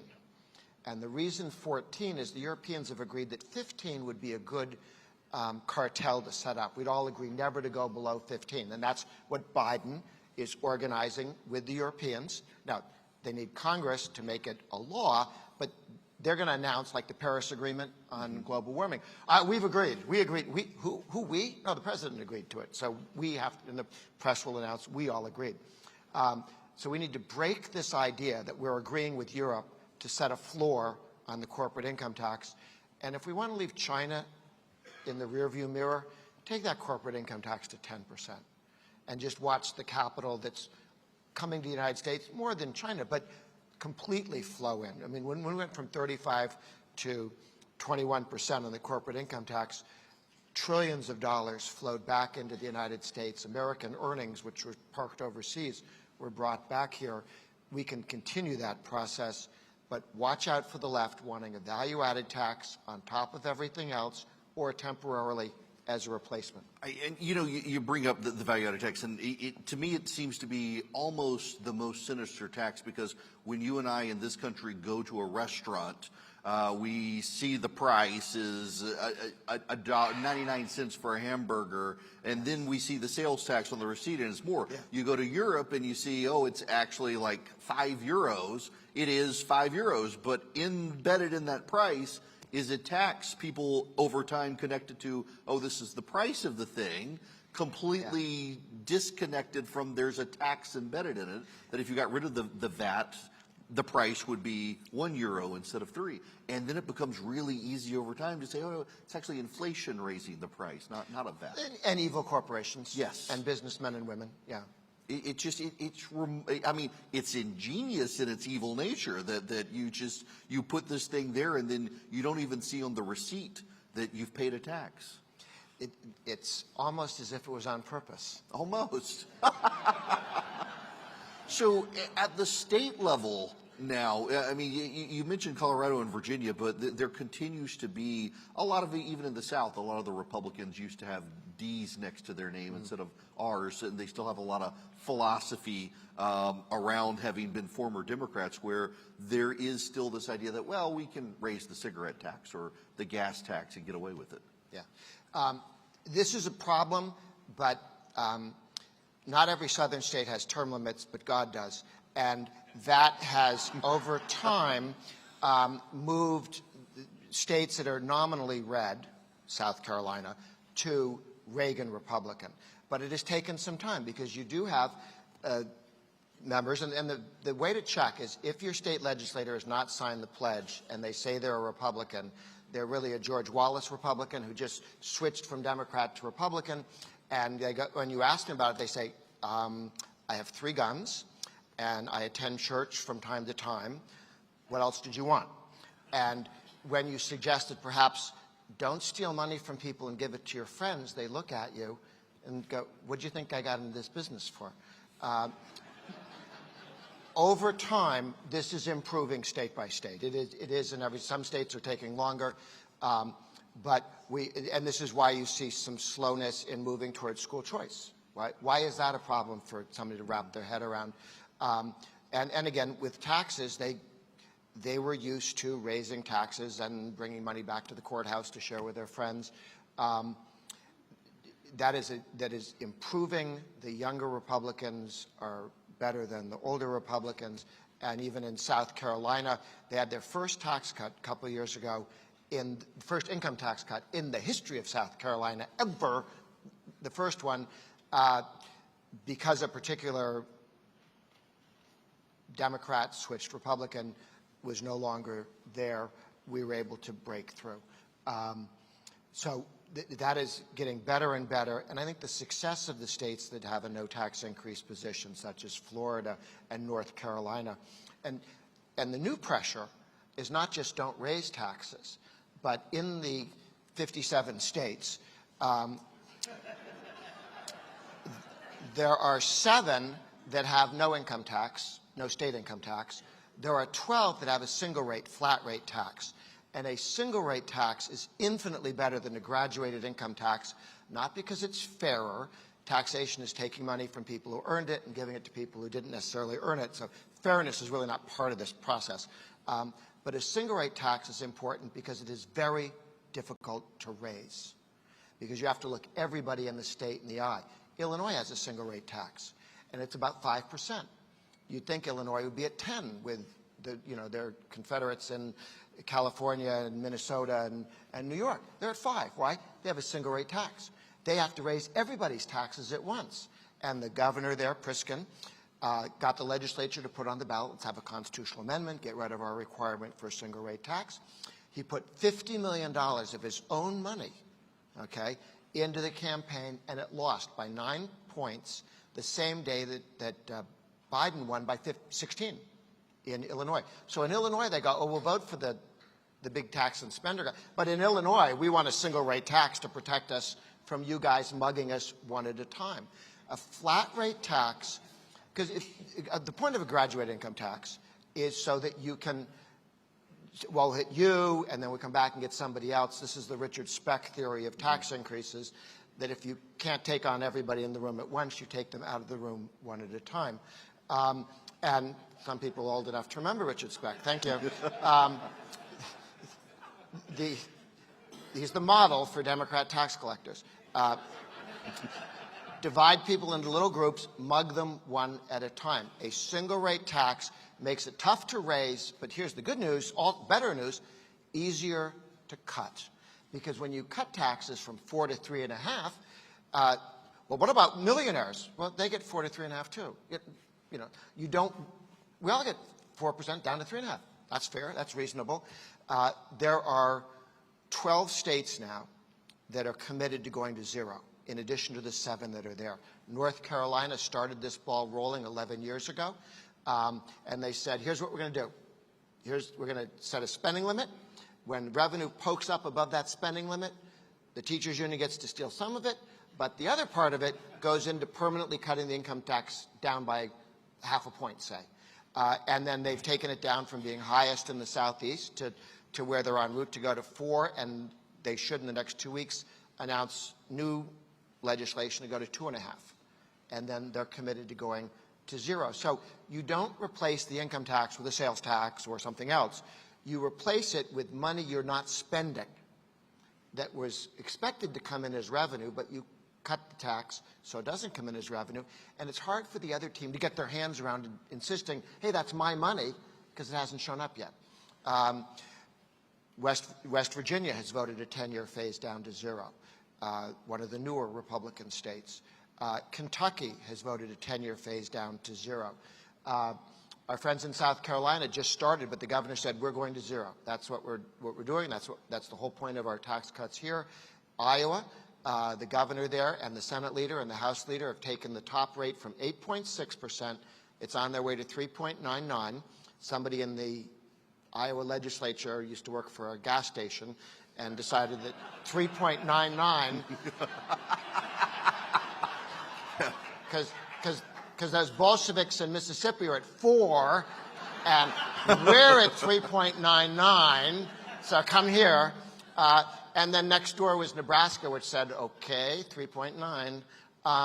And now Nebraska is coming down as well. So there's this wonderful, positive, virtuous cycle where states are competing with each other. Arizona's down to 2.5% now, and then they're going to go to 0. North Dakota just went from 7 rates down to 2, en route to 1 and 0. Says governor, says House, Senate goes, we'll get there eventually. Ohio is now down to 2 rates, again committed to go to single rate and then to 0. We are going to make it, we're going to save California and New York for anybody who's from those states. And the way we save you is get enough, in the next 20 years, we will have 25 states at 0, or within inches of getting to 0, committed to going to 0. At which point, every blue state that would love to have a 10% income tax, or 13+% in California, Minnesota, New Jersey, New York, you'd be able to walk across the border to a state with 0, not fly to Florida or Texas or Tennessee. And we've already seen those states, blue states, stop income tax rate increases. They may do other things, a lot of fees, but the income tax rates are not going up because the Democratic governor of California and the previous Cuomo in New York both said, we can't take the rate up, guys. They'll all leave. You know, they haven't read Atlas Shrugged, but they figured it out. And, that's how we help the whole country. And we should think of this as something we do on behalf of the nice people of New Jersey to help them out, is to cut our own taxes down to 0. And then the smart ones will come visit us in no-income tax states. And the other guys will eventually get their rates down. So at the state level, we're going to have half the country at a flat rate tax within 10 years, not all 0, but a flat rate tax. Then I think it'll be easier to make the case at the national level. Well, we all live with a flat rate tax here. Why not nationally? What do you see in Republican states, or even if we take back Congress, what's the biggest threat from the Republican side to maintaining good discipline on taxes? The fear is people get frustrated and want to use the state power to accomplish some goal instead of think of how do we reduce state power to accomplish the goal. And that gets frustrating. We don't have the staff to go look through every library for ridiculous books. We get school choice. Parents will pull their kids out as they wish. The one succeeds, the other, you just don't have the time, the energy. They'll hide the books, for crying out loud. And just let me interrupt you there, so you understand that there are some people on the right who their idea to fighting like woke indoctrination in schools is for the federal government to expand the Department of Education and hire staff to examine the books in the libraries to make sure they're not woke. Well, guess what happens when it's not a Republican administration anymore, when you've expanded the Department of Education? It's mind-blowing, anybody who throws it. They'll be out taking out the encyclopedias. Yes. And the American history books and the Federalist Papers have got to go. Redacting the Constitution. Yes, on their list of things to do. And sometimes you end up with the challenge with Republicans who have impure thoughts about tax increases. Our goal is not only to get them to know, but to tamp down the impure thoughts, because from time to time that becomes problematic. But at the state, local level and the federal level, expanding individual retirement accounts. Every time you have people with more savings, we now have more than half the country with an IRA or a 401k, personal savings. That used to be 10% in 1960, people who own shares of stock directly. It's now more than half. Wonderful polling by Scott Rasmussen. If you have a 401k or an IRA, defined contribution pension with at least $5,000, you don't have to have $1 million in the bank. $5,000 makes you 20% more Republican, less Democrat. And that is true for every demographic group: African Americans, old people, young people, government employees, Republicans, Democrats. The only group that doesn't get more Republican with $5,000 of stock in their possession are women who make more than $75,000 a year, because they're already fairly Republican. So if you know any women like that, don't give them any stock. You buy them a gun.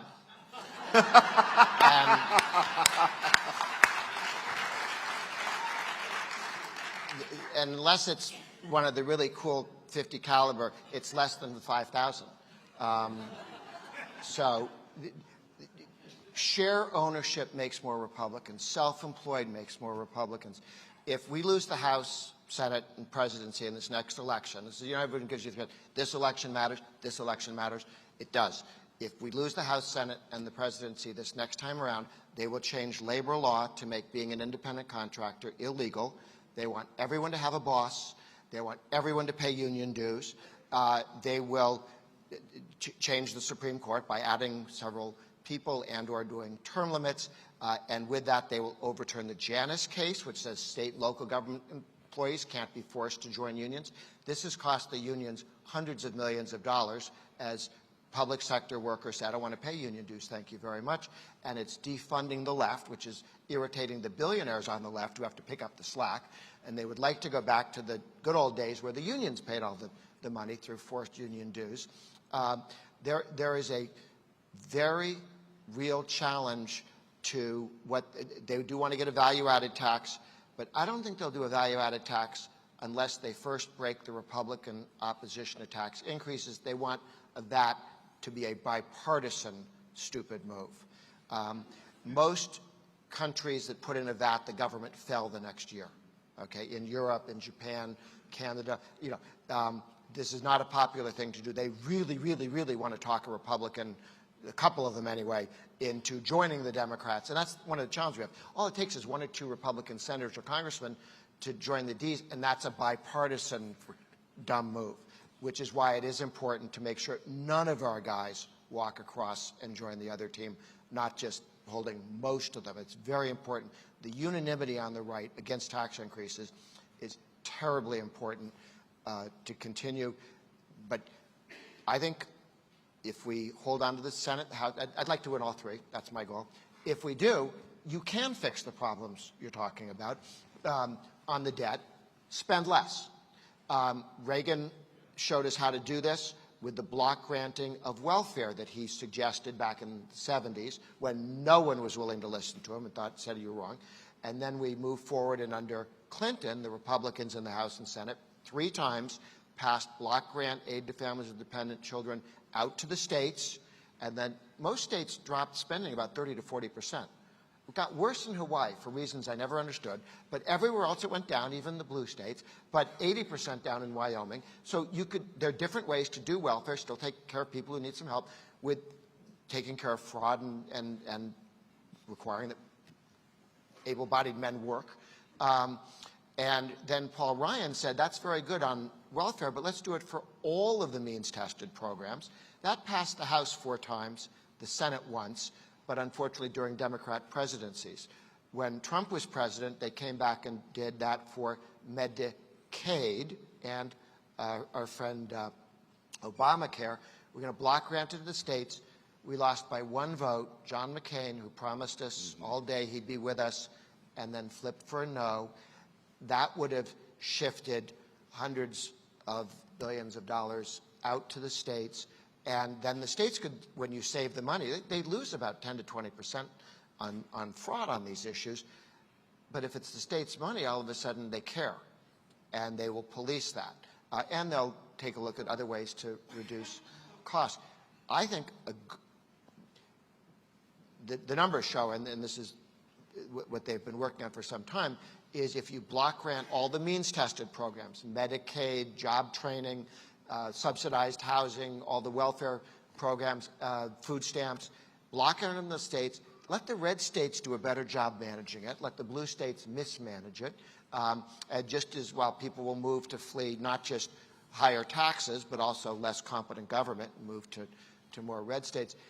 That's the way to bend the cost curve down without cutting and slashing. You send it out to the states, and the states will figure out. And if you have 50 states, 57, all competing to provide the best government at the lowest cost, then you really do have an opportunity to see what works. And even blue states over time will go, oh, we can do that too.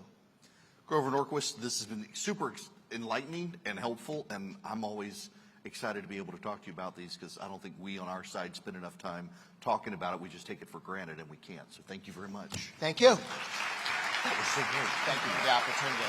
Thank you, guys. Thanks a lot.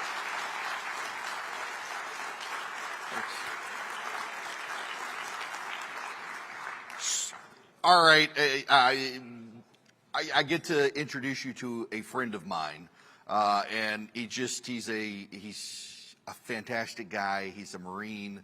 He's an emergency room doctor. He's now also a member of Congress. I should note that his wife is actually more awesome than him, but she's not actually in Congress, but she's fantastic doctor in her own right. I adore both of them tremendously, and they're from right here in Georgia. Congressman Rich McCormick.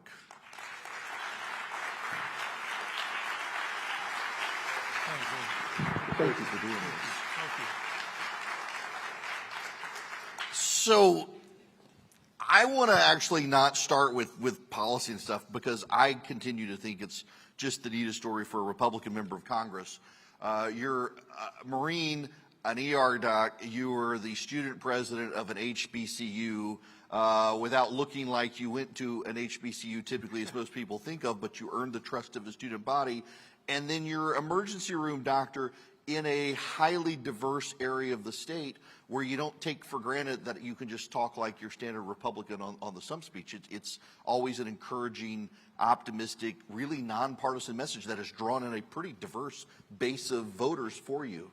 You know, I'm glad you bring this up because one of the things that we're kind of missing in politics right now is there's a lot of people who get on their phone or get on the internet right now, and they're trying to win an argument. They're trying to convince somebody that they're wrong and that I'm right. One of the things that we've forgotten is that when you get on the internet, the other person on the internet didn't get on there to prove that they're an idiot. They didn't want to know that they're wrong. They don't go into a conversation hoping that you'll prove that they don't know what they're talking about. If you really want to be influential, if you want to win over minorities, youth, soccer moms, if you want to change the constitution of our party and grow it back to the days where Reagan won 49 out of 50 states, won by 12.5%, if you want to have that kind of conversation, instead of trying to win an argument, try to win a friend. That's the way you develop real influence in this world. You practiced what you've preached in that. I mean, let me just pause for a moment before we get into Congress and why on earth you'd even do that. But an emergency room doctor in Gwinnett County, you've seen some like pretty terrible things in the emergency room and had to console people, even though as a doctor in the emergency room. And you saw COVID hit and what happened in hospitals across America there, in your own hospital. I mean, you're dealing with humanity when you're in the ER, well, when you were in the ER on a regular basis. You know, there are certain things that are universal to all people. Everybody wants opportunity. Everybody wants to be recognized as a person. When you go into a room, if you want to win over a patient, the doctors get sued aren't the doctors who are dumb. They're not the doctors who don't know what they're doing. It's the doctors who don't treat people well. And this goes back to my original point. You witness a lot of bad things, but if you want to have the ability to absorb it and feel good about what you do, because you'll see children die. You'll see people rotting with cancer. You'll see people who are having the worst day of their life. The question is, how do you handle that, and what kind of impact you can have? It is a ministry. And this is one of the things I love about Erick, is that if you listen to Erick on the radio, it's his ministry. It's his ability to affect people and the way they think of things, and the things he say are authentic and moral. And I think that's missing in politics a lot of times right now. In a conversation in the ER, the way I survive the horrible things you see is if you have a relationship, you feel like actually people are changing their behavior and their attitudes, even towards death, which is inevitable for every one of my patients and every one of us. We're all going to die someday. The question is, how do we face down that death? How do we make our impact on life? And that's kind of what keeps you going, even in the face of seeing some pretty horrible things sometimes. Speaking of horrible things, you decided to run for Congress. I mean, you know what I think about you, and it's a guy of your caliber and character. I'm glad you're in Washington, but at the same time, why put yourself and your family through that? Yeah. And by the way, first term too. So yes. So when I was it's always been nice to be an ER doc. People respect that. It was great being a Marine. People like that. Being in youth ministry for about 20 years, people liked me. And then I went into politics. Man, it's not just that the Democrats don't like you. Half of your party, once you get into a primary, you've seen how it's kind of become really backbiting and divisive, where a lot of people inside the party believe that if you don't agree with what I think, then you're not really a Republican. You're either a rhino or a crazy. We start throwing names around in our own party as if we're a cult, as if everybody has to believe exactly the same thing. It's not a good way to grow the party, by the way. And I'm ultra-conservative. For those who aren't paying attention right now, I'm probably one of the 30 most conservative people when it comes to votes in all of Congress.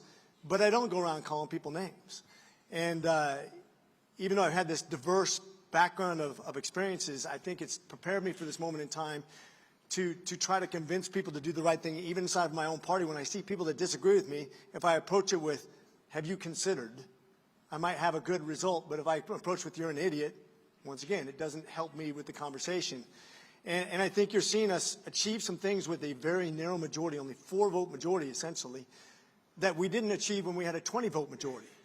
Because of the relationships that we're seeing right now, because everybody's at the table. You had Chip here recently. Chip's a firebrand. Chip's a devout conservative. Nobody would doubt that. But to watch him, bring him into the fold and help with the decision making, even with people that maybe you don't support as a speaker, but watching everybody contribute and actually have their input, so that when we come up with legislation, it's way more conservative than if it's just ramrodded through with some sort of omnibus bill. I think that's the rewarding thing for me, despite having the disadvantage of actually being part of the political machine now. Well, you know, you mentioned that. It actually is notable because of such a small majority, the coalition building that has to go into the legislation. In the past, you could see leadership design the package. It never even went through the committee process. It was sent to the floor at the last minute, and they knew that they had a coalition that would never object to it. And now with a 4-seat majority, you've got to have a level of buy-in to be able to advance the agenda, and you are having to balance out the Don Bacons of Nebraska, the Chip Roys of Texas, the Rich McCormicks of Georgia, to build something that's acceptable to all but maybe 2 or 3 people. The way we're getting it done, first of all, we're going through committees for the first time in a long time. We're actually going through everything, even the appropriations process now. And the reason it's getting passed is because when we're having our conference get-together, and somebody stands up and says, look, I understand this is not exactly what you want or what you want, but if we don't pass this, if we don't have some source of urgency, the Senate will put something in and we'll get a worse bill that we have to vote on.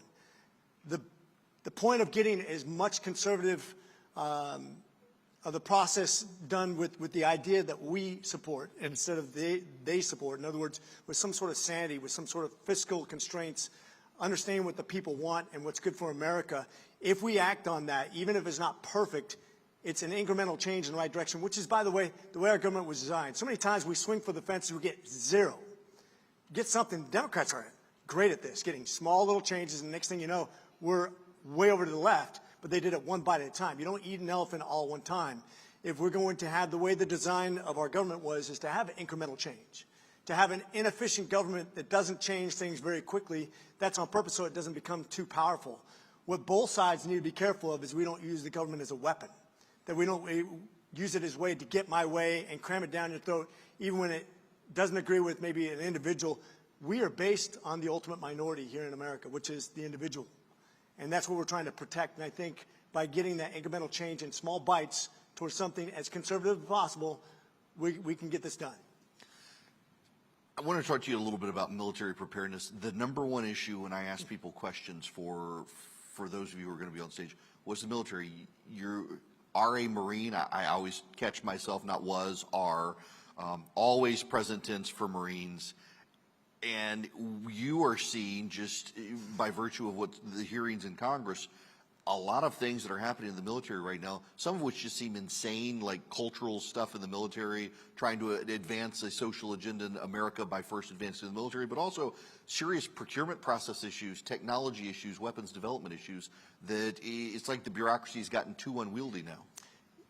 You know, it's funny, most of the contentiousness we had in the NDA and the approval process was over the political side of the military, which should have never been an issue to begin with. You never make the military a political experiment.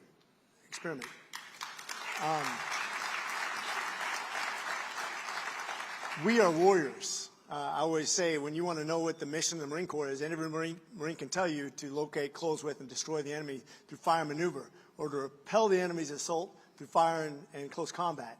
That is our mission. Anything outside of it is a distraction. That includes our weapon procurement, or the policies, the lectures we have to get. In my last year in the Navy, it's hard to say Navy, but you don't think my friends give me a hard time, man. But when I was on a Marine Corps base, and we had 4 lectureships on how to treat transgenders in the military. We didn't have transgenders in the military at the time. This is when Trump was president, by the way. I saw it as a huge distraction now that we allow transgenders in the military. To give you an example, if you come in, and it's not that I really care, if you're an adult and you want to do something I think is deranged or whatever, and I'm not saying that transgenderism is deranged, but I think it is a somatic disorder by a medical standard that I've studied. And I feel sorry for people who have that problem, because you have a 40% chance of trying to commit suicide. That's a significant problem. Why would you bring somebody with that mentality? And by the way, that's regardless if you feel persecuted or not. This was done by a UCLA study, very even-handed. It didn't have a bias towards conservatism. It's just a fact. You're going to struggle with some significant problems mentally. Why would you bring, we won't bring people in with flat feet, but you'll bring people in, think about that. You know, we're very selective. We discriminate all the time when it comes to military. But you cannot come in the military if you have flat feet, or you have to take certain medications for psychiatry or any other medical condition. But you're going to bring somebody in who literally could have a surgery and hormonal treatment and counseling that's going to keep you from deploying or shooting bad guys or doing anything of consequence. So therefore, your budget, which we know we have a budget problem already, is going to be spent on those people, the most expensive demographic. Meanwhile, they can't deploy, so your sons and daughters are going to have to deploy in their place. How does that make sense? We're losing the sense and sensibility of what the military is all about. And by the way, it's been the greatest place for integration, for brotherhood and sisterhood that's ever existed in America. It's the ultimate meritocracy. It's the one good thing we have in America left. Let's keep it what it is, a mission-centered group of men and women.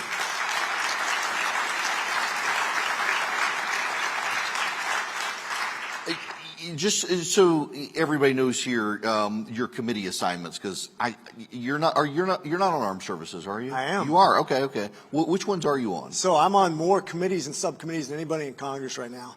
This is why I had to ask, because I can't name them all. So on armed services with the subcommittees of tactical air and land, as well as cybersecurity. I'm also on foreign affairs with subcommittees of North Africa, the Middle East, Central Asia, as well as global health.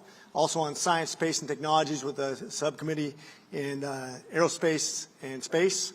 And also on the special committee for coronavirus, is the only doctor who's actually treated coronavirus in Congress, as well as the NATO Parliamentary Assembly. So we go meet with other parliamentarians and come up with NATO policy, which for the first time in world history, NATO really has a mission that it's going after and accomplishing, hopefully. You are aware you're married to a nerd, right?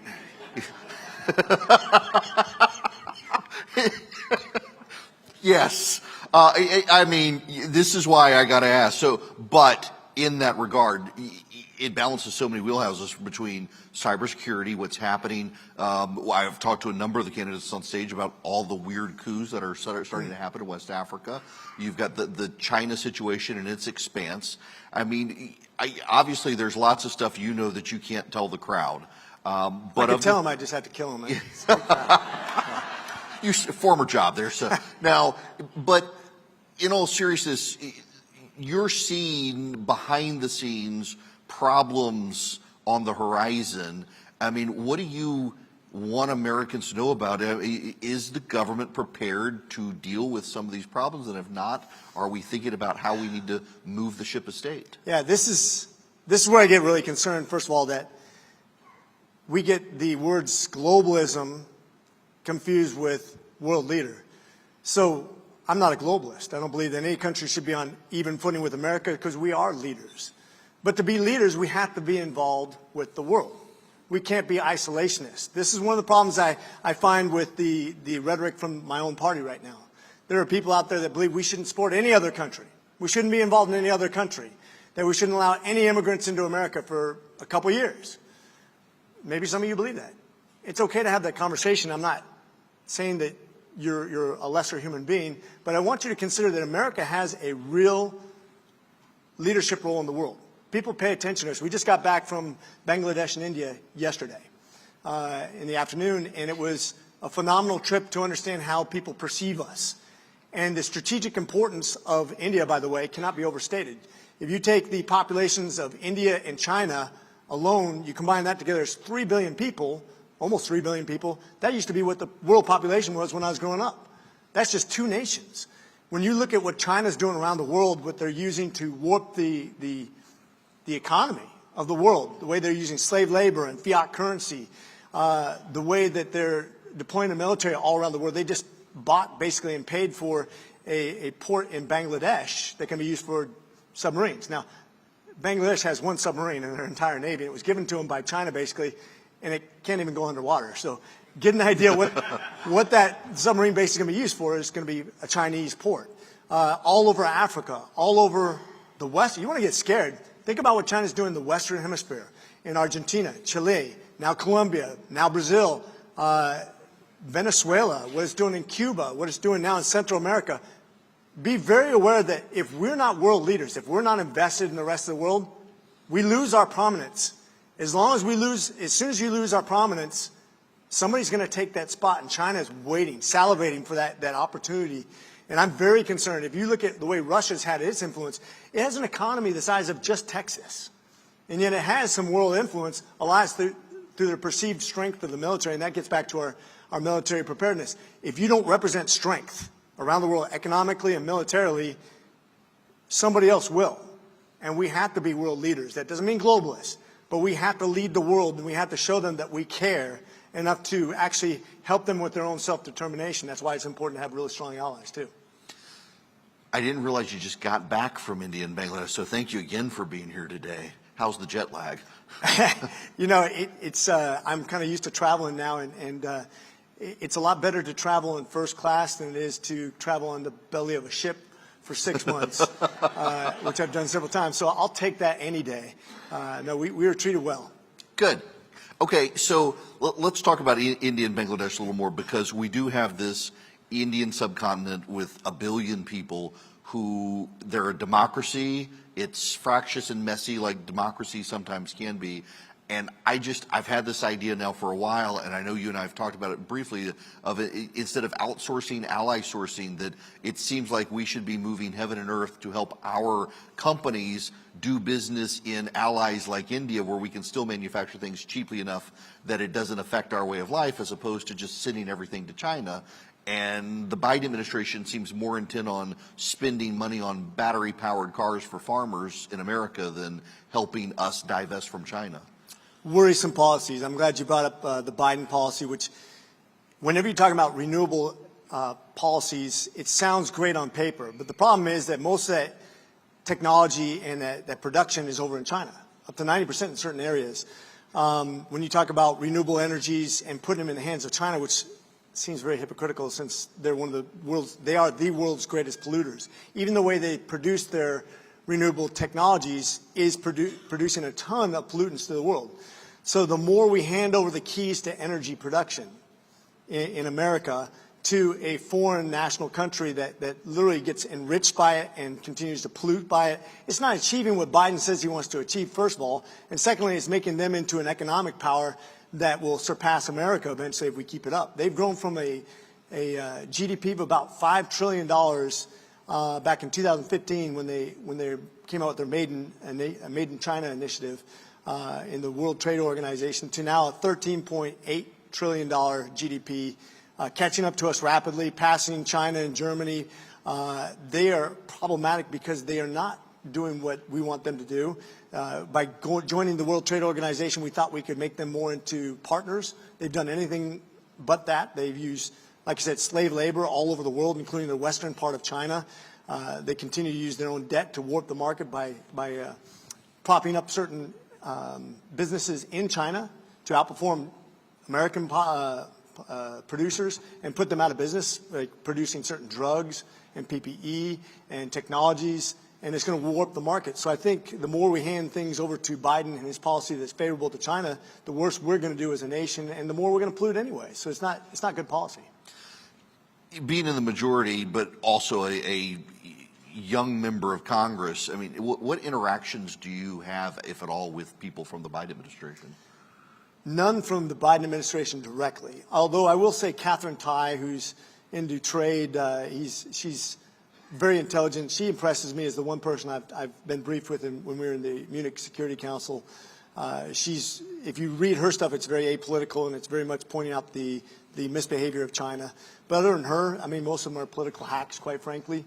So I don't try to focus on people I know. It's like wasting your pearls on swine, so to speak, for any of us who want to make a biblical reference. So before we wrap up, let me just talk to you about the minutia of being a member of Congress, having a cell phone, all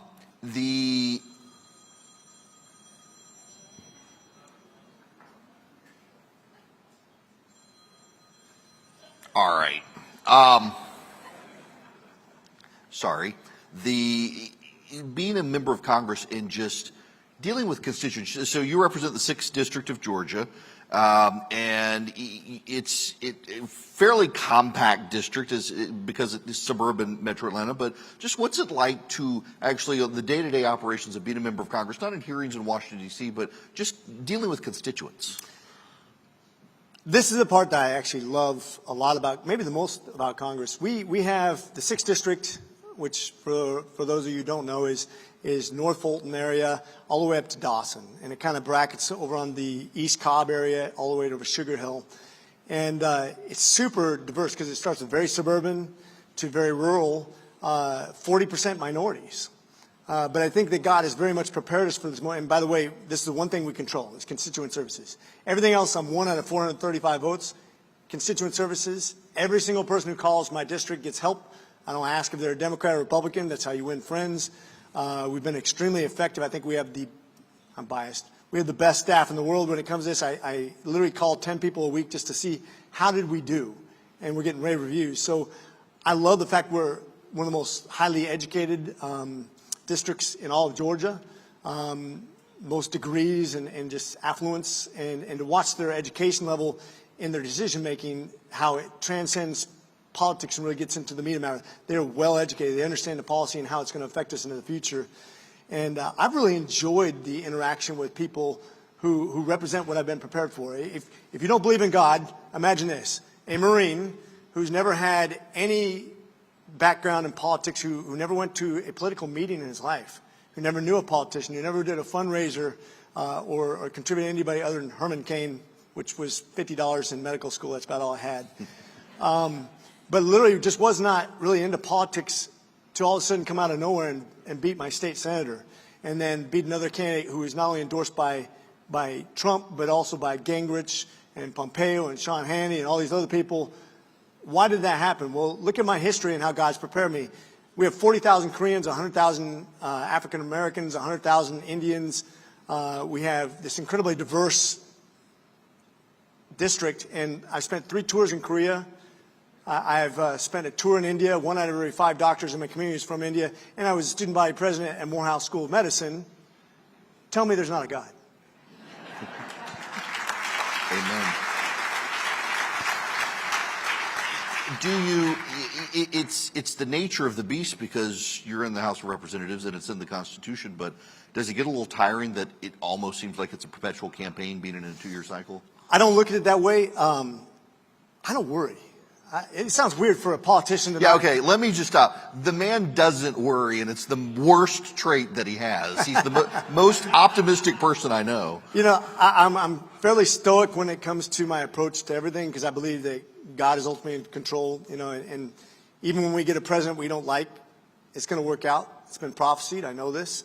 I will say that I am enjoying thoroughly the learning process. You have more access to more information than anybody other than the President of the United States.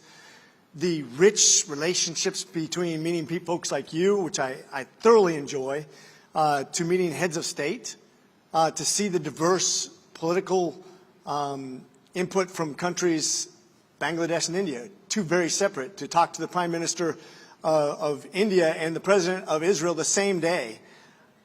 I mean, who gets to do that? I mean, to talk a 4-star general as a peer is phenomenal. I have breakfast with the future Commandant of the Marine Corps and the current Commandant of the Marine Corps at the same time is an opportunity I'm forever grateful for my constituency putting me in because I think that it gives me the right input. If you want to grow, and a lot of politicians don't use this as an opportunity to learn.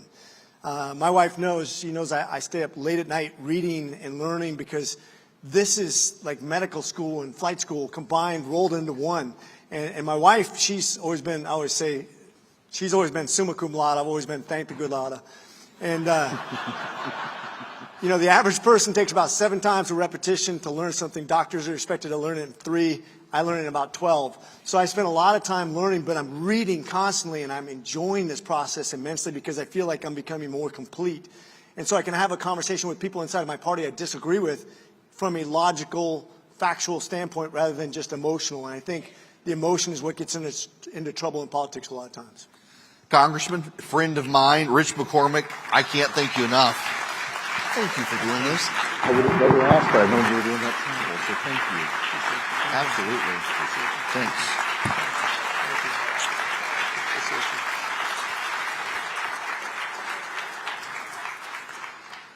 Y'all are in for a treat now. I'm in for a treat because I get to get off stage for just a little bit. But y'all are actually in for a treat. Brent Buchanan is the pollster for Governor Kemp and one of the best pollsters in America. And I'm going to step off stage and let him talk to you about the data out there and the way the landscape is. And so thank you very much. Good to see you. Thank you for giving me a break on stage. There you go. 30 minutes. All right. I'll see you back on here. Let's all thank Eric. And there's a lot of other folks here, too, that have put in an incredible amount of work. There's a whole crew right behind this stage that you get to see when they come out and bring a podium here. Because I'm not as smart as all the other folks, and I have to take notes to make sure I stay on track here. But yes, my name's Brent Buchanan. I'm president and founder of Signal, which is actually the fastest growing polling firm in the United States right now. I'm an Alabama boy, but before that I grew up in Peachtree City, just on the south side here, and love Georgia, love the South, and just grateful for the opportunity to be here. Thank you all for coming to this. I mean, you took a Friday and a Saturday to come out and to hear from folks, hear from a number of great presidential candidates, from folks who are leading this country. You've got a program beyond this that's incredible and going to close out strong with Governors Youngkin and Kemp, who are 2 of my favorite folks in politics right now. So we do polling work, everything from presidential campaigns down to state legislative races and county commission races. I have the honor, as Eric had mentioned, of working with Governor Kemp. We also work with Governor Abbott of Texas, and with both caucuses here in Georgia, the Republican caucuses, and 23 other ones. And so we get to see a lot of data from around the country on a regular basis. But as I look at Georgia specifically, I see a state that is red, that is not necessarily voted red the last couple elections. They did with people like Governor Kemp, They don't with other candidates that present a certain way.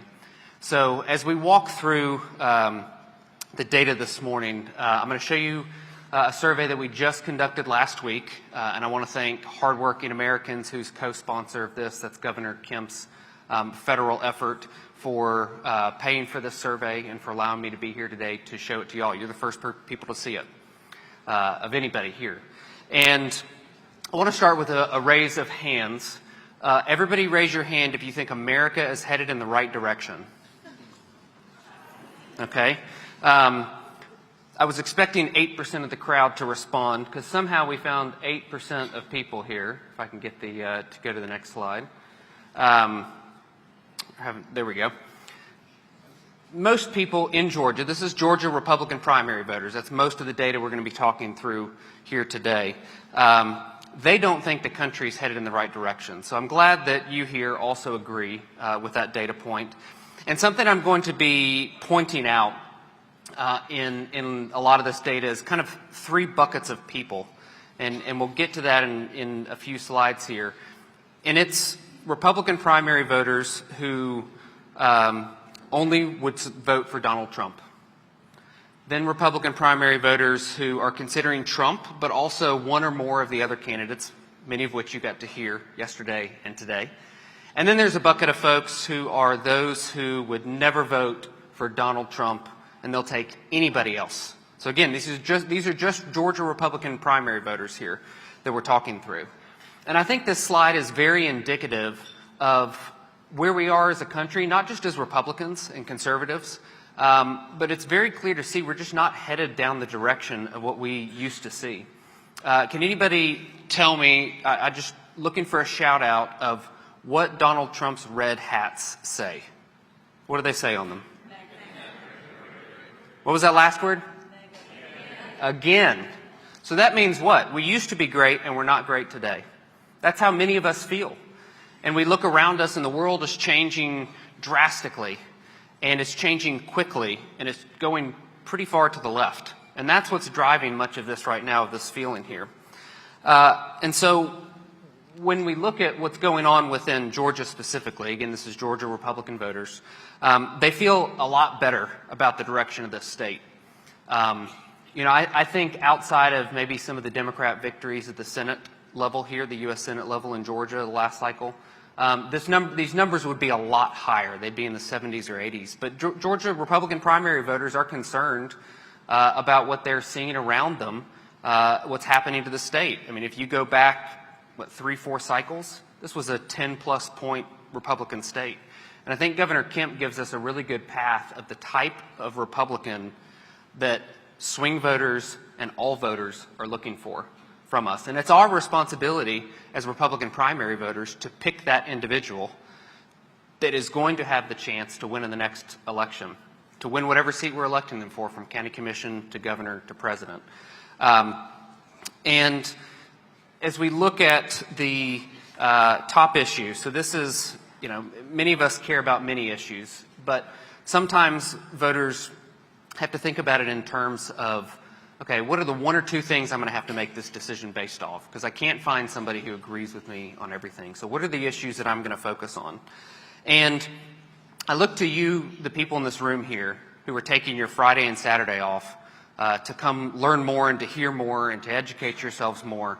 And you have a responsibility in the Republican primary. There's voter records. And every time you vote, it goes into the Secretary of State's office, and that becomes publicly available information. And I would guess that many of you in this room are what we call, in the political world, 4 of 4 voters, that you voted in 4 of the last 4 elections that you were eligible to vote in. I would bet that almost every one of you falls within that bucket. And the reason this is important is because you 4 of 4 voters in this room are the ones who get to touch and meet the candidates more often than folks. You're more active on social media. You're talking to your sphere of influence, whether that's at church or the grocery store. You have a lot of impact in what the candidates are going to say. Because when we conduct surveys and we take this data to the people that we're working for, like Governor Kemp or a presidential candidate, they're looking at what do the most attuned voters think? What are they paying attention to? How are they thinking? What issues are they concerned about? And I'll tell you, if you were to watch Fox News, for example, you would not think that inflation is the #1 issue of primary voters. By far. It's far and away the plurality issue. And so and this is really important because this is also the #1 issue by far, even more so than you're seeing in this survey of Republican primary voters in Georgia, of swing voters. It's almost 50% the most important issue. So we have a responsibility as those perfect 4-4 voters, as the people who have spheres of influence, that we're making sure the candidates realize they know where we stand on the issues and that they understand what matters to us, because that's going to drive what they talk about. And if we're spending our time tweeting about the culture wars all the time, what do we think the candidates are going to talk about to get elected in primaries? They're going to talk about the culture wars because they saw people like you talking about the culture wars all the time. Well, you know what? Regular voters they want the country to get back on the right track. And they want inflation to come down. They want our economy to be strengthened. They want illegal immigration to be addressed. Folks who aren't really fans of President Trump, they are also concerned about the economy as a whole, more so than just the inflation issue.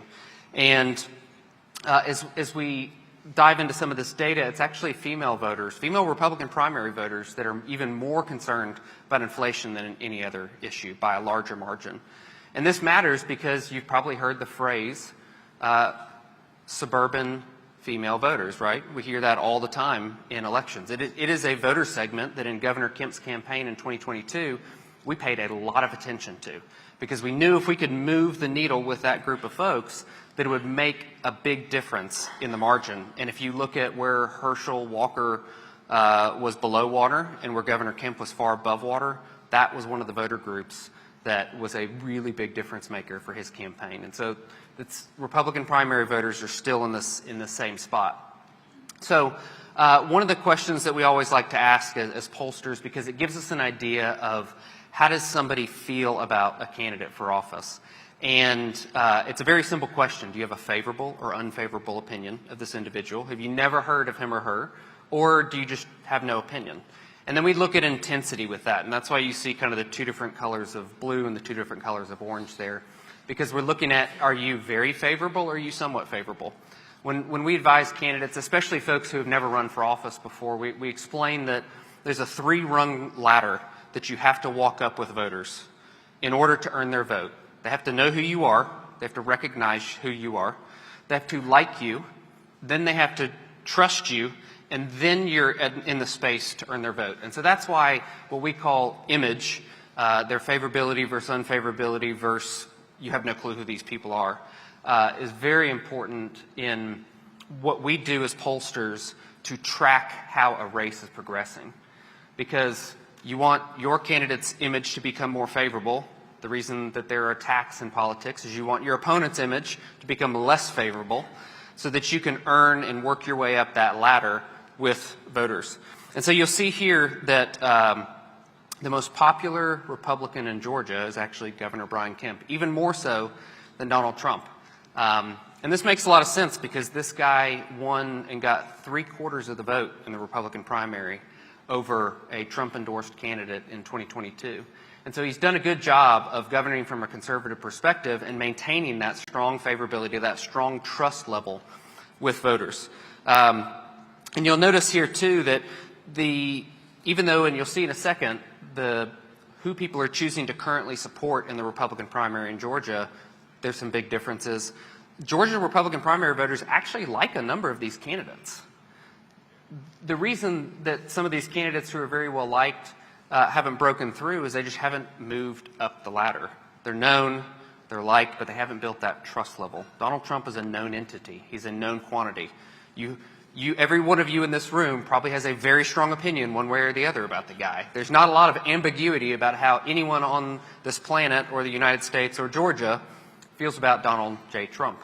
But the other candidates have a lot of room to grow for the most part.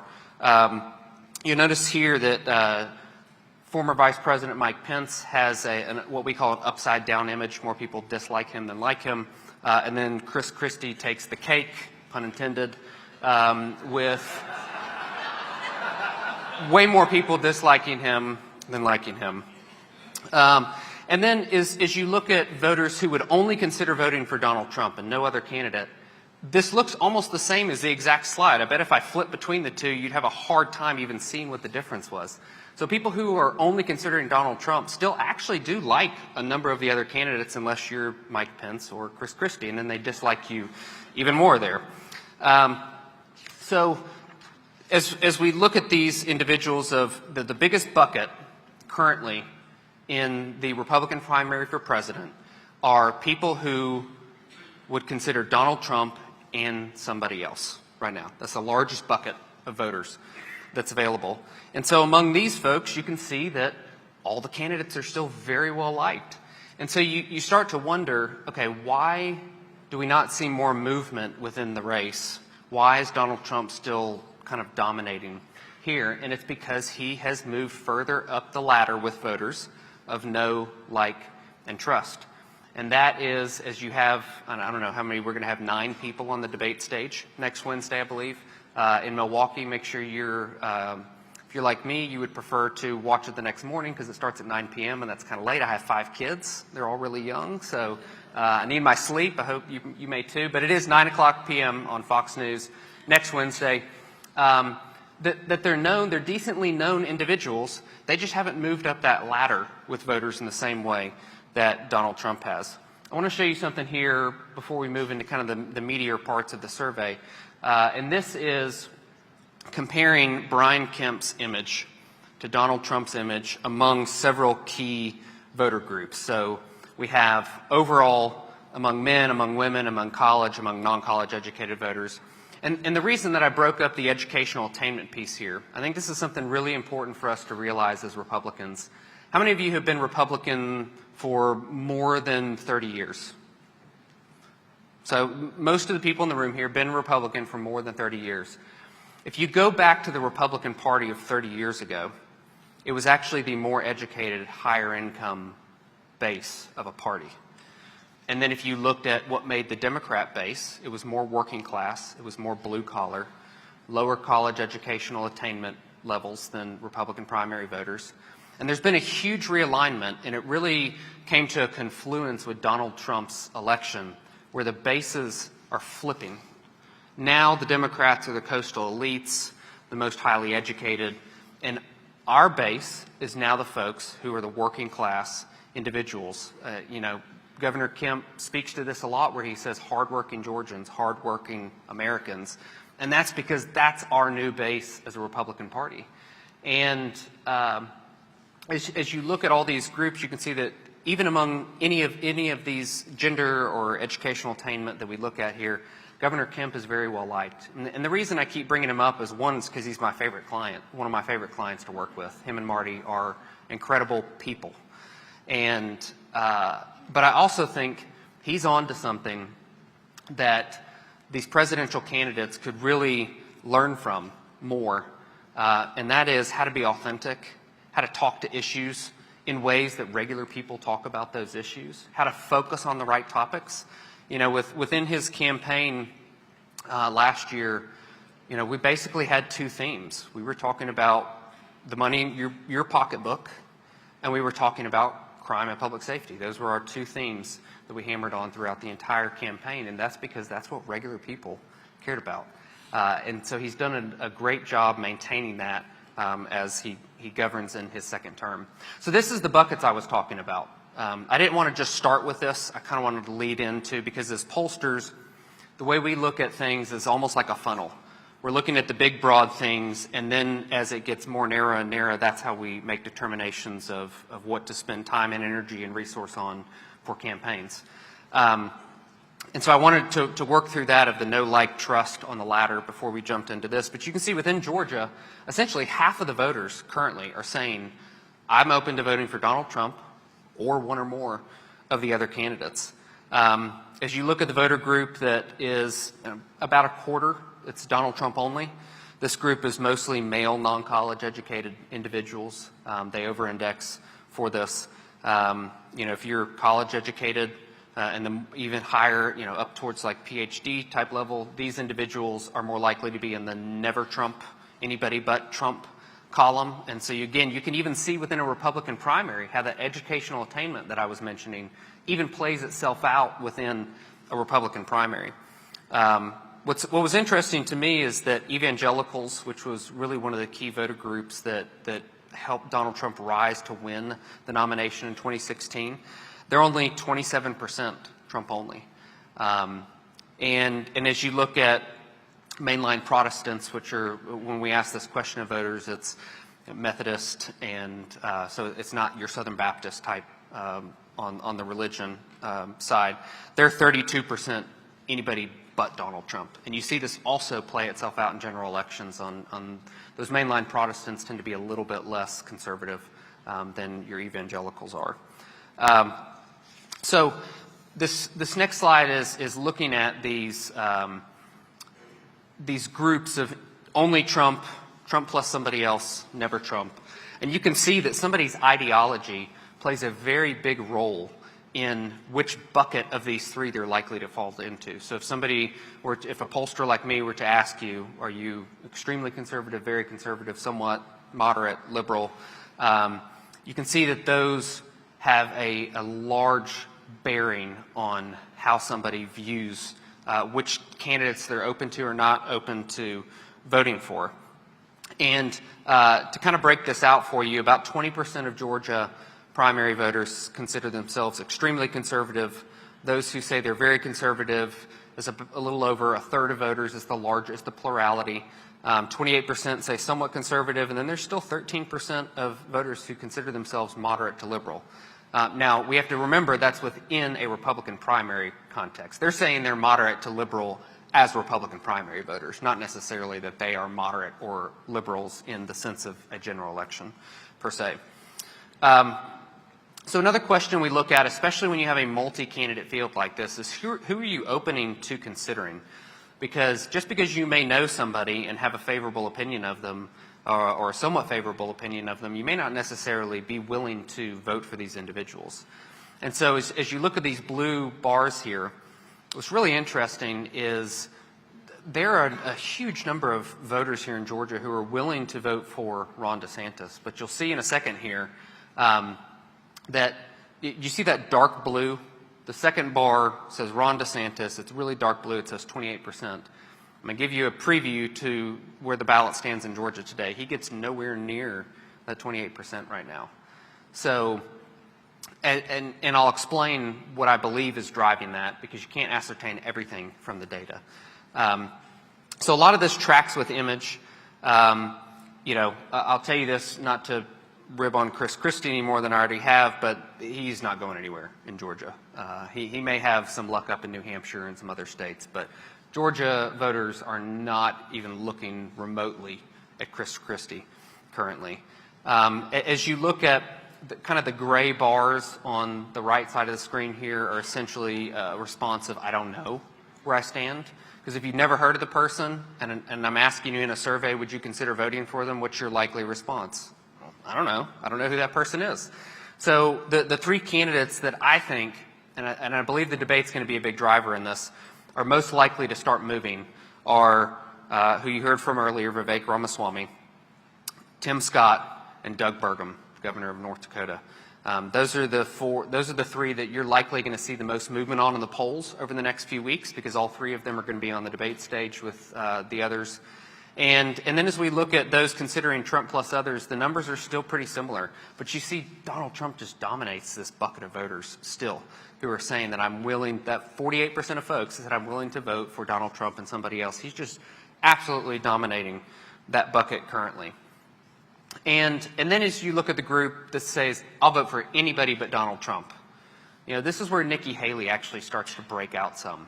She's been a really fascinating candidate to watch because she had a really big splash coming in, and then it's gotten kind of quiet since then. But she has, at least within Georgia, been making inroads with voters who are saying, I'll vote for anybody but Donald Trump. So here's the ballot, is where it stands in Georgia today. Donald Trump is getting more than 50% of the vote, which helps you see that he is consolidating beyond that quarter of voters who are saying only Donald Trump. That's the only guy I would consider within this race. Again, male, non-college educated voters in Georgia, 66% of them are saying Donald Trump on the ballot. Extremely conservative voters, that 20% we were talking about, he's at 70% with that voter group. And then he's at 58% of those considering themselves very conservative. He's lowest with what group? College-educated female voters in the Republican primary, which has always been a challenge for him electorally.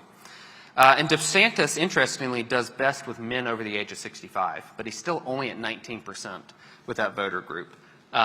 It was a private survey, so I can't share the details with you, but I'll tell you, earlier this year, these numbers looked very different. The race was much closer, and there's been a significant movement of Donald Trump. Really, these indictments, I think, just brought so much attention to him. And DeSantis waited way too long to jump into the race. Way too long. If he'd have jumped in this race in December, I think we'd be talking about a totally different set of numbers here. Had he gotten in right after he had that huge victory in Florida for his reelection. So as you look at, and this is what I was talking about, look at that middle chart right there.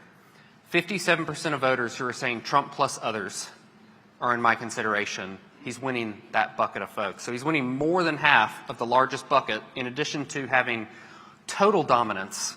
The number was 96% of people saying I would only vote for Donald Trump actually selected him on the ballot when we asked the question of who are you looking to vote for now. And so this middle group of voters, this 48% of voters within Georgia that are Trump plus anybody else, are going to really make the difference here in the state in who is the nominee or who the electoral or the nomination votes go to for the convention. So this is a national primary, and you'll see there's actually been, I think, 7 polls or so come out since we did our national survey about a week and a half ago that showed Vivek Ramaswamy coming into second place, if not right behind DeSantis in third place. But still, the big takeaway is Donald Trump is still securing half of Republican primary voters nationally. And what's driving that nationally? The same trend. Donald Trump is dominating that center bucket of voters who are saying Trump plus some other candidate. And as long as he continues to do that, he's going to continue to stay in the 50% range that we're seeing here in Georgia. We're seeing the exact same number nationally.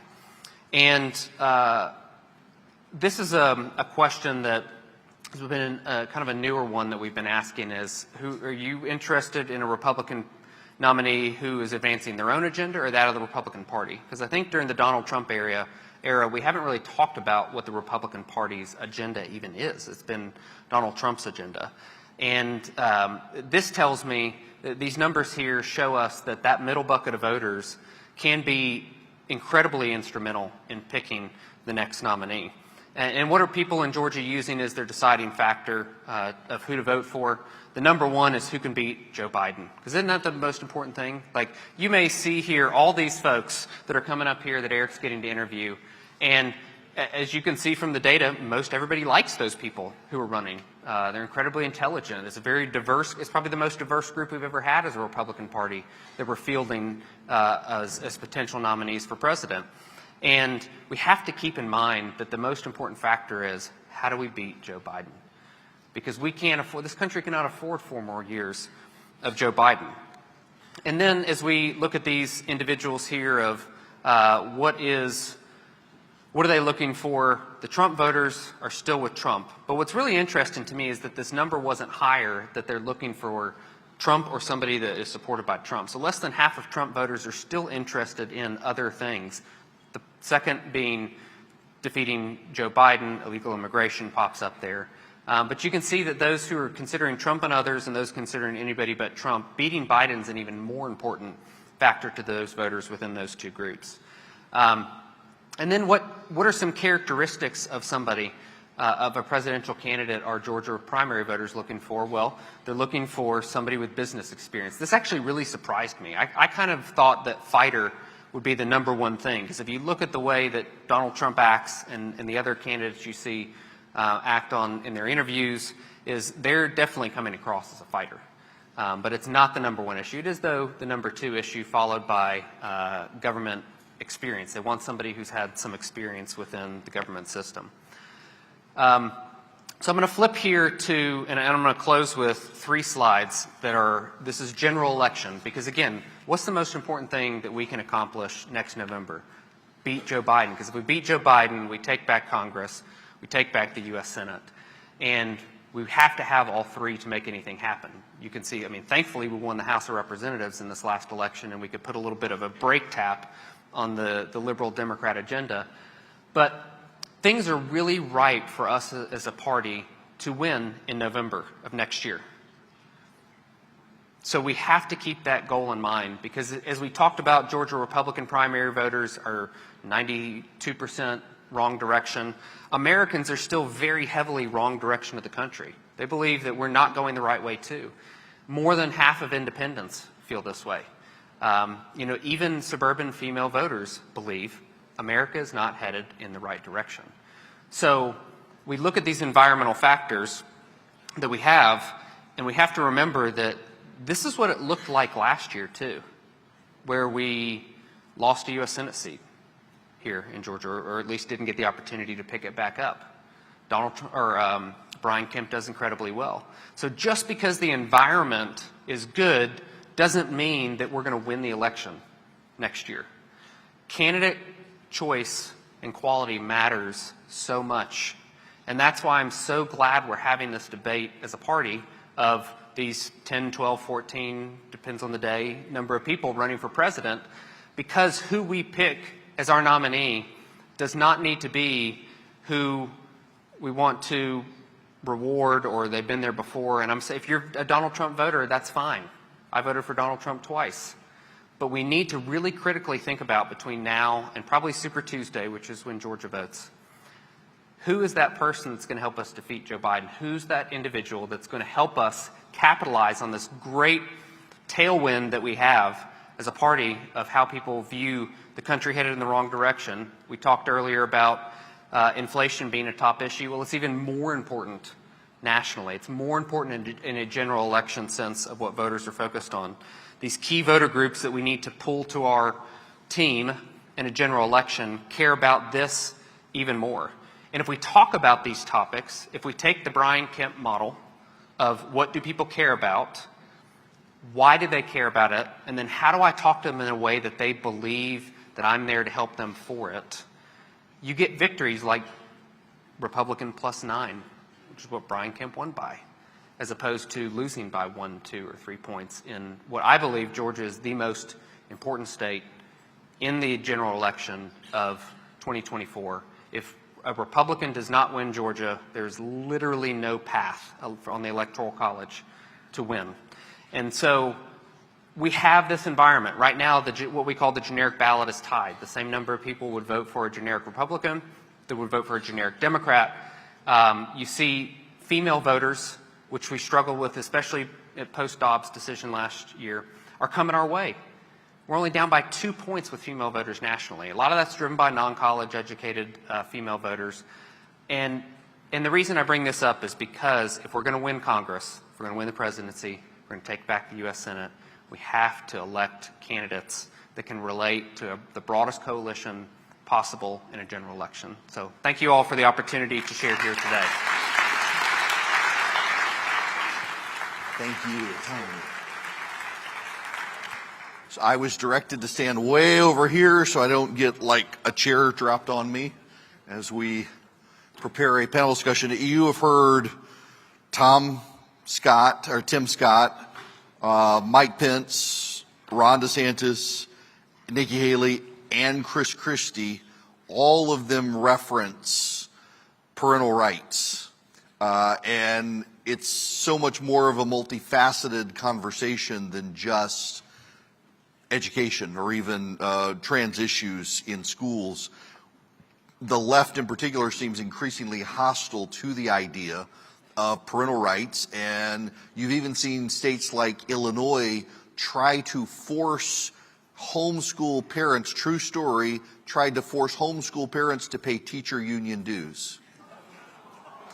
It's a story that didn't get enough press. They wound up killing the idea after much outrage and questions about the constitutionality of it. But there is clearly this movement in the country to restrict parental rights, to try to raise kids devoid of the values of what the families want. And this is like the 21st century in the United States, and something like this is happening, which just is wild to me that we're at this point.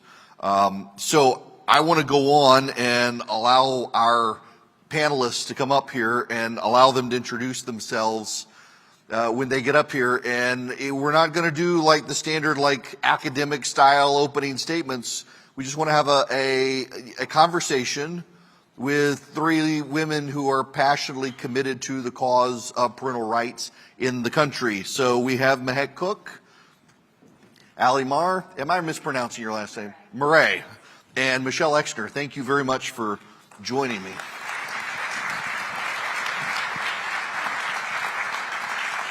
Mehek, let me just start with you, and we can work our way down. How did you get involved with the parental rights movement? I love the story, but it's quite brief. I'm a new mom. I have a 10-month-old at home, and I'm expecting, so another one on the way in December. And I started noticing that our parental rights were under attack in Ohio. We are truly the battleground state there, where the ACLU has started targeting not only our schools, but kids, and allowing them to perform life-altering surgeries, like transgender surgeries, without parental consent. We have the most important decision this November. It's on our ballot to allow for kids to go through these surgeries without consent. And we are the #1 state that the ACLU is trying this out on. So I decided to get involved and speak out, because I've had a lot of opportunities being an immigrant in this country. Came here when I was 5 from India, and the #1 privilege I've had is education, and my parents making those decisions when I was a minor on what's appropriate and what's not in terms of health care. That's why I'm involved, Eric. Thank you. Allie? Similar story. I'm also a mom. I have 3 young kids. And I first got involved on the tails of COVID and what we were seeing coming into the schools via the changes in curriculum. And I think it really opened all of our eyes all of a sudden when parents had a front row seat at the table, via our kitchen table, into the classrooms, and just this eye-opening experience of seeing that there was a lot less focus on academics than we perhaps believed there had been up to that point, and that we had really let education as a whole kind of cruise on autopilot for the last decade or two, and school isn't what I remember it to be. And so that's how I got involved back in the beginning of the COVID days, seeing what education had become. Hi, I'm Michelle Exner. Privileged to be here with you all today. And yes, you guessed it, I'm also a passionate mother. I have a rising 3rd and 4th grader. In 2020, they were supposed to be in kindergarten and preschool. Very exciting. And of course, so we're in Fairfax County, which I'm sure is infamous, as you all know, for keeping our schools shut, right? And so I watched my children. I had to tell them, I'm sorry, actually in-person school's canceled again. I watched my daughter become an introvert. I watched my son continue to regress in reading. And at the end of the day, I figured my husband and I will figure it out. We'll get them the help they need. But I thought about kids who grew up like me, like Mehek, American Dream, grew up in a household, neither of my parents completed high school, English was a second language. But I had my chance at the American Dream. I was able to go to school every day. School was not shut down for 2 years. And so I thought about kids who grew up like me and how many American dreams were just ripping away from students. And we're still seeing the consequences. I'm sure everyone in this room thought back in 2020 and thought, what are we doing? We know what's going to happen. We know that children are going to miss massive amount of education, and there are people, whether it's school district officials or whether it's blue state governors, that were doing nothing. And so here I am working on education issues. Now, we talk about this in terms of education, but as we've seen across the country as well, it's so much more expansive than just schools. There is a real rescission or an attempt to rescind a lot of parental rights where more and more people on the left discuss openly on MSNBC that parents co-parent with the government. They're raising children for the government as opposed to it being their kids. I mean, how do you engage people to, I mean, first of all, it sounds absurd to say, even though you hear it on TV, but how do you raise awareness with parents?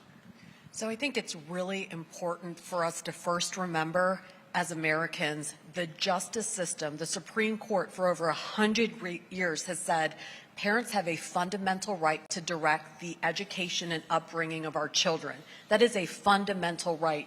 What the left has done, special interest after special interest, including the ACLU, they are targeting us at a grassroots level to erode and eradicate and eviscerate parental rights. And they've been somewhat smart. They've started at school districts, through schools. They're indoctrinating. They're working on, instead of ABCs, as Tim Scott said, the CRT. We have to make sure that we are more involved as parents in our schools. And then state by state, what we started noticing again is same special interests. ACLU is going after our state legislature. The governor in New Jersey is suing 3 school districts right now because they want parental consent if a child wants to be called something else in school. So if a boy's a girl, decides to be a girl, or a girl decides to be a boy, a change in gender ideology, 3 school districts said we need parental consent. You have the governor suing these school districts. This is absolutely unacceptable. This is not American. We have to fight for our fundamental rights. And I think the first step is we need to start working with our state legislatures. I'm proud to say that Georgia is one of 8 states that has passed a bill to secure the rights of parents. They have specifically said if you're talking about sexual orientation or sexual identity, you cannot do it without parental consent. More and more states need to continue to fight for our children, and it starts at the legislature. I think we also, something that gets left behind a lot is we have to be prepared and comfortable with discomfort. And I think we have become so conditioned, probably not those of us in this room, but broadly speaking, to not upset the apple cart, to not offend your neighbor, to not want to, reach in and say, oh, well, have you considered this, et cetera. And if we're not having those conversations with people around us and who are important to us, and then finding our coalition of like-minded people, it's really easy to feel isolated and on an island and like you're the only one that's fighting it. And we talk to so many parents who say, oh, well, I'm afraid that if I speak up, my daughter won't make the soccer team. Or, so-and-so will act a certain way and they'll be out of their friends group. And it's such a catch-22 because as parents, all we want to do is protect our kids from those types of experiences. But at the same time, if we aren't the ones who are stepping up and having those conversations and fighting for them, we don't get anywhere.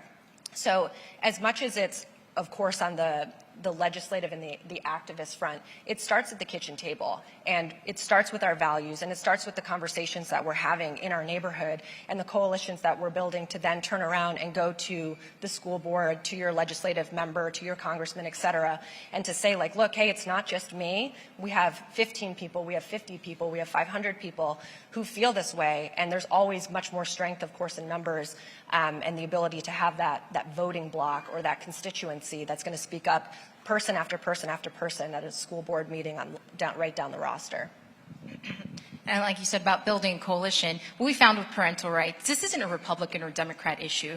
This is an issue that transcends politics. And if you ask any parent, the overwhelming majority said, no, I want to be in charge of my kid's education. I want to have a seat at the table. I want to have input. And I want to be the one to instill the values that I think are important to our family. Like you said, Eric, there is, from the Biden admin, he uses our children. No, they are not. They're my children. We're raising them how we deem appropriate. And so I think one of the things that we could be doing, again, building coalition, by exposing these stories, right? I'm sure when you read these articles, it could be overwhelming to think, oh my gosh, we are being overrun with all of this indoctrination in classrooms. But really what I think, that is exposing what's happening, and that's creating change, and that's building the support to strengthen and fight for parental rights. I think this is the most important fight of our lifetimes. It's about the next generation of Americans. It's important not only for our family, but for the future of our country. And so exposing, and at least for Parents Defending Education on our website, we have resources for parents, whether it's how to interact with the school board, whether it's if you want to run for a school board position, there's resources for that. And there's also the exposure that PDE is taking part of, whether it's lawsuits that we're engaging in, whether it is putting up complaints with the Office of Civil Rights. And so there's a lot of work that's happening that I think is creating good, important progress here. Michelle, you mentioned it being a bipartisan issue.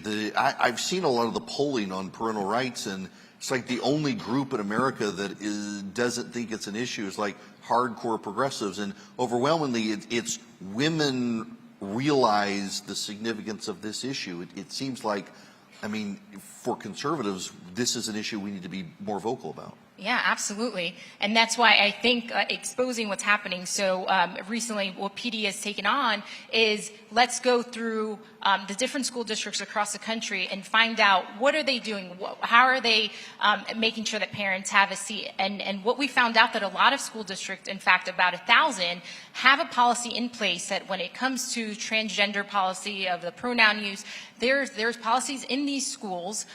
Again, 1,000 school districts, about 18,000 schools impacting 18 million students, that these school districts say that parents shouldn't be informed if this is happening with their students.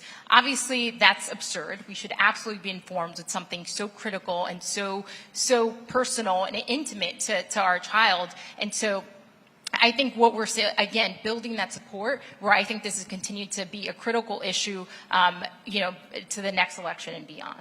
Ali, you talk about having young kids and the schools. Can you just really explain the problems, particularly in the Northern Virginia area, saw it in others of the school systems, treating the parents as the bad guys during COVID shutdowns? Yeah, of course. So I think we've all probably read a million stories about this where parents were just at every turn kept on the outside and seen more as adversaries, not more as adversaries, seen as adversaries and not partners. And that's why one of the projects that we've been working on, we're going through and we're looking at school boards across the country and the election rules surrounding them. And interesting fact, school board elections typically only have 5 to 10% voter turnout. It's abysmal. And I don't want to be just another person that sits up here and says like, hey, go out and vote, but 5 to 10%, like, that does not represent our values. And so if you dig into that and back that up, we were very curious, why is that the case? And most people don't know when their school board elections are. And the deeper you dig, the more you realize this appears to be pretty intentional. So they're not on general election days. They're very rarely in November, which I think I kind of fall in the minority. I don't think that's necessarily the end of the world. However, what's really sticky is filing deadlines in a lot of places are only 20 to 30 days, sometimes 45, before the off-cycle election.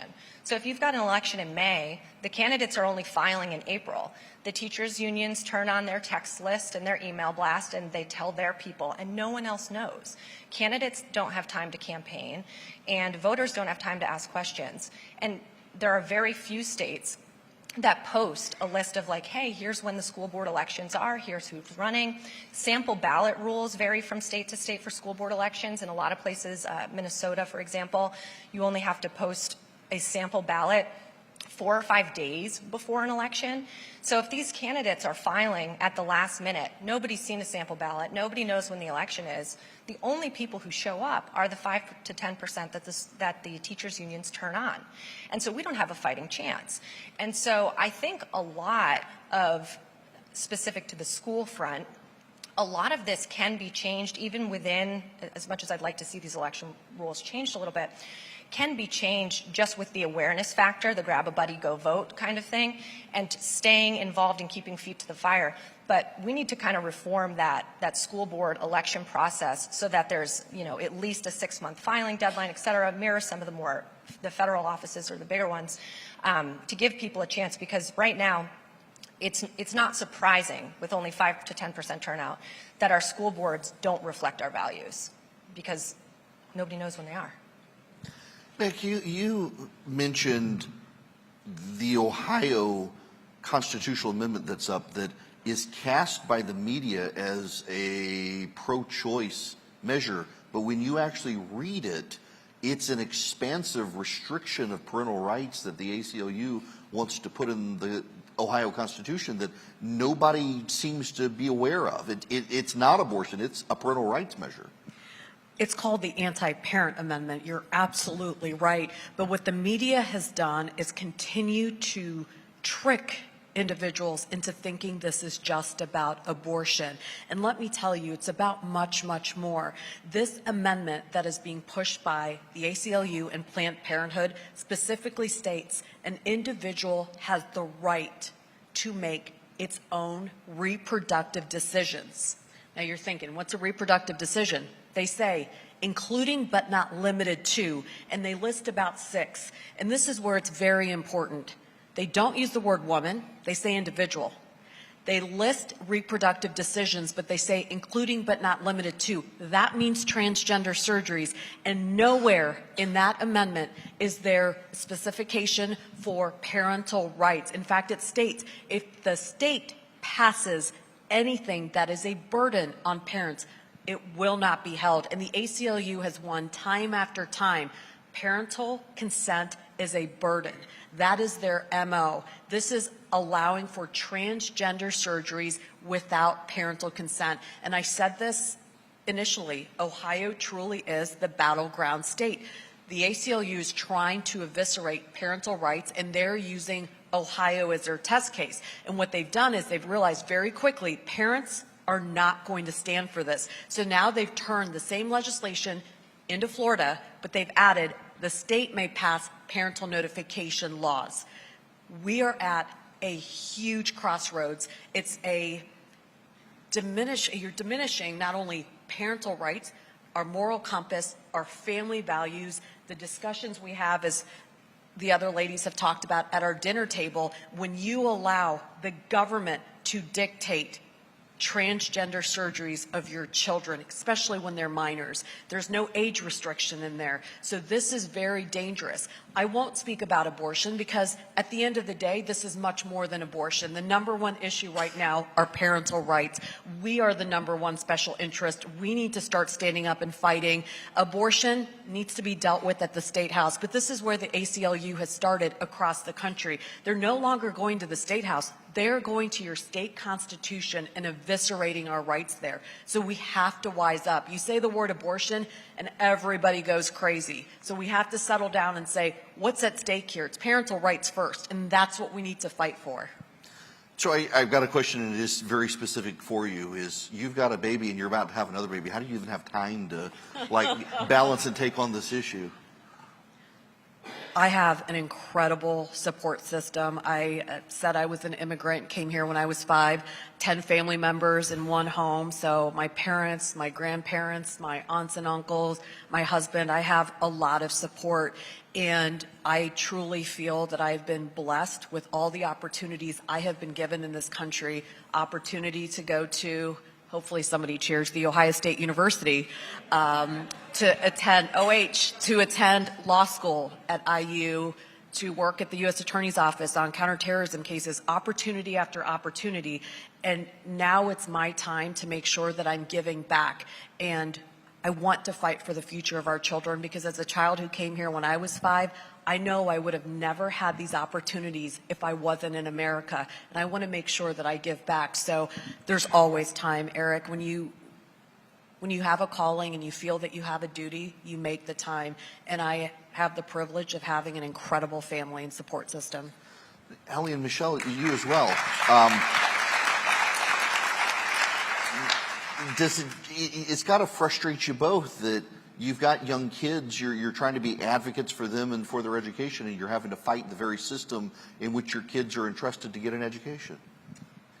Yeah, I think what happened over the past couple of years was a great parent awakening, right? I think most of us, at least, well, again, I'm a new kind of school mom, just in the past couple of years, but I don't remember this being in the news. I don't remember this being an issue. We'd go to school, we'd learn reading, math, science, history, right? There wasn't time for all of this. So this wasn't even an issue. And you'd think with the time that district officials and some administrators are spending on miscellaneous topics that our testing scores would be great. No, they're abysmal, right? I was looking up the test scores last June. I think it was the 8th graders and 4th graders had one of the worst reading and math scores in recorded history. And again, just this past June, more numbers came out for 13-year-olds. Again, lower points for reading and the worst math scores since they've started tracking these test scores. So the fact that some schools are spending so much time on the CRT, on all of the equity, that's just wasted time. Every minute that our students are not learning the skills that they need to succeed in their careers and as future citizens of America is a loss for our country. And so it is very frustrating. And so what I think the benefit or the silver lining that's really come up is that I think parents, whether grandparents, everyone in that family unit that Max said is so important, is now heavily invested, right? I'm not complacent anymore. I just had open house and I'm skeptical of everyone in that classroom, right? I want to, of course, have a great relationship with my students, with my kids' teachers, but at the same time, I'm gonna scrutinize everything that they're bringing home, every email, everything that's happening, and so thank you. And so nothing's gonna get by, and Christopher Columbus Day, that history lesson has gotten tricky in school, and we had to do some deprogramming when our 3rd grader last year told us that he was just an evil man and all of that. I'm like, well, let's go through that. There's some missing context there. And I told her, I'm like, I'm going to email a teacher. She's like, Mom, please don't. And so that is a hurdle. I think that as moms, parents, that we can relate is that when our students are old enough to realize that we might embarrass them or that it might become awkward with their teachers, that's a challenge. That's an obstacle. And so we do have to navigate that a little more cautiously. We do, I think, want to have good relationships with our students' teachers, right? It should be this mutual relationship where we're both invested in helping the students, right? Helping them help us. And so, but when that bonds becomes broken, then that's when we kind of have to look to other resources to make sure, because my kids are the most important thing in my life. I'm sure to every parent in here, they agree. We do everything for them. Every single day, I wake up and think, am I doing enough for them, right? And so the same thing with the education fight. Yeah, when we were making the decision, so my oldest is 5, and she's going to be a kindergartner this year. And my husband and I agonized over it for a long time because we remember our school experience and how much fun that was and what kindergarten was like. And, we moved to this great school district where our kid could walk to school. And now that's all changed, and we're driving her 20 minutes down the road to go to school. But when we were doing interviews with each of these schools to kind of figure out, what was going to be the right place for her, like Michelle was just saying, removing that complacency makes you that much more confident that your kid's going to get what they need out of it. And it also does put the teacher, the administration, and the school kind of on notice that people are paying attention. And to drill a little bit deeper in what Michelle said, we're not only falling behind where we being our kids, are not only falling behind where we were academically against ourselves over the last 5-10 years, it's been a 10-year decline to where our peers and our adversaries are in the world. So it's also a national security issue. And when we're having these bigger conversations, as many of the presidential candidates who've come through here have said, talking about China and Russia and the great power competition, how are we going to, continue to keep our elbows out in our posture? If our next generation is so focused on the identity politics and on race and gender and not offending anyone, and they're not learning anything in school, it's a national security issue too. And it's going to continue to put us as a country at risk, not just, problems within the household and our communities. Us as a country are going to suffer for that. So this is a huge, huge issue that every single one of us needs to be extremely involved in, not just parents. So if you have friends, neighbors, grandparents, et cetera, you need to make sure that they're pulled in on these conversations as well and really have a true understanding of just the breadth of this discussion and how forward-looking we have to be when we're having these conversations. I mean, heck, to bounce off something that Allie said there, you're from an immigrant family, and remember yesterday Nikki Haley said that her mother, who came over from India, one of the first female judges in India, gave up that career to move here, that she, at the table every night, complains about illegal immigration, given what it took for her to legally come to this country. I've got to imagine, as an immigrant family as well, your family looks at this stuff and thinks it's absolutely insane that kids are more likely to learn about a gender unicorn than the alphabet when you get into a school. I'm really glad my father isn't here and he doesn't have the mic, because let me tell you, he spent over 18 years in the Indian Navy and gave up his career so that our family could live the American dream. We came here legally to the United States, and the number one thing that was discussed at the dinner table, what did you learn at school today? That's it.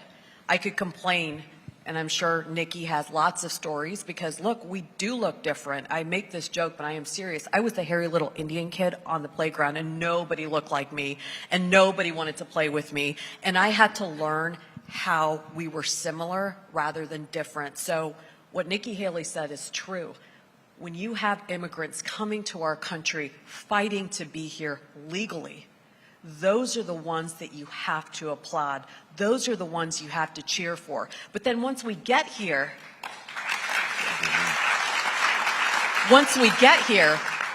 the number one thing I'll tell you an immigrant family wants is better education for our children. This is why we come to America. It's a land of opportunity, but it's education that drives us here. And what's happening in our schools is atrocious. I'll tell you, my mother was a private school and then public school teacher, almost 30 years. She retired about 5 years ago. And as I'm telling her, Mom, this is what's happening in school today, she is shocked. She is dumbfounded. She said, what happened to math and science? When I retired, that's what we were discussing. There wasn't gender ideology and pronouns and keeping secrets from parents. Parents were demanding, what is my child learning in school today? And she taught at an inner city school. Many of us know inner city schools, those families, unfortunately, don't have the father at the table anymore. These are moms and grandparents that are raising these children. They are invested just as much as any other family, regardless of the zip code, in education. So my parents today are very confused, but they know that this was happening. You know, I got my master's degree in state and local politics, worked on an international degree at IUPUI, and they told me in Indiana that my thesis was a love letter to the Bush administration, and they would not pass me until I cited about 10 books written by Democrats. So I closed my eyes, opened up the book, picked a line, and inserted it in my thesis. That is the only reason they passed me. All my other grades were A's. But if you can imagine this was happening 5 years ago, what is happening in our universities today? I mean, this is not acceptable. I don't talk about diversity and inclusion today. I talk about diversity in thought, and that is what we need to bring to the table. That is what our children need to celebrate. What's happening, whether it's CRT or what's happening in our education system today, this isn't why my family came to America, and this isn't why I came. So I'm going to continue to fight to make sure we get back on track.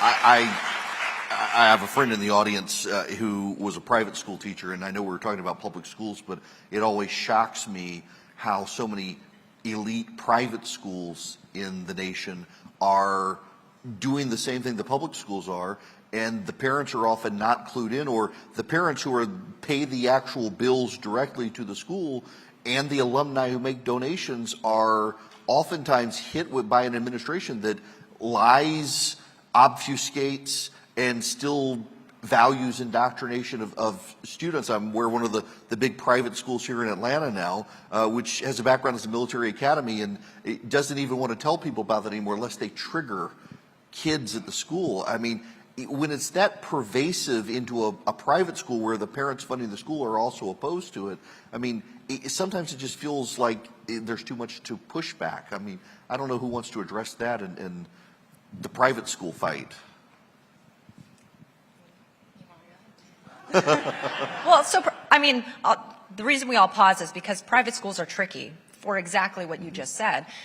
There is no governing body per se in which the populace has a way to make a change. You have to hit them where it counts, which is the funding. But you need to find a handful of people who will stand on principle and pull their funding.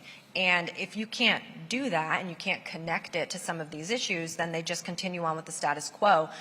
It's part of why I touched on earlier needing to find comfort in the discomfort and be able to have those tough conversations with people and build those coalitions. Because if you're not putting together within that private school the coalition of parents who can go to those handful of backers and say, like, look, you need to pull your funding. This is nuts. But then you also have to look at it as to the pipeline too, because at the end of the day, people are sending their kids to these places, especially these really, really elite ones, because they know that it's the pipeline to the Harvard, et cetera. But if Harvard, et cetera, all have that same DEI statement and they all are accepting, applications based on the portrait of the student versus the rigorous academic workload that the student is taking on, then it doesn't really matter. And then the parents have no reason to push back and to try and get someone to pull their funding because it all just is one step into the next. So private schools are tricky, and I won't shy away from that. It's why we spend a lot of our time focused on public schools where we have that power of the people and where we can work within the election laws that I was just talking to you guys about to really be able to make those changes. But at the end of the day, there are 50 million kids in this country right now who are the next generation. And if we're not starting to chip away at this piece by piece on the private side, in the public side, school choice, et cetera, if we're not chipping away at this from every single angle, we are just going to continue to fall further and further behind. Our kids are going to get dumber and dumber and dumber, and we're just going to lose our standing in the world. And it is that dire. It sounds crazy, but it is that crazy. It's why the three of us have, all, don't want to speak for you. I know we've kind of changed careers to get into this, and it is that important. So let me ask you a question that just given your backgrounds and the ages of your kids, I can imagine that the progressive response would be, well, I mean, your kids are really young. I mean, yours haven't started into the system yet. So, I mean, why should anybody even listen to y'all because you don't really even know what the system's like having just gotten into it, which is frustrating, I understand, but I got to imagine that that's one of the progressive responses that comes up of even y'all are really too young to appreciate what really is going on. I mean, I don't think so. I mean, my kids are in 3rd and 4th grade. I feel like if I don't start getting them in the right direction now, then when is the right time, right? Is it 8th grade? Is it in high school? Is it when I'm college and I probably lost them? So what I think the most important thing we can do now is sometimes as parents, we have to learn to be uncomfortable, right? If I see something at school that I don't agree with, right? If it's standing up to the PTA president, then I'm going to have to do that. And I think that some parents have to figure out, and I think this probably goes to your private school question again, is that there is a social cost to it, right? And you have to take that into account. Maybe you get invited to less parties. I don't know, right? Less picnics or less gatherings. But at the end of the day, if you're standing up to your morals and sticking to them, then you're gonna feel good about that, and you're gonna know that you're making a priceless, invaluable investment in your child. So I think being okay with being uncomfortable, and we see this with all the mob mentality, right, that we see happening in the country. This is all that this is. We saw it in 2020 with all the BLM movement. We're seeing it with all the LGBTI infinity, all the equity that we're seeing in schools. And so this is all a mob mentality. And it takes brave people to say, like, no, I'm not okay with that. And I know that that's going to cost me. Well, maybe financially, I don't know. But maybe, I'm not going to get those C-suite jobs at those corporations, but that's fine. I'm fine. I'm happy and content in knowing that I'm doing the best I can for my kids, and that means steering them away from all of this stuff that's not going to help them in life. So, I also think the data speaks, and part of what's interesting about the public school system is they, of course, have to report the data. So if someone were to come at me with that type of a rebuttal, well, your kid's in kindergarten, like, what do you know? the data speaks. It's all public. It's published. So when you're showing me that there is a 97% graduation rate from the high school, but only 40% passed the SOLs, and the average SAT score is X and the ACT score is Y, why did 97% of them graduate? Like, how does that show academic proficiency? Forget proficiency. Like, I mean, that's not even a functional adult. That's why kids, when you go in, I can't tell you how many times I have stood waiting for someone, a teenager, to make change and seen them pull out an iPhone or like type it into the cash register, or God forbid you give the extra dollar bill or the extra change so you get the dollar bill back. I mean, that is mind-blowing math. And I say this as someone who went to an art school. I can do that math. Okay, so like. So just for the record, I went to law school. I can't do that math. But you know, it's things like that and anecdotes like that where you can kind of tease and lighten it up, find that comfort in the discomfort. But like, the data speaks, and if you're passionate about this issue or even like moderately paying attention, you can pick any 4 or 5 of those things just from what is on your, you know, in fact, a lot of times the schools brag about it for some reason right on the homepage. And so you can just pull right from there, and those are very good pieces of data to have as those conversational rebuttals when you're talking to people in your community. And I'll say, as a new mom, I have every right to be at that table, and I started getting involved in parental rights before I was a mother. I was in one of the largest groups in central Ohio because moms were coming deeply concerned about what was happening in Upper Arlington schools, what was happening in Dublin schools. My purpose in life, my mission has always been, as I said, to give back, especially to our children. I want each child to have the same opportunities that I have had living that American dream. I ran for office in 2020. I'd like to say I ran out of time, but it was truly a year where every Democrat won in Franklin County, Ohio, and just wiped out Republicans. But I never stopped fighting for our children and for rights. So I know what's happening in our school systems. My mother was a teacher. I know what the good days were like and what we're facing today and the challenges. So I am not only fighting for my children who are not in school today, but for other people's children, because I truly believe this is the greatest country. We have the greatest opportunity, and the only way we're going to succeed is if we look out for one another, if we fight for one another, and if we ensure that education is the #1 conversation at dinner tables. I care about people, and it's really difficult for me to see these moms and dads today struggling. And when I ran for office, I can tell you during COVID, yes, I wore a mask in 90-degree weather, and I did run against a doctor. I don't recommend that in the future. But during COVID, so I knocked on doors, and most families came out and said that their child was struggling. They were struggling with learning online. They were struggling with the material. They were struggling with depression. We have so much work to do to catch up. Our national achievement grades and testing, I mean, we're behind in reading and math. We're not going to be able to beat China. I'm glad the presidential nominees all are talking about this. It's absolutely important. You don't beat China without good education in the United States of America, and that's where we need to focus today. So to wrap this up in our remaining moments, and Michelle, I'll start on your end now and work back.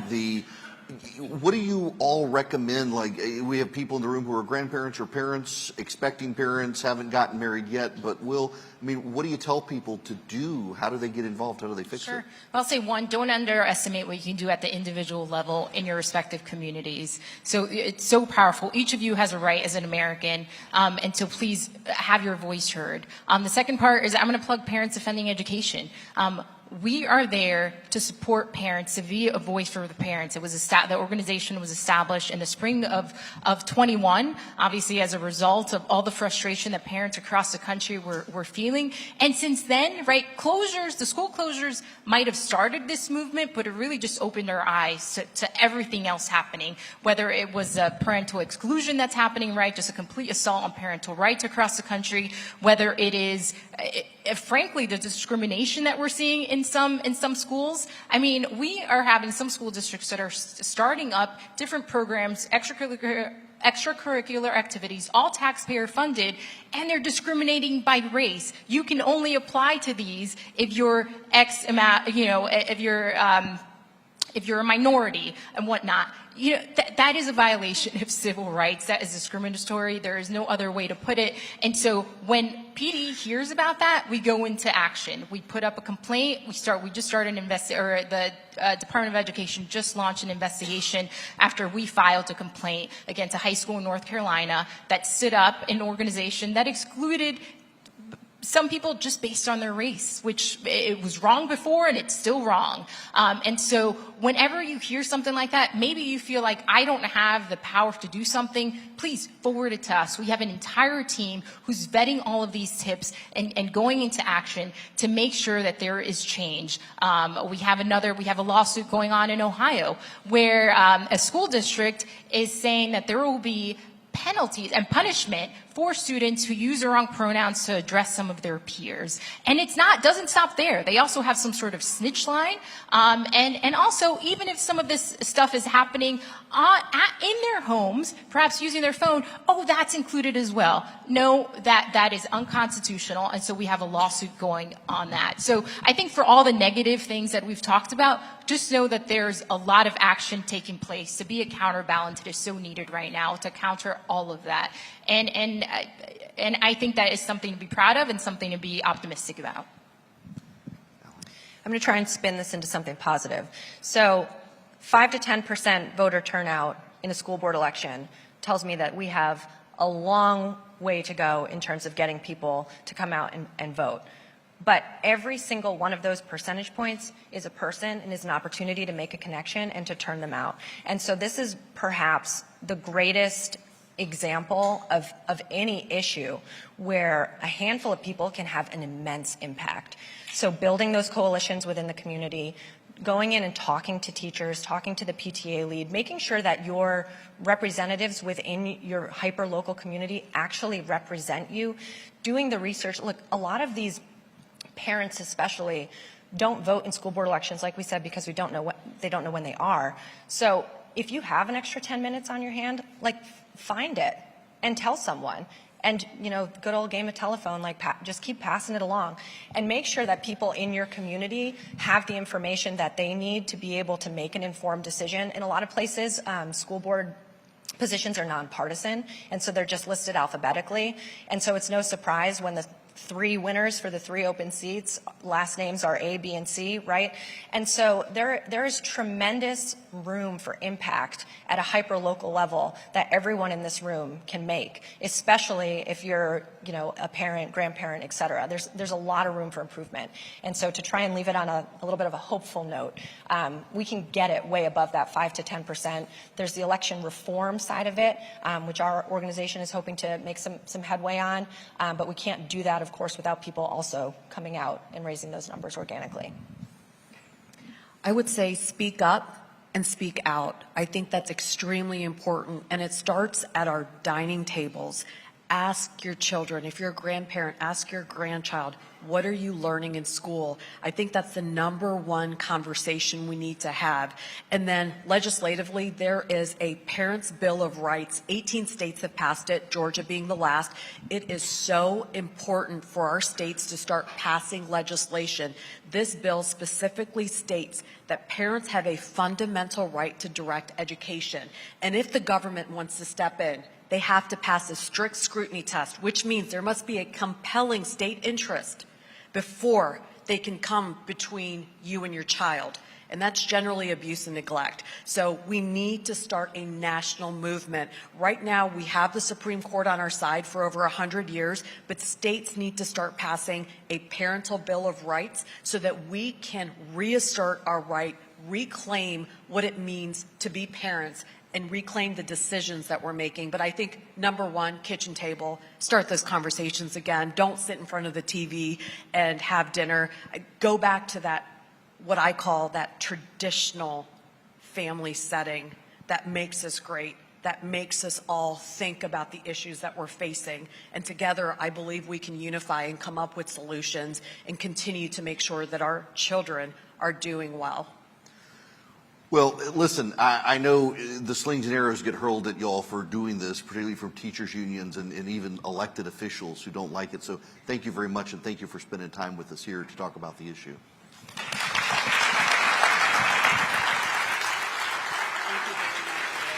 Thank you so much. Thank you very much. Thank you.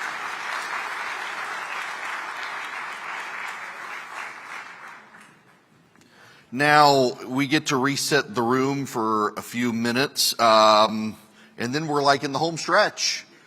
My voice is holding up. Senator Tom Cotton from Arkansas, Senator Joni Ernst from Iowa, Governor Glenn Youngkin from Virginia, and Governor Brian Kemp from here in Georgia, the two of them on stage to wrap us up. In just a little while, we'll take 15 minutes to clear out the stage, and we'll be right back.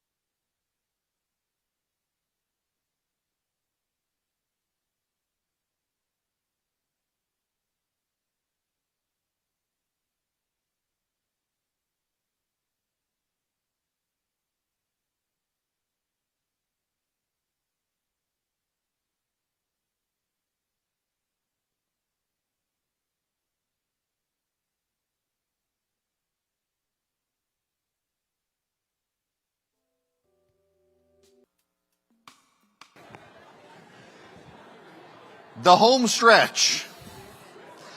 So the next guest is he's gotten to be a friend, and as I promised you all underneath this, Jesus saves.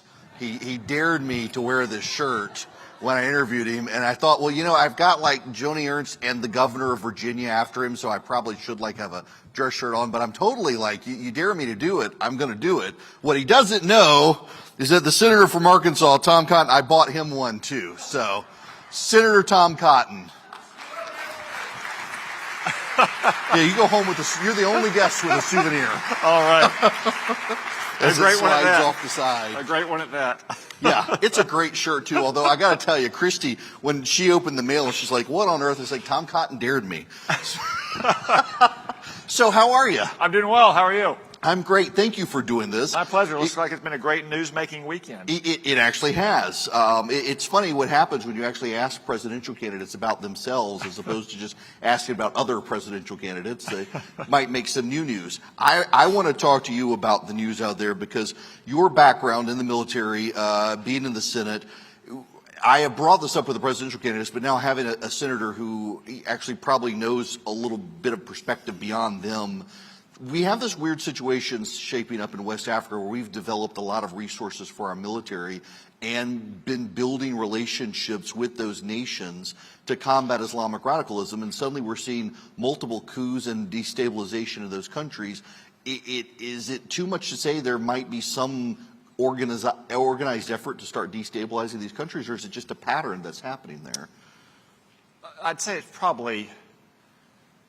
It's something that is unfortunately not uncommon in that part of the world. When you think about it from America's perspective, though, I think the main question we should be asking is not who is ruling this or that country or how they came to power. It's whether they're pro-American or anti-American. And that's something that our Democratic friends don't often do. What we want to do is maintain ties with every government around the world that is supportive of America and our interests and will act to further those interests when we need them to. Look, if we lived in a perfect world, all of our allies could be democratic countries that share our cultural and religious and historical and linguistic backgrounds. That's why countries like Israel and Great Britain are our best allies. Or even if you look at the summit just yesterday with Japan and South Korea, even if they don't share that cultural and religious and linguistic historical background, they still share our democratic system of government. If we lived in a perfect world, those could be our allies and partners. But unfortunately, we don't live in a perfect world. We live in our world, the real world, a fallen world, and we have to take our partners and allies as we find them. And that's why when I look at foreign governments, I ask first and foremost, are they pro-American or are they anti-American? And the reality of the matter is, too, is if they are pro-American, they are much more likely to be a more moderate and modernizing kind of place as well.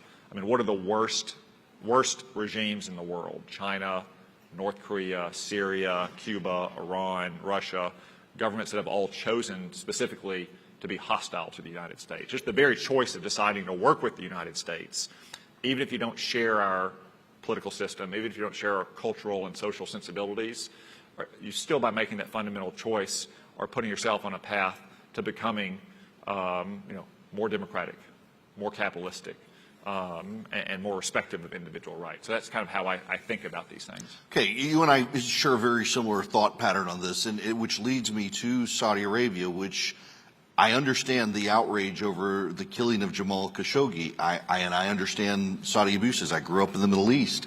But also, it seems like this administration has driven Saudi Arabia into China and Russia's camp more and more, when they used to be a great partner of ours in the Middle East, not just for oil production, but also for security in that part of the world. It seems like we've dropped the ball in the Middle East. Very much so. No, Saudi Arabia has been a vital partner of ours for 80 years. And again, the very fact that the current king's father, the Crown Prince's grandfather, made the choice in the 1940s to side with America as opposed to siding with the Soviet Union has moved Saudi Arabia over the decades in our direction.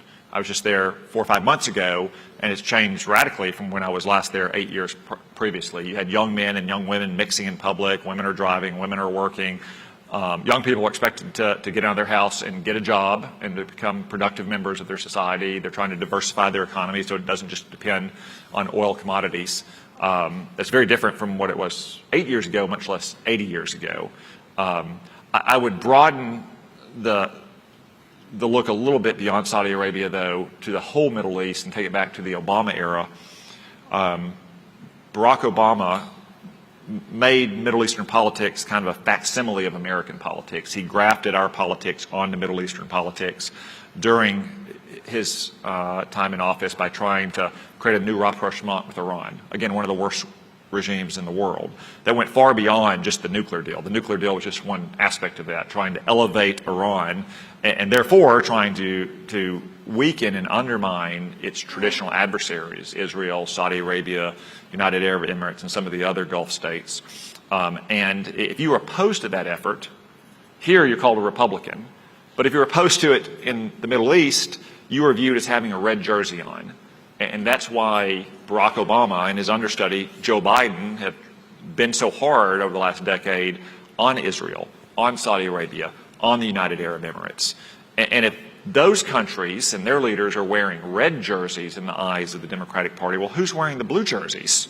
The blue jersey is on Iran and all of Iran's proxies and allies, like militias in Iraq and Syria, or Hamas and Hezbollah and so forth, which I think is a very dangerous way to view the Middle East. And it's one reason why we've had to send aircraft and ships back into the Middle East now, while we're apparently going to put troops and Marines onto civilian shipping vessels because Iran is threatening them so much in the Persian Gulf and the Strait of Hormuz. And as you say, the end result of all this is not that we've elevated Iran or somehow moderated the Ayatollahs there, it's that we've driven some of these countries closer to China. Because if you sit in Riyadh or Abu Dhabi or even Jerusalem, you have certain security needs based on the world you live in. And if Joe Biden won't invite you to the White House or he won't shake your hand, that doesn't mean the security needs go away. It means you have to look somewhere else to fulfill them. And China is the next best place for them to look if the United States and our partners in Europe are going to turn their back on our friends in the Middle East.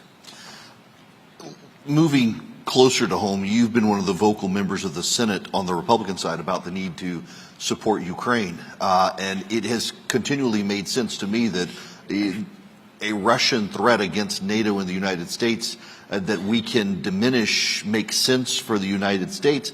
Yet on our side of the aisle, there does seem to be this louder isolationist movement that it's not reflected in political polling. You certainly see it reflected online of loud voices thinking that somehow we either should be on Russia's side or we should stay out of it, that it's not in our interests. And yet it seems to me it makes perfect sense for us to try to help the Ukrainians wind down the Russian military in some way. Yeah, I like you, Eric, and I suspect a lot in the audience, support Ukraine, but I don't support Joe Biden's Ukraine policy. It was Joe Biden's timidity and weakness and concessions to Vladimir Putin in 2021 that tempted Putin to think that he could go for the jugular in Ukraine and succeed. And not just the calamity in Afghanistan 2 years ago this week, but also the one-sided concessions that he granted to Vladimir Putin. Vladimir Putin has wanted to reassemble the greater Russian Empire ever since he took office. He's invaded Ukraine once before. I note, and I sometimes note to my Democratic friends in the Senate, to their dismay, that Vladimir Putin only seems to invade Ukraine when a Democrat is president, not when Republicans are president. And that's because he was scared of America again whenever Donald Trump was president. But Joe Biden tempted Putin to invade Ukraine.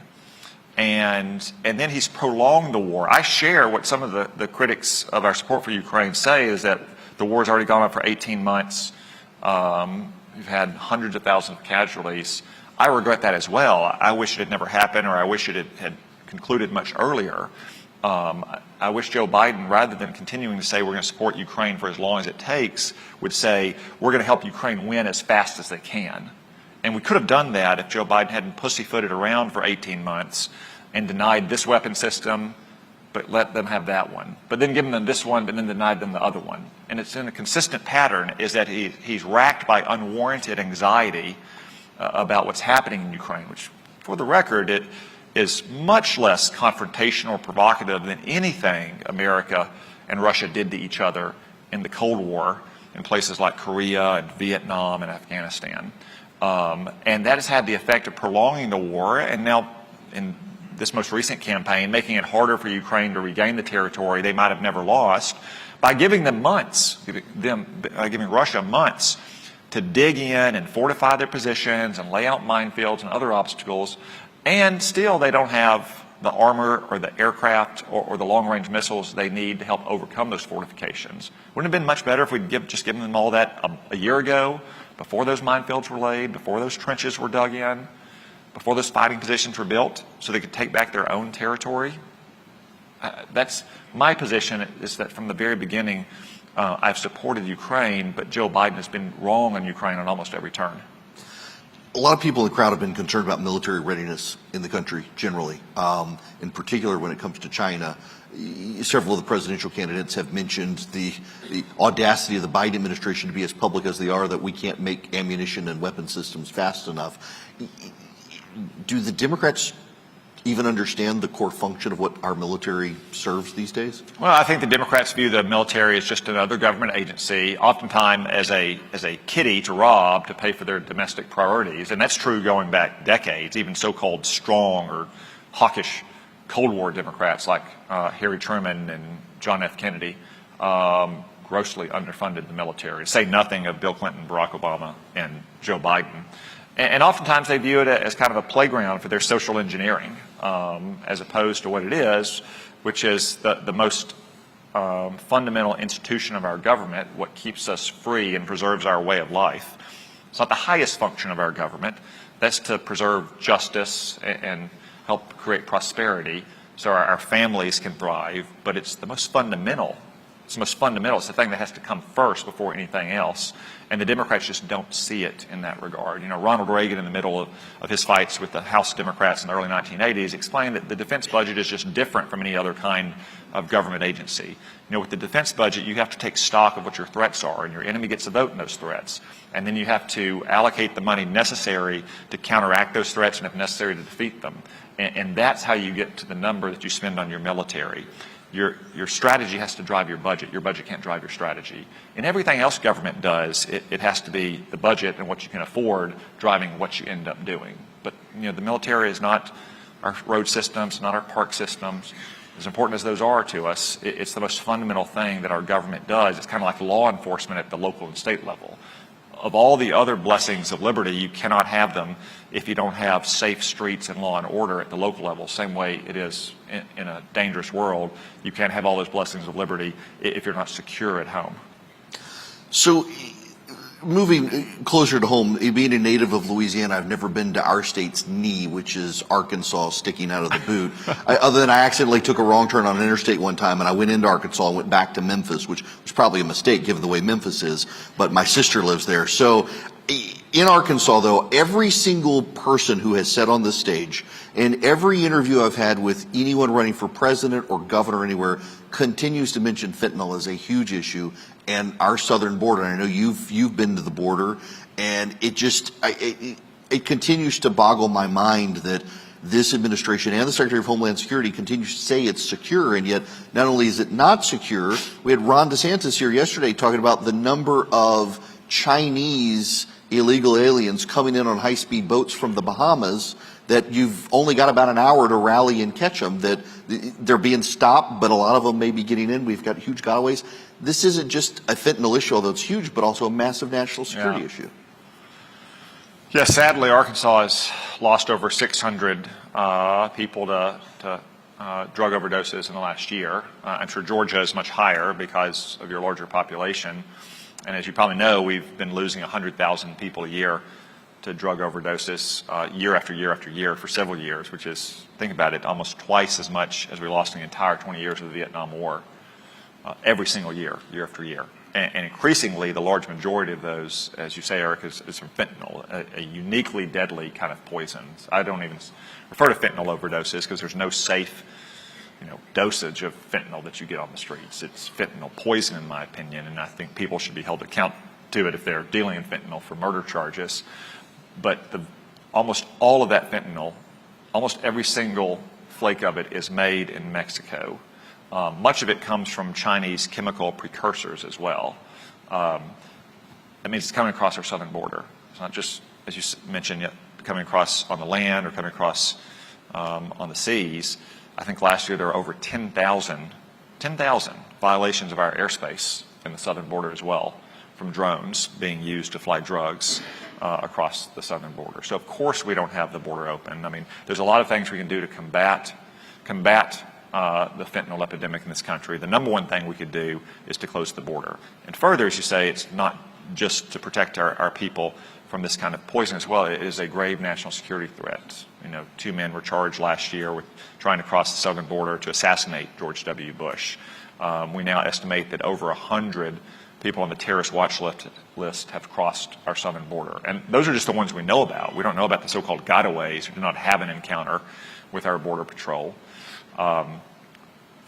Russia has more intelligence officers in Mexico than any other country in the world. Think about that. Is Mexico really a threat to Russia? Not a country on its border. It's not China. It's not Finland. It's not historical adversaries like Poland. It's not even Ukraine. Mexico is where Russia has the most intelligence officers in the world. What do you think they're doing down there? Okay, this is a fact I did not know. Well, now I bet you do. most people in the room didn't. Wow. So Trotsky got an ice pick stuck in his head as well. So Russia has a long history of making mischief in Mexico, and that inevitably is aimed north. And that's why there are hundreds, maybe thousands of Russians who have also crossed our border, in addition to Chinese, in addition to all. I mean, if you haven't been to the border, you'd probably be shocked not just by the chaos and the massive humanity you see there, but how many of them are not Latinos from Mexican or Central America or South America. I think now we're basically up to every country in the world has had someone cross the border. Last I checked, it was like 140 or 150 foreign nationals from different countries. I'm going to bet Canadians aren't crossing the southern border. That may be the one. But, that brings up a point. A couple of others who've been here, and Ken Cuccinelli mentioned the number of illegal aliens who are now crossing from the Canadian border into New England. Yeah, and too, the word is out. They know they're going to get in. This is why they used to wear their shirts say, "Biden, let me in." This started before Biden even took office. In the same way that when Trump won the election in November of 2016, illegal crossings dropped. It wasn't because Barack Obama decided to get tough in his last 10 weeks in office. It was the signaling effect that it sent. Illegal immigrants didn't want to make the journey anymore because they didn't think they would get in. Now, after about a year or so, it started trending back upward, because the first few months in the Trump administration, he hadn't taken some of the actions that he would later take. But then once he took those actions, it started trending back down again. Because again, the word got out. People are sending back text messages. They're, DMing on social media apps. They're calling homes like, you can come, get in, they're let in, or don't come. We just heard from our friend who came last month and he didn't get in. But the word is out all around the world. You have refugees too. People from countries that are war torn or have genuine persecution in their borders, unlike the claimed persecution south of our border. They know that if they can afford a flight from their country in the old world into Mexico City or Monterrey, that they too can get into America. I've always found this isn't just to blow smoke in your direction. You're one of the more thoughtful senators when it comes to thinking about things we may not be thinking about policy-wise. Right now, as you see the lay of the land and where we're headed through the election, obviously there are the election issues, but policy-wise, what are things you're starting to think about that maybe are on the horizon?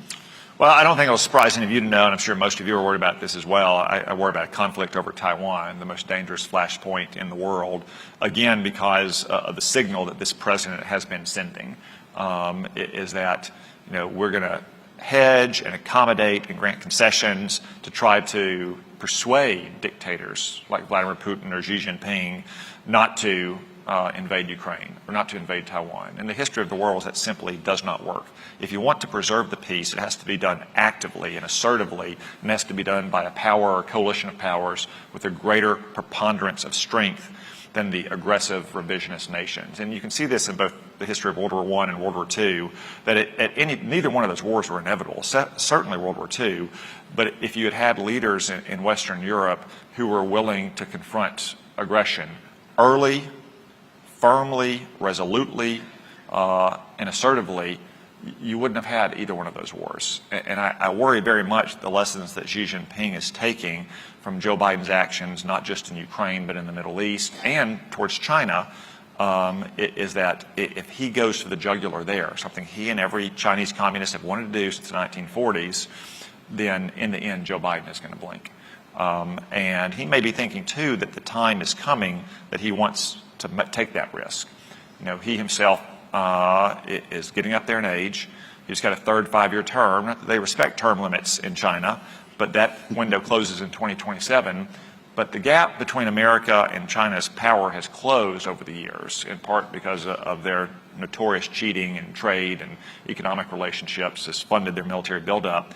And it's getting smaller, but it's starting to even out, and it's probably going to start returning again because China is in a demographic death spiral. They barely have one child per couple now, partly because of their shameful one-child policy for so many years, and their economy is stalling out. He may think that the next 2 or 3 years is the window of opportunity he has with a weak American president and the closest gap in relative power between the United States and China, that he wants to do what he's always wanted to do, what Chinese leaders have always wanted to do, which is invade and annex Taiwan into mainland China. So I worry very much about that. That gets back to some of the points we were talking about earlier with the levels of defense spending, especially defense spending on the kinds of weapons that would be used to deter a conflict over Taiwan.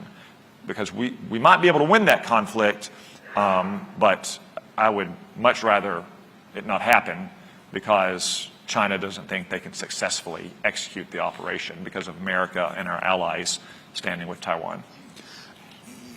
Domestically, with an election next year, this is probably our best chance now with the alignment to take back the Senate. So many other seats are seats where Democrats hold that even President Trump won those states. In 2022, we had just bad candidates in a number of states who failed miserably, who otherwise could have won. I mean, can you just explain for the crowd that understands that it's better to be in the majority than the minority, but may not understand exactly why in the Senate that's such a big deal? Yeah, so it is a good opportunity for us. Unlike the House, where every seat is up for election every 2 years, in the Senate, only a third of the seats are up for every 2 years. Last year was a tough year for us. We had about 2/3 of those seats are up, but it's flipped this year. This year, I think we only have 9, maybe 10 seats up for re-election. The Democrats, therefore, have 21 or 22. Most of our seats are in fairly safe Republican states, places like Nebraska or Mississippi. I think the 2 toughest states we have are Florida, which has been trending in our direction, and Texas, which has remained a Republican state despite the Democrats' best efforts. Whereas they have a lot of endangered Democratic incumbents up for re-election in places like West Virginia and Ohio and Montana, which Donald Trump won twice, and in a bunch of purple states as well, like Pennsylvania, Wisconsin, Michigan, Arizona, Nevada. So if we can win those 3 seats alone in states that Donald Trump won in 2020, that gives us a majority of 52, assuming we hold all of our seats. If we can pick up a few of those purple seats, then we're adding a margin for error for the next couple cycles as we move back into a slightly less favorable map in Senate elections. And I cannot stress enough just how important winning a Senate majority is, even if it's just a 1-seat majority, although I'd rather have a bigger one. Just look at what's happened in the House this year. We did win the House. We didn't win quite as many seats as we might have liked in 2022, but it's put the brakes on the worst and most egregious excesses of the Democrats' agenda. There's no more talk of trillion-dollar spending bills. There's no more talk of packing the courts or making Washington, D.C. a state or federalizing our election laws or anything else. Just the ability to control the agenda of what comes in front of the Senate or what comes in front of the House makes a huge difference. I can't stress that enough. I know sometimes I hear people complaining that, well, the 2 parties aren't all that different. They often end up, colluding together, in their own interests in Washington against the people's interest. I understand where that's coming from, but I can tell you, seeing it up close for years now, there is a vast, vast difference between the 2 parties in Washington. And if we had won, for instance, just one of those runoff races here in January of 2021, everything that happened in the last 2 years would not have happened. There had been no $2 trillion stimulus. There had been no $1 trillion green energy boondoggle. All of these radical judges had been appointed to the trial courts and the courts of appeals would not have been confirmed. It just makes a huge difference to actually control the agenda and set the calendar in the House and the Senate. Regarding that, though, assuming we get a Republican president and a Senate, if we can, we've got $32 trillion in national debt. That was a bipartisan spending. I mean, is there anything Republicans are willing to do, assuming they control all of government? Well, I certainly hope so. I mean, I know some of your guests have probably talked about what the House is trying to do, which is move discretionary domestic spending back to the levels it was just 2 years ago in 2022. That'd be a good step in the right direction. I could say we could go back to 2019, before the pandemic. I don't remember that as being a time of particular austerity in America. And although that's not going to address the biggest sources of our federal debt, it starts to make a pretty big difference. If you chip away, $10 billion here, $10 billion there, as they joke, that starts to add up to real money. And it especially adds up to real money over the long run when you're not paying interest on that debt at Joe Biden's new interest rates. So I think there is something we can do, and I would point out too that 2025 has the potential to be an extremely consequential legislative year, because that's when many of the Trump tax cuts of 2017 will expire, because they had an 8-year sunset on them. And the Democrats intentionally, in their two big budget bills in 21 and 22, put 2 or 3 year timelines on their bills, which meant those things are going to expire in 2025 as well. If we can hold the House, win the Senate, win the White House, we can craft that legislation to what we think the American people want, because all those taxing and spending measures can be passed with a simple majority. They don't require a 60-vote threshold, which is typical in the Senate. So it's a hugely consequential legislative year in 2025, which makes 2024 an even bigger election year. Okay, before you get off stage, let me ask you about the Biden administration in general, because you've been in the Senate through multiple administrations. Does it strike you that the criticism is fair that President Biden's administration is more a managerial class operation by progressives as opposed to him charting the course of the White House agenda? No, Joe Biden is definitely in charge of things, because no one else could screw them up as badly as he has. Okay, that's fair.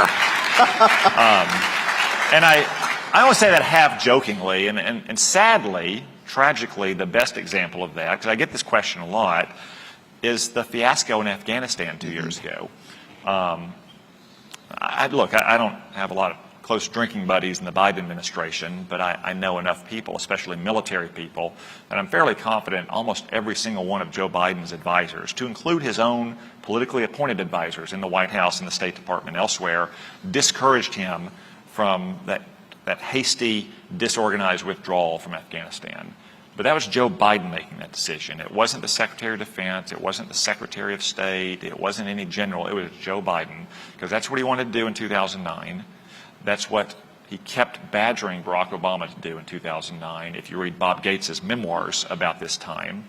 And he's carried a chip on his shoulder for 12 years that Barack Obama didn't take his advice, that mostly took the advice of people like Hillary Clinton and Leon Panetta and the senior military leadership at the time. And for 12 years, Joe Biden carried that chip on his shoulder, and once he won the election, he was going to say, I'm going to prove that I was right all along. When all he really did was prove that he had, as Bob Gates said, he'd been wrong all along. Gates famously said that Joe Biden has been wrong about nearly every major foreign policy and national security decision for the last 40 years. My only quibble with that was he said it in 2014, so now you'd have to say it for the last 50 years. But on the biggest questions, like are we going to withdraw from Afghanistan with no plan to get our people out or get our friends out? Are we going to give Iran $6 billion in hostage ransom so they can take more hostages? Are we going to kowtow to China and plead with them to reduce carbon emissions 75 years from now, so we can let them fly spy balloons all over our plane and keep stealing our jobs? On those decisions, Joe Biden is still in charge, because you see how badly things are screwed up. Now, small things like what are we going to do on this or that small bill or piece of legislation, most presidents don't get involved in those things, and that's probably flying below his radar. But on the big things, it's Joe Biden. Which I guess explains why no one's lost their job over Afghanistan, because you can't he's the one fire. who's You can't fire himself. Yeah. That's 100%. 100%. That's the best single example of why Joe Biden is in charge, is what happened in Afghanistan. Only Joe Biden could have screwed it up so badly. And speaking of that screw up, we can go back to, I guess, move back in there in foreign policy here at the end. About a minute left. The Taliban, it seems like they're providing more safe havens to terrorism there, that this could be a situation that, again, gets out of our control. I know you're shocked to hear that the Taliban haven't turned out to be responsible governing partners in Afghanistan. Unlike what Joe Biden was saying 2 years ago. And they talked about these kind of over-the-horizon terrorism strikes against the terrorist groups that are reappearing in Afghanistan. At the time, and still today, I would refer to those as over-the-rainbow strikes, because they're simply not going to happen. There's one time The leader of Al-Qaeda was killed there. I know how it happened. Obviously can't share the details of it. I can tell you it's not something that can be replicated. That's why it's only happened one time in 2 years. And you had our commanding general for the region testify in front of Congress earlier this year that ISIS in Afghanistan still aspires to strike our country. They could strike in as little as 6 months American interests or European interests around the world. And if they can get it to Mexico, they can just walk across our southern border to conduct terrorist attacks here. Well, that's reassuring. Listen, thank you so much for doing this. Just so you guys know, Senator Cotton was one of the very first people who said, yes, I'll come to Atlanta and hang out with you. He's got to be a great friend, and I love our text exchange, which is never about politics, and it's a welcome retreat from all of that. So thank you very much for coming. Thank you, Eric. Don't forget to share. Thank you.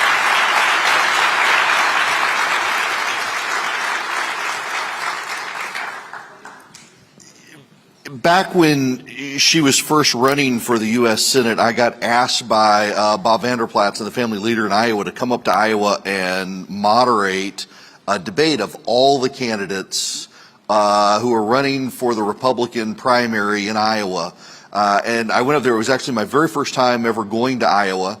And okay, first of all, let me just tell you, those of us in the South think we have a monopoly on like fried food. The fried pork sandwiches in Iowa are like, hands down, I still crave the sandwich I had there where it was like this tenderloin that was pounded out paper thin and flattened. And so you have this little bitty bun and you want to see where the meat is. The meat is like, it's just fantastic. People in Iowa know how to cook. I want to say that.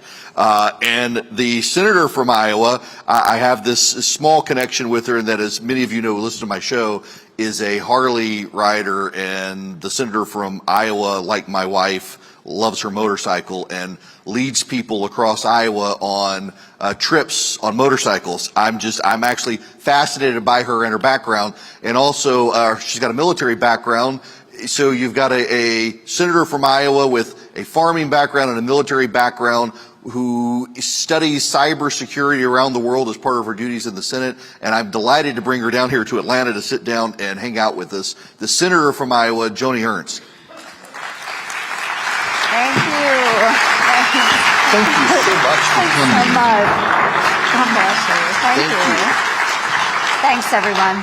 Thank So you. the very first time I came up there, it was to moderate that debate when you were running the first time, and Bob Vanderplaats took me to some restaurant, and you get this little bitty bun, and then you get this fried pork sandwich. It's like a sheet of paper with a little bun, and I've craved the sandwich ever since. Y'all know how to cook up there beyond corn. We do. And of course, many of you have probably seen we have the Iowa State Fair going on right now. Oh, yes. So if you want food that's either deep fried or on a stick, you can come to the Iowa State Fair. I had a pickled dog that was deep fried. Okay, yeah. Crazy, but it was actually really delicious. So I ate that yesterday with some fried Oreos. And you're here today. And a deep fried rattlesnake corn dog. Okay. Which I shouldn't say, but it was a little chewy. So that was not, the pickle dog was the favorite. Thank you for surviving and coming to Georgia today. So, I know your background in the Senate, and I want to talk to you about the cyber issues because this has come up a couple of times here, and I don't know that people appreciate it enough that we have so integrated our national networks, power grid, water supply, and the like. And we've discovered, like, for example, it was somewhere on the Mississippi River, the power company, or the water company rather, was using like Windows 3.1 still on their systems and had gotten hacked. And I don't know that we as Americans are as concerned as we should be with the vulnerability of everything being on the internet like it is. Oh, well, you're right, Eric. And we have seen the Cybersecurity and Infrastructure Agency, the head of that organization, just state in the last week or so that they know Chinese hackers are preparing for an attack on our infrastructure. So think about those Chinese hackers that will find their way into our power plants and affecting our power grid. into our other utility companies, into our railroads. You think about banking systems in private industry. All of that is subject to Chinese hackers. And the Biden administration right now as well, they are trying to do a deep dive into our cyber infrastructure to find what they believe is hidden Chinese code. So they're trying to do a sweep of all of these programs to find out, have they buried code either in the software or the hardware? And I feel that we have waited far too long to engage in this space. I do want to reassure everybody that we do pay attention as Congress. In my subcommittee on the armed services, which is emerging threats and capabilities, obviously we have a Department of Defense focus on artificial intelligence, cybersecurity, all of those issues. But bottom line, it's so hard for federal government to keep up with what's going on in private industry. So to regulate cybersecurity, artificial intelligence, all of these other areas, we're at that Windows 3, and we're trying to keep up. But to regulate that, it's very difficult. So I think that we just need to form guardrails and ways of protecting ourselves, and then work with private industry as they're making these rapid advances. So the Subcommittee on Emerging Threats of Senate Armed Services, so you're the one I need to ask about the UFOs. Actually, yes. Okay, so I have a theory, and look, I know there are things that you can't say publicly, right. But I have a theory that we're not actually seeing aliens. We may be seeing other nations testing us who may be deploying more advanced technology, that we've had this presumption for so long that China is still so far behind us. And in a lot of ways they are. But, I mean, what if we've got nations out there, China in particular, trying to leapfrog us with technology? Never assume. I mean, never assume, Eric. And yes, so we actually did have a hearing in the Senate, Emerging Threats and Capabilities Subcommittee, not all that long ago. And the Democratic chair is Senator Kirsten Gillibrand of New York. And so we did focus on the unidentified aerial phenomena, UAPs. And we do have actually a new agency within the Department of Defense. We brought in the head of that organization. And they did play some film footage, and they were able to identify for us a number of the UAP that showed up in films, but there actually are a number that have showed up in films and photography that's been done by naval aviators and so forth that they can't identify. But they're physicists, they are scientists that study movement, and there are oftentimes very simplistic reasons. Things are showing up the way they are in film, and there are still, though, things that they can't explain. It's fascinating just because my mind does not rush towards little green men, but little nefarious Chinese agents. Absolutely. And I just think that if it were aliens, it's just remarkable that they always show up around our military installations in no other countries, which tells me a lot. Funny how that works. I mean, if it was aliens, they'd be going to the Iowa State Fair to check out a fried Twinkie. They are there. They are there already.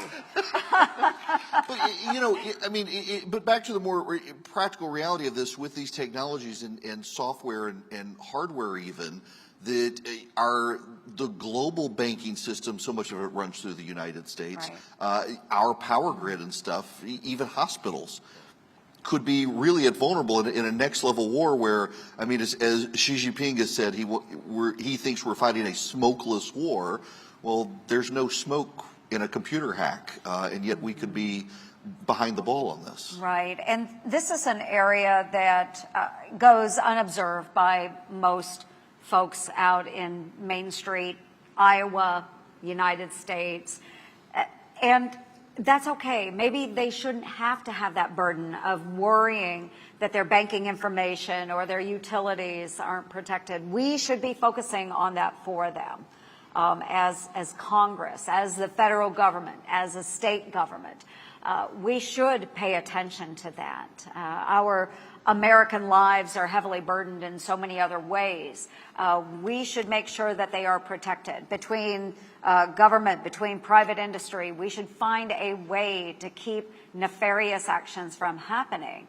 But fact of the matter is that the Chinese are out there. They are focusing on this. Russia is focusing on this. Iran is focusing on this. They are trying to find ways into our daily lives. They are trying to disrupt our civil society. And there are so many ways that they can do that. We are dependent upon our phones and GPS. Think what would happen if all of those systems went down and we weren't able to look up directions on our phone, or if we weren't able to call to work, if we weren't able to connect on a Zoom, whatever it is. Okay, some of that, I got to be honest, doesn't sound so bad. Yeah, but it's probably okay.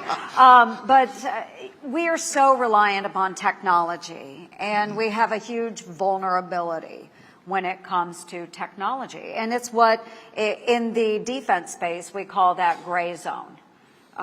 We operate in the gray zone. It's neither black nor white. It is an area exists where adversaries can compete against each other in a way that would be considered just short of war. So how do we regulate within that gray zone? How do we operate within that gray zone?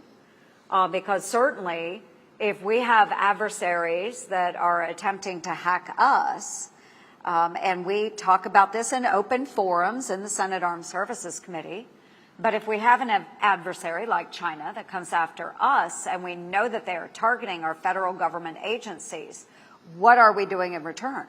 What can we do in retaliation that makes sense and would deter them from coming after us again? So we operate in that gray space as well. So if they're coming after us, we are going to retaliate and go back against them.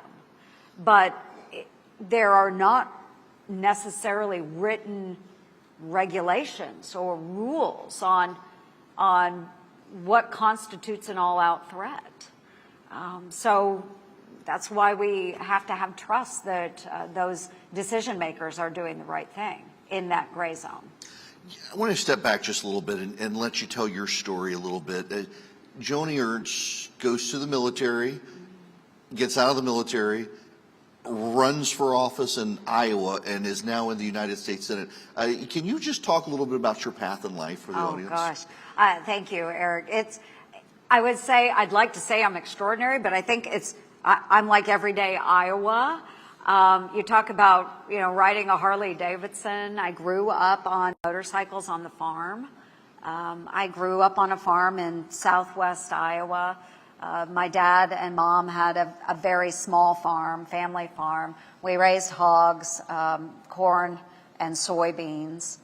And I have an older sister, a younger brother, and we all grew up doing chores. I mean, that's just expected. That's normal. That's just normal. I see some heads nodding. I mean, you grow up doing those activities. You're expected to work and contribute to your family.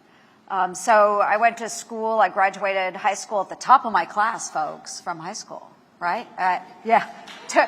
All 24 of us in my graduating class. But I loved it. Those are all young men and women that we all grew up together, literally from kindergarten. Many of us went from kindergarten through Iowa State University. And it's a tight community, and it's a community that helps one another out. And during the 80s, of course, it was really tough for farmers, and we saw a lot of farms that were going under. Banks were taking land back from those farmers and foreclosing on mortgages. And my dad, he was a hard worker. And he said, okay, we're going to make it. I'm going to start a secondary job. I'm going to do heavy construction. And all of us kids helped with that as well. And we made ends meet. And that's what it was to grow up in southwest Iowa. I still live there today. I live about 8 miles from the farm I grew up on. So very simple, humble beginnings, and went to Iowa State University. And I'm the only child in my family that has a 4-year degree. My sister, she worked her way through community college, and my brother went straight into the workforce and works for a railroad as a union laborer. So those are the people that I love. Those are the people that I go home to every weekend. But I did have that opportunity to go to Iowa State. And while I was there was a life-changing experience for me. I was selected to go as one of 18 students from the state of Iowa to go on an ag exchange. And this was in 1989. And I was off for the first time ever on an airplane flying into the Soviet Union. And I went to a collective farm in Ukraine where I farmed with a family there over the summer 1989. And it really has impacted me significantly because when we got there, the family that I was housed with, they didn't have running water. They didn't have a refrigerator. They had one television with state-sponsored programming on it. They had no telephone.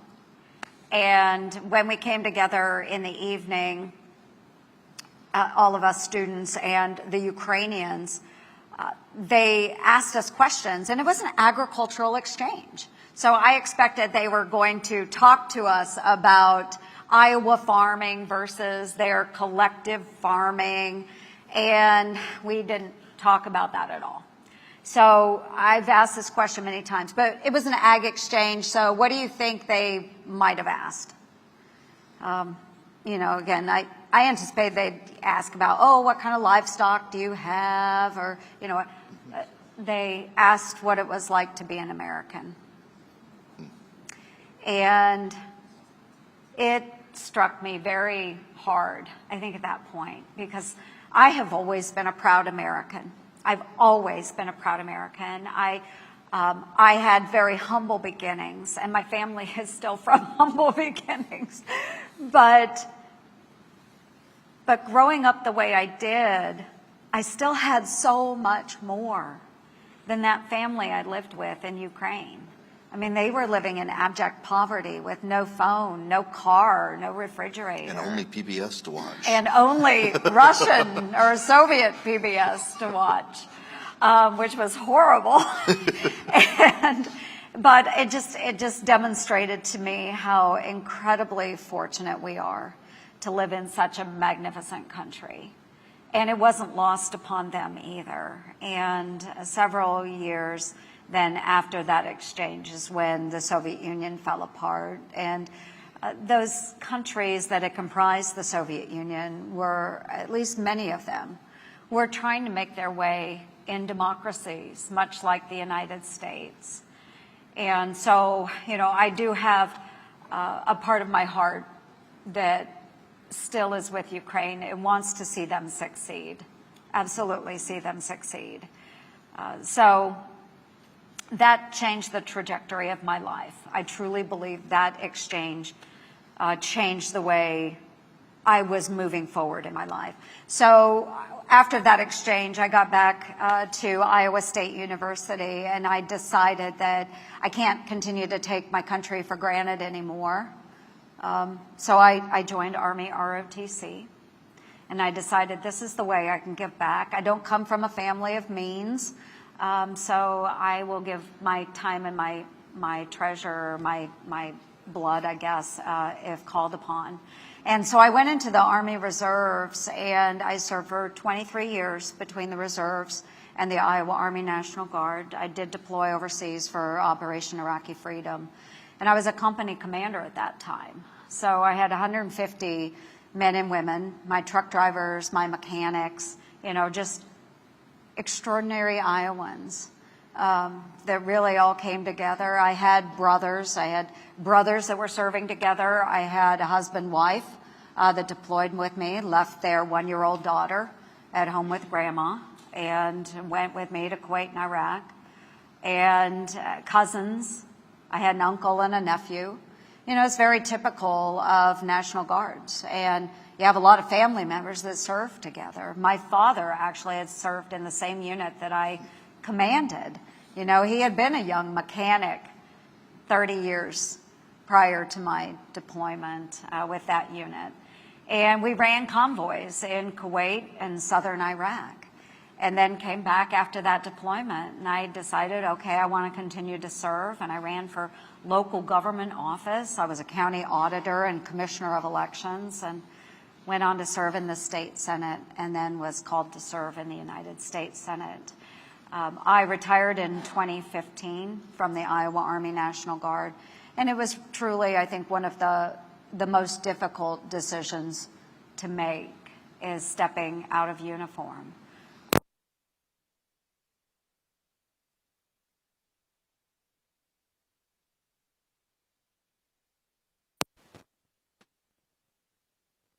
Daniel, oh, there we go. Look at that. We can share. But it is just to wrap it up, though, you know, I served with some of the best people, the cloth of America. Everyone that I worked with came from different backgrounds and had different reasons for serving. But I have seen the best of America in those uniforms. And love the service that I provide in the United States Senate. But truly one of the greatest honors of my life was serving in a uniform and boots. Cool. And my daughter, I'll end on this. When you all get discouraged, because a number of us do with what's going on across the United States today, but my daughter is now serving active duty in the United States Army. And all I have to do is look at her and look at her soldiers, look at the young men and women that are serving in uniform, and I know our country is going to be okay. Well, thank you They're very going much to be for okay. your service. Thank you. Thank you.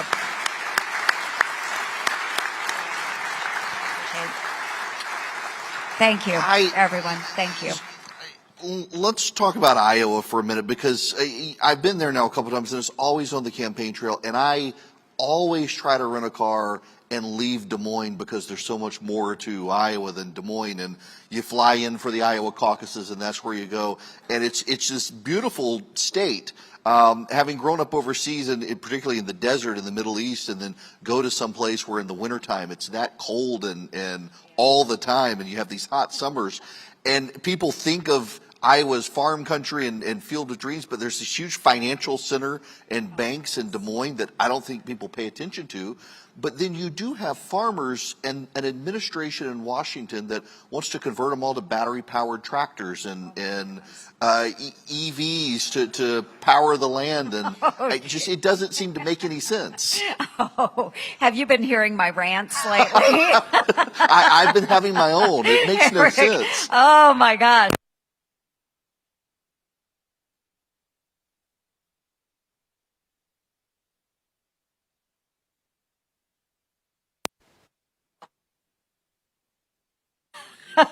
There we go. So, do you want me to keep that here? We've had a long day.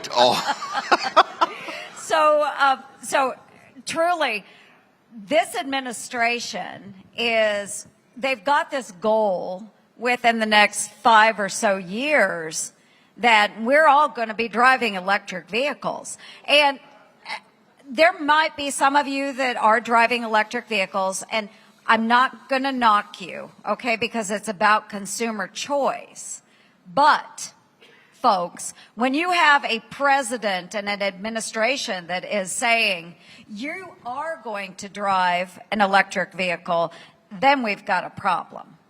Okay, so when we're talking about the makeup of those batteries, and it all goes back to China, right?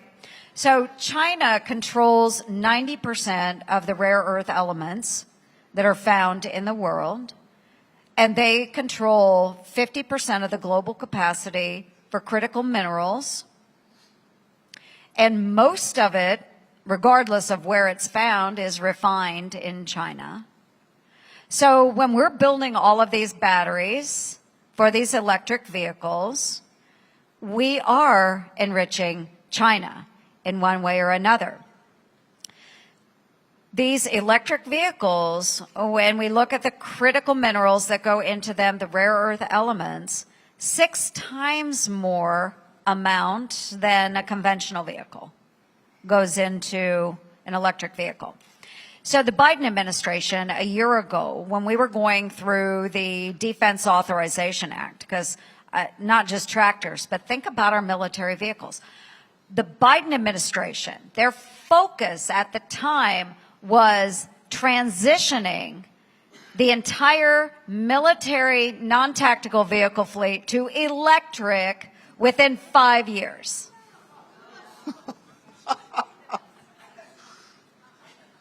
What?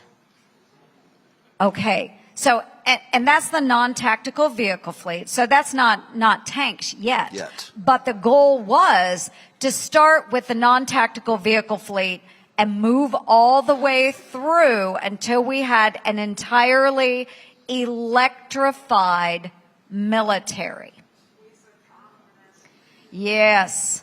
So I think about, so again, I was with a transportation company. I was running convoys in Kuwait, picking up supplies and then pushing those north into Iraq, dropping them off at Talil Air Force Base, Baghdad International Airport, all of these other bases, logistical bases in Iraq, right? Okay, so you get a convoy of trucks running up through Iraq. Can you imagine? Hello, Mr. Iraqi, where's the nearest charging station?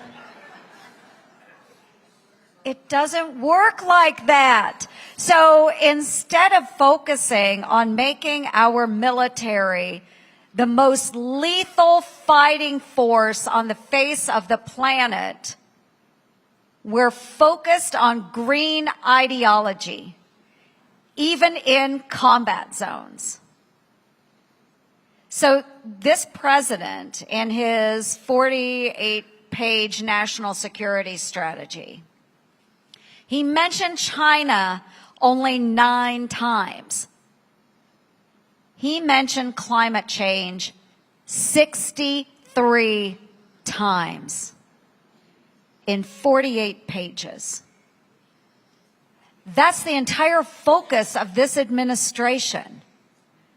Again, instead upon, focusing upon the resourcing for our men and women in uniform, making sure that they have the equipment, the training they need, so that if we are deploying them somewhere around the world, that we bring them home safely. I mean, that should be our goal. Instead of that, they're focusing on electric vehicles for our military. And I mean, it's almost like a comedy routine. And it's so sad that this is what they are focused on. And it's why our adversaries like Xi in China and Putin in Russia, it's why they look at us and they laugh. Because President Biden is so focused on the far left green utopia that he's not focusing on real world concerns that everyday Americans had and how we are going to remain a strong country and pushing back against our adversaries. He's lost it. He has lost it. But in the critical mineral space, we've got to compete, and we have to make sure that we are rebuilding our national defense stockpile of critical minerals and doing it in a way that moves us away from our dependency upon China, but also building resources here in the United States of America, because we are not refining here and we're not allowing new permitting for these critical minerals. We need to exploit the resources that we have in the United States of America, whether it's critical minerals, whether it's energy. We can do this here if only we have an administration that will allow us to do it. Senator, My last question for you, and you mentioned your daughter and now her service. When you look around the country, when you look at Iowa, what gives you hope? It is those young people, Eric, and there are so many people across the United States, and I know all of you feel very strongly about our country and the pride that we have in our country. We have the richest country in the world, not just with our resources, but with our people. And the combination of our people, our resources, and our freedom and opportunities, it provides us such a strong path forward. If we take away part of that equation, then we are going to falter as a country. If we take away our freedoms, if we take away our opportunities, if we limit our resources, and if we're not encouraging pride with our people, then we are going to falter and ultimately fail as a nation. But what I see, and I travel all across Iowa every single year. Senator Grassley, he started all those years ago what he calls a 99 county tour. So he travels all 99 counties every single year in Iowa. I do it as well. I'm just wrapping up my 9th year of the 99 county tour. But every stop I make, I'm engaging with Iowans, and they love their state, they love our communities, they love our country so much. And I see these young people that are engaging in the workforce. They are going out to jobs. They're going out joining the service, which is a whole nother conversation for another day, Eric. But there are still those that are choosing to serve because they believe in our country. You know, when I see that, I'm heartened. I have just spent the last week and a half back and forth at the Iowa State Fair. There are kids there. And they're kids. They're 16-year-olds. They're 17-year-olds. They get up at 5 a.m. every morning. They go out and they are washing their cattle. They are scrubbing down their hogs to show at the Iowa State Fair. They are leading them around those show arenas. They are explaining how they raise their livestock to adults that are visiting, presidential hopefuls that are visiting. And I see the hard work and determination in their eyes, and I know that America's going to be okay. We're going to be okay. But we have to maintain all of those things that I outlined. You know, our freedoms and opportunities, our people and our resources. That's the strength of America, and we've got to lean in on that. I am an eternal optimist. If you didn't pick up on that, I believe in the goodness of our country. And there is so much more potential that's untapped out there. But it's up to us, it's up to this next generation to really dig in, lean in, and make sure that we're developing all of that and encouraging all of that. We've got to move away from these hard ideologies and these pie-in-the-sky dreams of everybody's going to drive an electric vehicle, okay? You know, let's just lean into what makes America good. I would like to note for my daughter who's in the audience at 17 that a United States Senator defines you still as a kid. Remember that. You're not an adult yet. You're still mine. So thank you for coming. Thank you so much. Thanks, Eric. Thanks to all of you. God bless you. So my daughter wants to be a weapons engineer because of the Ukraine war. Yes. She's got straight A's in calculus. So, yep. Let's talk to her. Thanks, everyone. Thank you. Thank you. All right. Hop up and follow the senator. Okay. Now we got to move some chairs around here and can juggle microphones and have the last of the day. How do we want to do this? You want me to slide? Well, that'll work. So, at the end here, First of all, thank you again to Senators Cotton and Ernst for coming down and spending some time talking a lot about the military and foreign policy. It wasn't by design, actually, to get so many questions from you guys about those particular issues, so I'm glad they were scheduled to come, and that's why I wanted to spend a lot of time talking about those issues with them. But I think one of the biggest issues for us moving forward into 2024 is our party doubts itself, and our party, I think, is so busy yelling at each other as we head into a presidential primary season. I mean, the debates haven't even started yet. We haven't seen these guys on stage other than here doing these things. And as we're shaping the future, there are a lot of people in the party who are convinced that it's going to be lost anyway, that we got to do same-day voting, that we shouldn't do early voting, we shouldn't do those things that we know were historically successful. And there's this guy in Virginia. I've never met him before. I hear he's tall. I haven't seen him yet. But he happens to have been elected governor, and he's committed to evangelizing to all of us and to all the Republicans in Virginia that you got to get out the vote. You've got to put boots on the ground. You got to knock on doors. You got to do the legwork early. You can't just take for granted that the Republicans are going to show up on election day. There could be a blizzard. There could be a hurricane these days. We never know. But then he's also doing all this remarkable stuff in Virginia and came into office in large part because the former governor was caught on film essentially saying, ignore the parents, listen to the elected school board members. And the parental rights issue became such a big issue in Virginia. And now you've got a Republican in a state that's perceived these days as being a very purple, almost blue state. He's got a 57% approval rating. And he's also got a friend who happens to be a friend of mine who's carrying the same message in my state of Georgia. So please welcome back the governor of Georgia, Brian Kemp, and the governor of Virginia, Glenn Youngkin.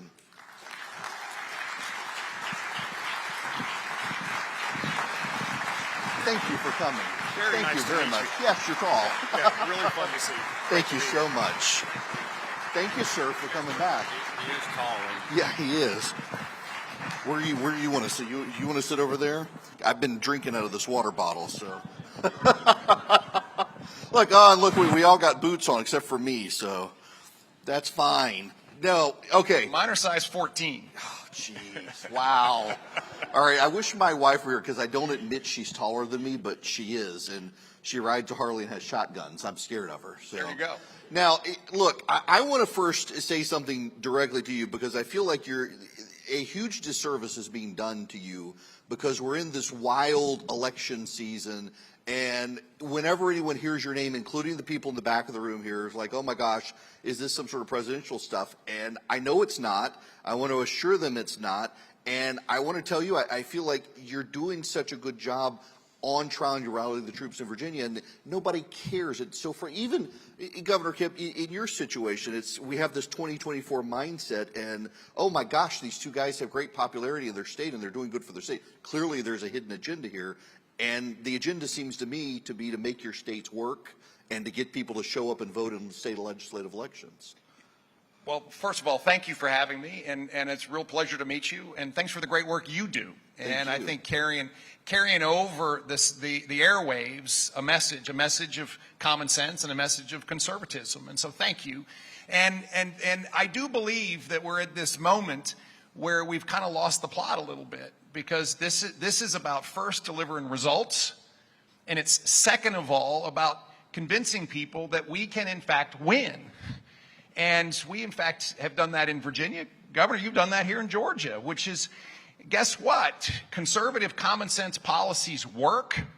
And in Virginia, we went from being totally blue to being red in 17, 18 months. We went from being bottom third in job growth to top 4 in job growth. We went from having schools that were driving people to move away faster than they were moving to Virginia to all of a sudden Virginia is now number 5 in the nation in one-way U-Haul trips. You pay attention to one-way U-Haul trips.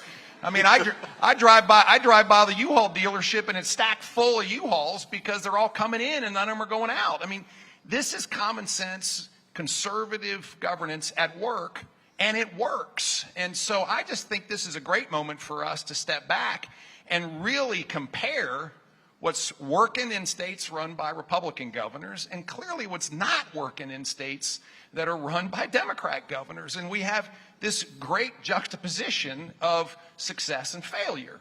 And then you compare that also to Joe Biden's failure, and we can see that we can change it really quickly. We can change it quickly, but elections matter, and you've got to win. And that's why I just appreciated your opening comments. We've got huge elections in Virginia this year. We're one cycle off. We're a year off, everybody. So the year that I was fortunate enough to get hired in Virginia, it was 2021. And now we have our midterms in Virginia. And our entire House and our entire Senate is up. And I believe these are the biggest elections in America this year because we get to finish the job. We have a House that came with me, controlled by Republicans, a Senate that wasn't up in 2021, but is up now, that we have a small minority in. And so this is our chance to put our record to the voters and to say, hey, extend our license to lead. I think we've done a pretty good job. I think people are happy with the results. Job growth has been great. We're fixing schools. We're empowering parents. We're standing up for law enforcement and making sure that everybody understands that you got to back the blue. You can't demean them. And guess what? When you back them, more people go into law enforcement. There's more badges on the street and crime goes down. How about that for just a basic reality? And all of a sudden, the real voting of the feet changes. And we're seeing it change in Virginia. I know the governor has had many years where people have been moving into Georgia faster than they're moving away. Yeah, I've just got to interject here and say this is the first time I've seen another governor stand up and quote all of his wonderful economic statistics in front of the governor of Georgia. I mean, don't want to get a competitive fight going up here. We do have Chick-fil-A and the University of Georgia. Hey, there's a little bit of this because, you know, at the end of the day, every business that we compete for is usually competing to come to Virginia or Georgia or maybe Texas, maybe. And if we don't get it to come to Virginia, then I'm okay if it goes to Georgia. I just don't want you to win too many times. Well, Eric, thanks for having us back. And, you know, I just want all the Georgia people to know the last time Glenn Youngkin and I were on a stage, he was here stumping for me in my re-elect. So I appreciate Governor Youngkin doing that. You know, I made this point yesterday morning when I spoke about the GDP in the South now outpaces the Northeast because you do have great Republican governors, business-friendly environments, good competition that's going on here and in states like Virginia where you have great leaders, and it matters. I think one point to what the governor was just talking about in their elections in 2023, I see the same thing kind of for us in the 24 cycle here. You know, we had a great year in 2022 with the reelection campaign. Every Republican at the state level got reelected overwhelmingly, even with libertarians in the race. And for us, the next election in 24 is so important, which is the case that Glenn's making right now, because if you guys are successful in 23, it leads to momentum in 24 that makes states like Virginia in play. Nobody's talking about Virginia in play right now. But you go up there and help Glenn Youngkin help win these legislative seats. You know, that's going to be 2 cycles in a row where good things are happening, and people are going to talk about that, and it makes it harder on the other side, or it makes them have to defend that harder. And we have the opportunity to do the same thing here in the state of Georgia, and that's why it's so important in all of these races, even down to holding legislative seats. Governor Youngkin, you missed yesterday. Governor Kemp brought his prop with him, which is his pencil, and made the point that if we win next year, we get the eraser to erase all the other stuff. But you in Virginia, if y'all win the state Senate this year, first of all, I'm on a group chat with a lot of political guys in Virginia who note that the Democrats in Virginia have done what some Republicans did earlier, where in primaries they went like to the hard side of the party. And you've got your poor and fortunate Senate Democrat wanting to know who else's Pornhub accounts have been blocked in Virginia. That you've got a great opportunity to get Republicans and a lot of independents showing how extreme the Democratic primary process went in Virginia to lure people in to take back the Senate. No, we do, and it's, I think, also an opportunity to really re-emphasize the fact that in a state like Virginia, which really is a microcosm for the country, you know, we have a huge group of independent voters that we have to win in order to win elections on a statewide basis. And we were fortunate enough to win the independent vote in 2021. But we got to go back and win it again. And when the Democrats have their primaries and they basically throw out everybody who's reasonable and replace them with folks who are extreme, it only furthers our argument. And when they block bills, and this last legislative session was just a perfect example of where they stand. I put in a bill that basically says if you're a fentanyl dealer and you deal fentanyl to someone and they die, we should be able to charge you with a felony homicide. And they voted it down. They chose dealers over victims. And I put in a bill that said if you're a family and your child wants to open a social media account, that child who's under the age of 18 has to get parental approval in order to do that, and the social media company can't harvest your data and sell it. They voted that down and said, no, we're gonna side with social media companies over families. I put in a bill that said that at the end of the day, a bill that had been passed earlier, signed by the previous administration, that outsourced our government to California and now requires Virginia to follow the mandates on what car you buy. So in 2024, Virginians will have to start buying electric vehicles based on California's decisions. I think that Virginians should make this decision, not California. I mean, at the end of the day, the last place Virginians want to be is California because they're all moving to Virginia. But they voted that down as well. And finally, last year, we were fortunate enough to convince everybody, even in a bipartisan way, that Virginians were way overtaxed. And we had a $4 billion tax relief package that we got done, 4 times anything that anybody had ever seen in Virginia. And we ran another $5 billion surplus this year. So I've been fighting to go back for more tax relief. And of course, the Senate Democrats don't want any part of it. So the reality is that while we have found ways to navigate, I believe very importantly, tax relief and reducing regulations and empowering parents and standing up for law enforcement, I have this battle every day with folks who really are extreme. And I think what we'll show in November is that not just Republicans, but independents and a lot of Democrats are tired of the extremism of the far left and will, in fact, elect a majority House, a majority Senate that are Republican and allow us to continue to accelerate the progress that we're making. So you listen to this, makes you feel good to have a House and a Senate with Republicans in control? Yeah, I'm just thinking about we already did all that.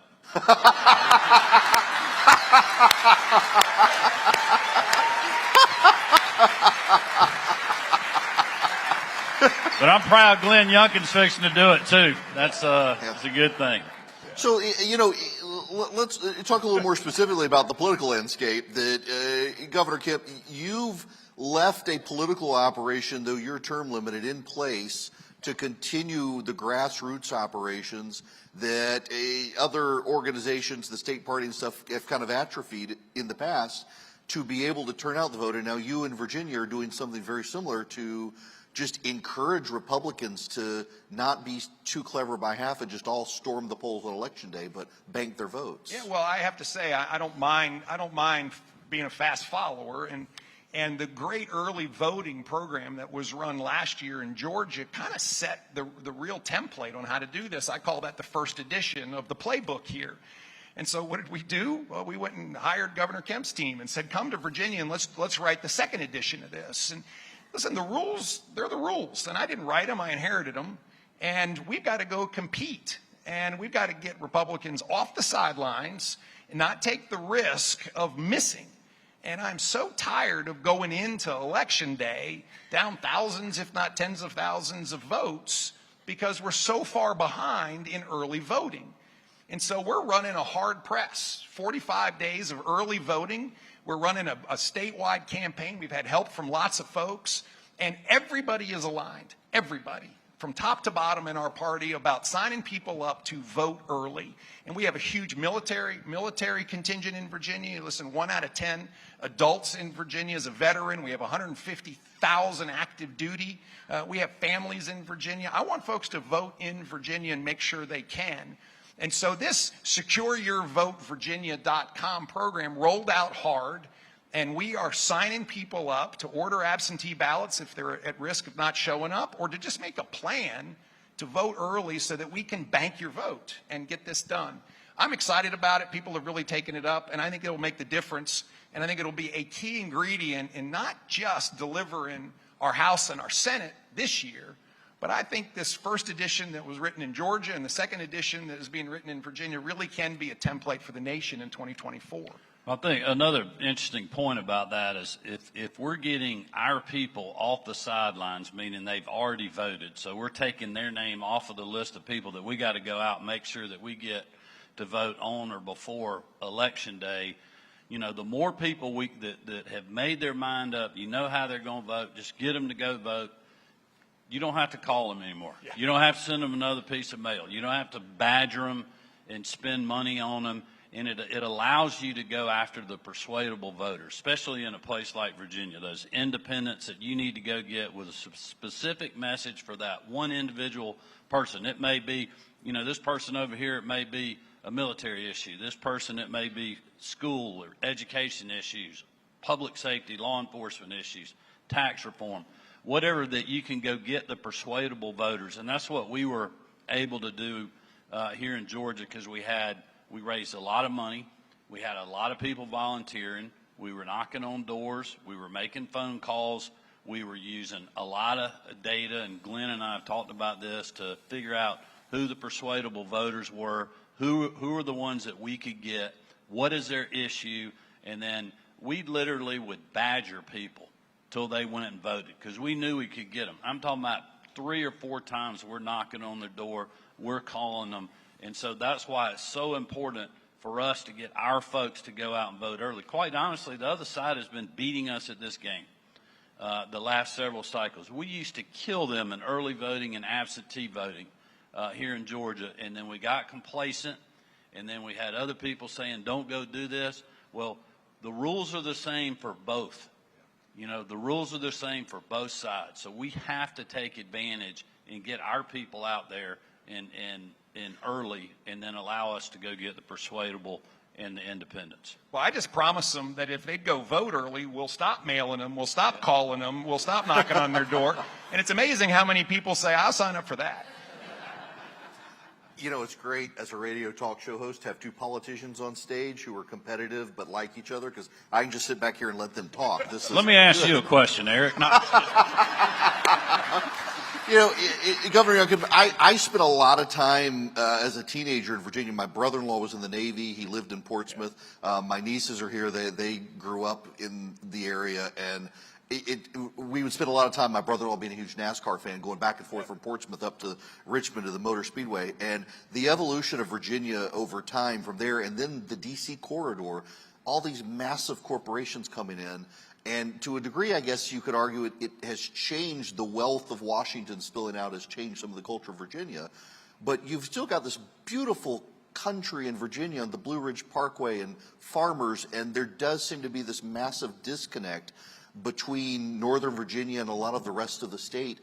How do you, just within the Republican Party, try to synthesize Republicans in suburban areas of Washington versus rural Republicans? It's something I know, Governor Kemp, you have to deal with here too. Yeah, well, let me first begin. Your description of Virginia is beautiful, and so you're invited to join the chamber anytime you want to. I hear it's for lovers. You want to join. So, and it really is a remarkably beautiful state with beaches and with mountains. Oh, you have beaches and mountains too, And gnats. We do have gnats. You have, yeah, they're as big as 747s, I understand. But one of the things we have to recognize, of course, is Virginia is very different depending on where you are. Agriculture is our #1 private industry in Virginia. Forestry is our 3rd. And so we have a giant ag industry that we need to grow and foster. And we also have suburban D.C., which has a whole different feel to it. And when we ran in 2021, people would say, well, how are you going to win? And I would start out really clearly, well, we're going to get more votes than the other guy. That's how we're going to win. And what it required, of course, is for us to really sit down and say, where are we going to win? And people would say, well, how are you going to win Northern Virginia? And I would say, well, we're not. We're just going to lose it less bad. That's what we're going to do, and that's what it took. And we ended up getting about 42% of the vote in Northern Virginia, which is about 10 points more than recent Republicans had gotten. And yet we still had to turn around, and we had to win Greater Richmond, and we had to win Hampton Roads, which we hadn't won in a while, which is crazy just given the huge military population there, which we did. And then we had the largest margin of victory in our traditional red counties than we've ever had. And we still just won with 52% of the vote. So, I mean, this is a battleground. But we have to make sure we're speaking to everybody. And I think this is one of the big mistakes that Republicans make is we spend a lot of time just talking to the folks that are going to vote for us. And instead, we've got to spend time with the folks who may vote for us. And I'm always reminded, I went to meet with a group called the Hindu American Coalition, largest group of Indian business owners in Virginia. And we sat down and we were having lunch with the board of directors, and the chairman of the board at the end looked at me and he said, well, Glenn, we're for you. We agree on just about everything, small business, low taxes, low regulations, religious freedom, educational excellence. We're going to back law enforcement. I'm like, well, great. That's our platform. That's what we're running on. He said, I just want you to know, we're for you, but you're the first Republican to come see us in 10 years. This is our issue.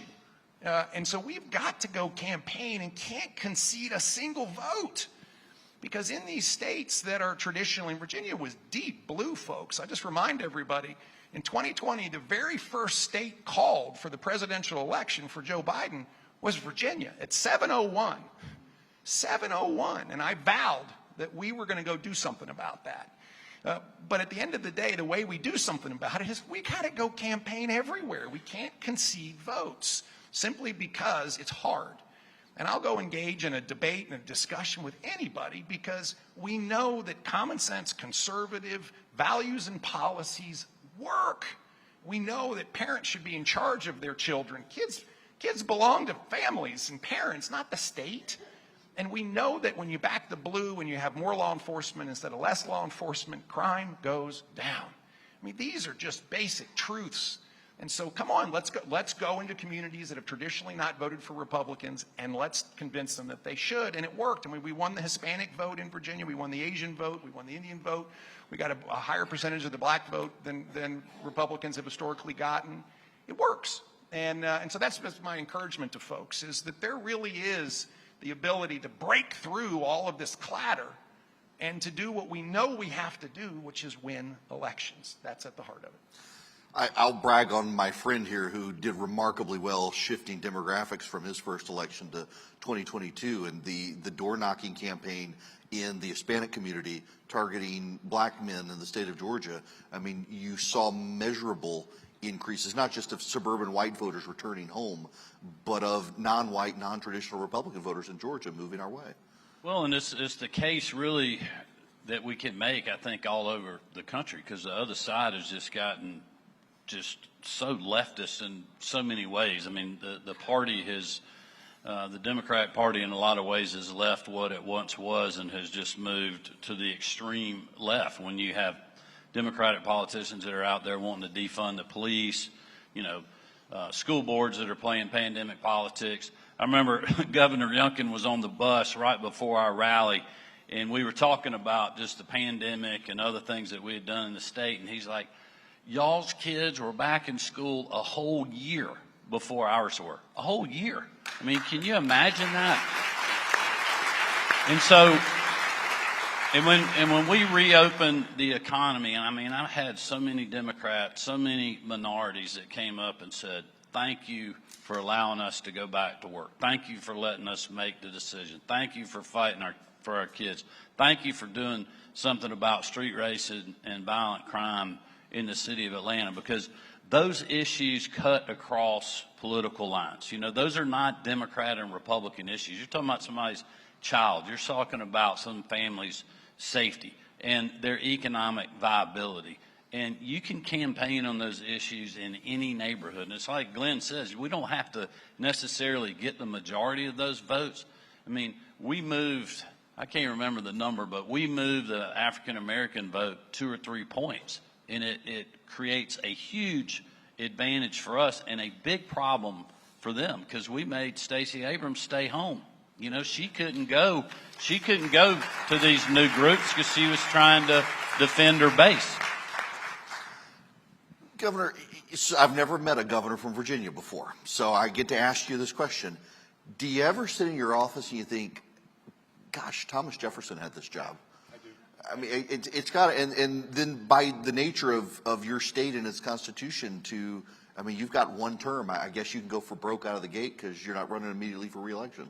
Literally, let's go get stuff done twice as fast as you ever thought you could. I have a clock behind my desk that was set at 4 years the day I started, and it ticks down by the second. And so I'm reminded every day that time's a ticking, we better get to work. And so there's a real sense of urgency that we bring to everything we do. And on top of that, there's a huge sense of legacy because I live in a house that was built by President Monroe when he was governor. And I walk out front and I look at a state capitol that was designed by Thomas Jefferson, and I take a right and I go work in the Patrick Henry building.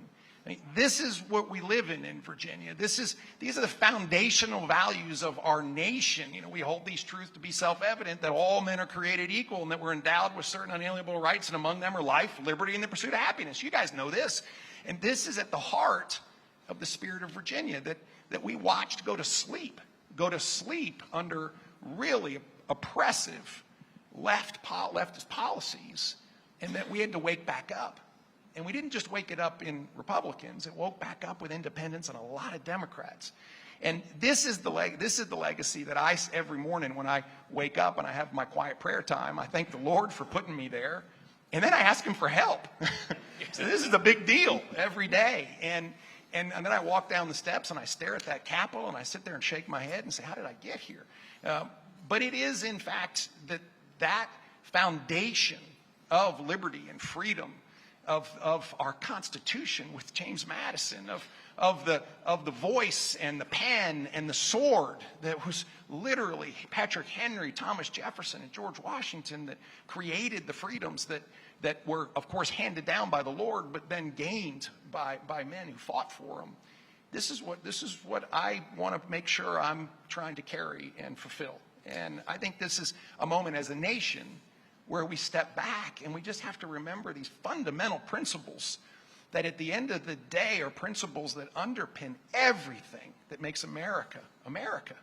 And we've got to go to work in order to protect them, preserve them, and make sure that they're a part of our kids' futures and not just something they read about in a history book. Thank you. Governors, both of you, before I let you all off stage, and I know federalism, the states are different, the laws are different, the powers of different groups are different. Could you all both, though, talk about during COVID what it was like dealing with the government and the teachers? Well, and I realize you came in afterwards, but because of this, the teachers' organizations and unions that didn't want to, particularly more so in your state than ours, not go back to school, but also the school boards that treated parents so badly. Well, I have a great story that really sums that up. When the vaccine was fixing to come out, and everybody was wanting to get a priority on the vaccine, well, obviously it made sense to have healthcare workers have vaccine priority. Well, the teachers union and a lot of the teacher groups in Metro Atlanta started saying, well, we need to have a priority. Well, the schools weren't even in at that point. And they were giving me the hardest time, wrote me a letter, went through this whole rigmarole, and we said, look, we are going to prioritize you all as soon as we can, but we need to make access available for the people that it's killing, number one, the elderly, those that were, had health conditions, and then our frontline healthcare workers and other first responders, which to me made sense. And they were criticizing that, and it was all political. So we finally get more availability, so we go back and prioritize them. And one of the local school districts, they decide that they're going to wait 3 weeks before they go get release the vaccine to their public health department. When every other school in the state, people were going back literally the next day. And we didn't have mandates or anything else. We were just making the availability. But it just shows you how insane, all of that was political. It had nothing to do with the science. It had nothing to do with, anything other than they were playing pandemic politics. And it was like that the whole way. It was like that dealing with the locals. And then it was also, quite honestly, unfortunately, like that with a lot of people in Washington, D.C., like Deb Birx and Dr. Fauci. And I had a slightly different perspective because we were campaigning during 2021, and then I was hired in November and then started work on January 15th, 2022. And so during that entire period, just to be clear, Virginia schools were still locked tight a year later than they were in Georgia. Virginia kids were still being told that watching class on a 12-inch computer screen was a quality education. Businesses, for a big chunk of that, were still closed. We have a city, Bristol, Virginia, and right across the state line, which is on State Street, cleverly named, is Bristol, Tennessee. Businesses in Virginia were shut. They were open in Tennessee. A lot of people were going across the way to eat. But we saw a state that was a true example of failed COVID policies, because Virginia all of a sudden was near the bottom in job recovery. When the national report card came out, we saw that Virginia had the largest learning loss in the nation in fourth grade reading and math, the largest in the nation. I mean, we all saw this didn't work. There were mandates that you had to go get the vaccine. Every kid was mandated to wear a mask in school. And so we rolled in on January the 15th, and the first thing we did was issue executive orders that say no more mandates for state workers. You want to get the vaccine, get it. If you don't, don't. It's your call, not something that the government's going to decide for you. Second of all, parents, you decide if your child wears a mask or not. That's not something that the state is going to mandate. You decide. And then finally, we opened up business. And we said, folks, the health department's taking a step back. We're open for business. And the state just lifted immediately. Kids were back in school. Parents were excited that their children all of a sudden were enjoying going to school again as opposed to dreading it. And we started the journey back from where the progressive left policies had dragged the state. I don't think there's any better example of bad leftist policies that weren't working, and all of a sudden common sense conservative policies that do work. And now we see ourselves 18 months later, and we're, as I said earlier, we've had literally record labor participation. We now all of a sudden have 10-year highs in labor participation and the size of our labor force. Our schools all of a sudden are turning around. Now, the entire time, getting back to your comment, the Teachers Association, Teachers Union were fighting us every single step of the way, and they still do. Listen, we still fight this every day because of the power that the Teachers Associations have, because they tax the teachers because they don't get career advancement without being part of them, and then they turn around and use that money in order to progress the progressive left agenda. And in fact, they talk less about kids and more about politics. And this is the reality. And I think this is one of our big challenges. I always appreciated the fact when the heads of the teachers unions would show up in Virginia to campaign against us, because that was an invitation to get more votes for us. But we've got to continue to recognize that the role of the teachers unions in America is not to progress their children and families. It is literally to be a political organization. And we just need to all recognize that. I know it's no secret, but that's what they do. And we battle it every day. And I think we've made huge progress. Governor, last question for you. How is it to get up every morning with the burden of knowing you don't have the two-time college football national champions in your state? So I'll just give you a little snippet into this about how proud your governor is. He was just doing me a favor and helping us with a video about early voting. And at the end of it, he needed to wrap up by saying, and go vote. And I thought he was going to say, go dogs. And that was the problem. Luckily, we held him back. But listen, if somebody's got to have two-time national champions and it's not a school in Virginia, it might as well be somebody in Georgia. Listen, it's phenomenal to meet you. Thank you for making this trip down for this. I appreciate it tremendously. Thank you for coming back, Governor. It's great to be on stage with both of you. Governors Glenn Youngkin and Brian Kemp. Thank you. Thank you so much. It's great to meet you. So my nieces are out here somewhere. They're born in Virginia and raised there. And my brother-in-law retired to Tennessee, but I mean, I went to Virginia every summer for years. We'll take them back anytime Oh, we yeah, can get them. absolutely. Thank you. Thank y'all. Thank you. Let's see. All right. Thank you all for coming. Thank you very much. I want to spend a moment at the end, and I want to call your attention to something. Well, we don't have it on the signs now, but on the back of your programs, you have the sponsors. We had so many great groups, including Governor Kemp's hardworking Americans PAC, step forward and help us. And I want to call your attention to one. You'll see, and we put the logo big, Meta. There are a lot of tech companies out there, Google, Twitter, Meta, and only one of them is willing to partner with a conservative organization to do a conservative conference. And I know all of us, myself included, have concerns about all the tech companies, but I want to note it for the record that they didn't flinch, they didn't ask for an agenda, they didn't ask for control, they didn't even ask to be on stage. They just wanted to show that we're willing to work with conservatives, and we can agree to disagree on policy decisions made by the company. But I would note that it's the only one willing. The others were asked. And I was willing to do a panel on technology. And actually, I told Meta, if you'd like to come be on stage, and we can talk about policy disagreements and policy agreements and areas where we may find common ground. They actually agreed, and when they found out what the agenda was and how many presidential candidates I was having, they're like, you know what, it's okay. We don't want to be a distraction from what you're trying to do. And they had the opportunity, and it's not that they wanted to avoid it. They were perfectly happy to do it. As you can see, I'm not going to be a tenacious meet the press style questioner, but they didn't want to distract from what I wanted to do, but they wanted us to know they do want to work with us, and we may not always agree. And it's not just them, it's so many other great groups were willing to step forward and help us do this. It's always a struggle to find sponsors, particularly for a political conference, particularly a political conference by a radio show host. It's hard. And Charlie and Philip in particular, Charlie most especially, deserves a round of applause.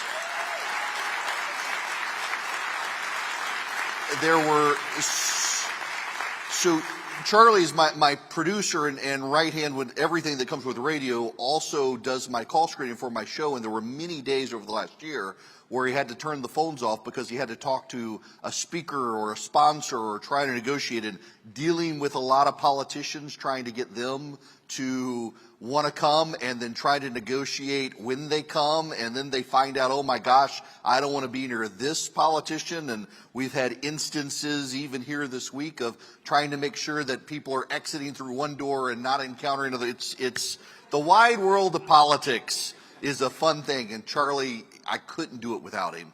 And with Philip's help as well, I've been really blessed by God to just have people providentially fall into place for me. My assistant Candace as well stepping up at the last minute, and then all of our great sponsors and all of you.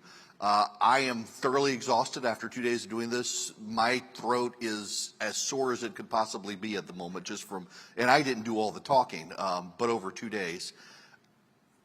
We'll discuss next year.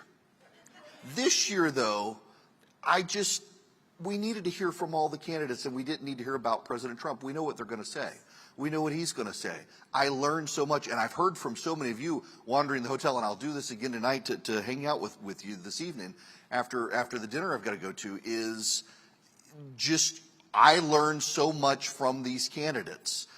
Nikki Haley's passion for treating soldiers and transitioning them back into civil society. Vivek and his real desire to generate a youth vote for America. Christie and understanding the role of prosecutors in America and fighting back against teachers' unions. Governor DeSantis' real commitment to taking on the southern border. Mike Pence's passion for the Constitution, and Tim Scott's just love for America. Things that you don't get on the campaign trail because all the snippets are about, candidate so-and-so responded to the latest indictment this weekend was their weekend to tell their story. But it wasn't just them. Congressman McCormick and Roy and Senators Ernst and Cotton and the governors, and all of our sponsors and other speakers on stage. I thank all of them. I hope it was edifying to you.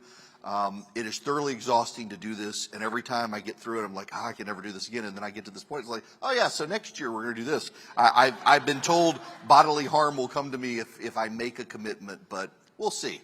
In the meantime, I want to leave you with this. This is something I say on radio and people get tired of me saying it. I taught a Sunday school lesson last Sunday on this. Jeremiah 29. The Jews are sent into exile to Babylon.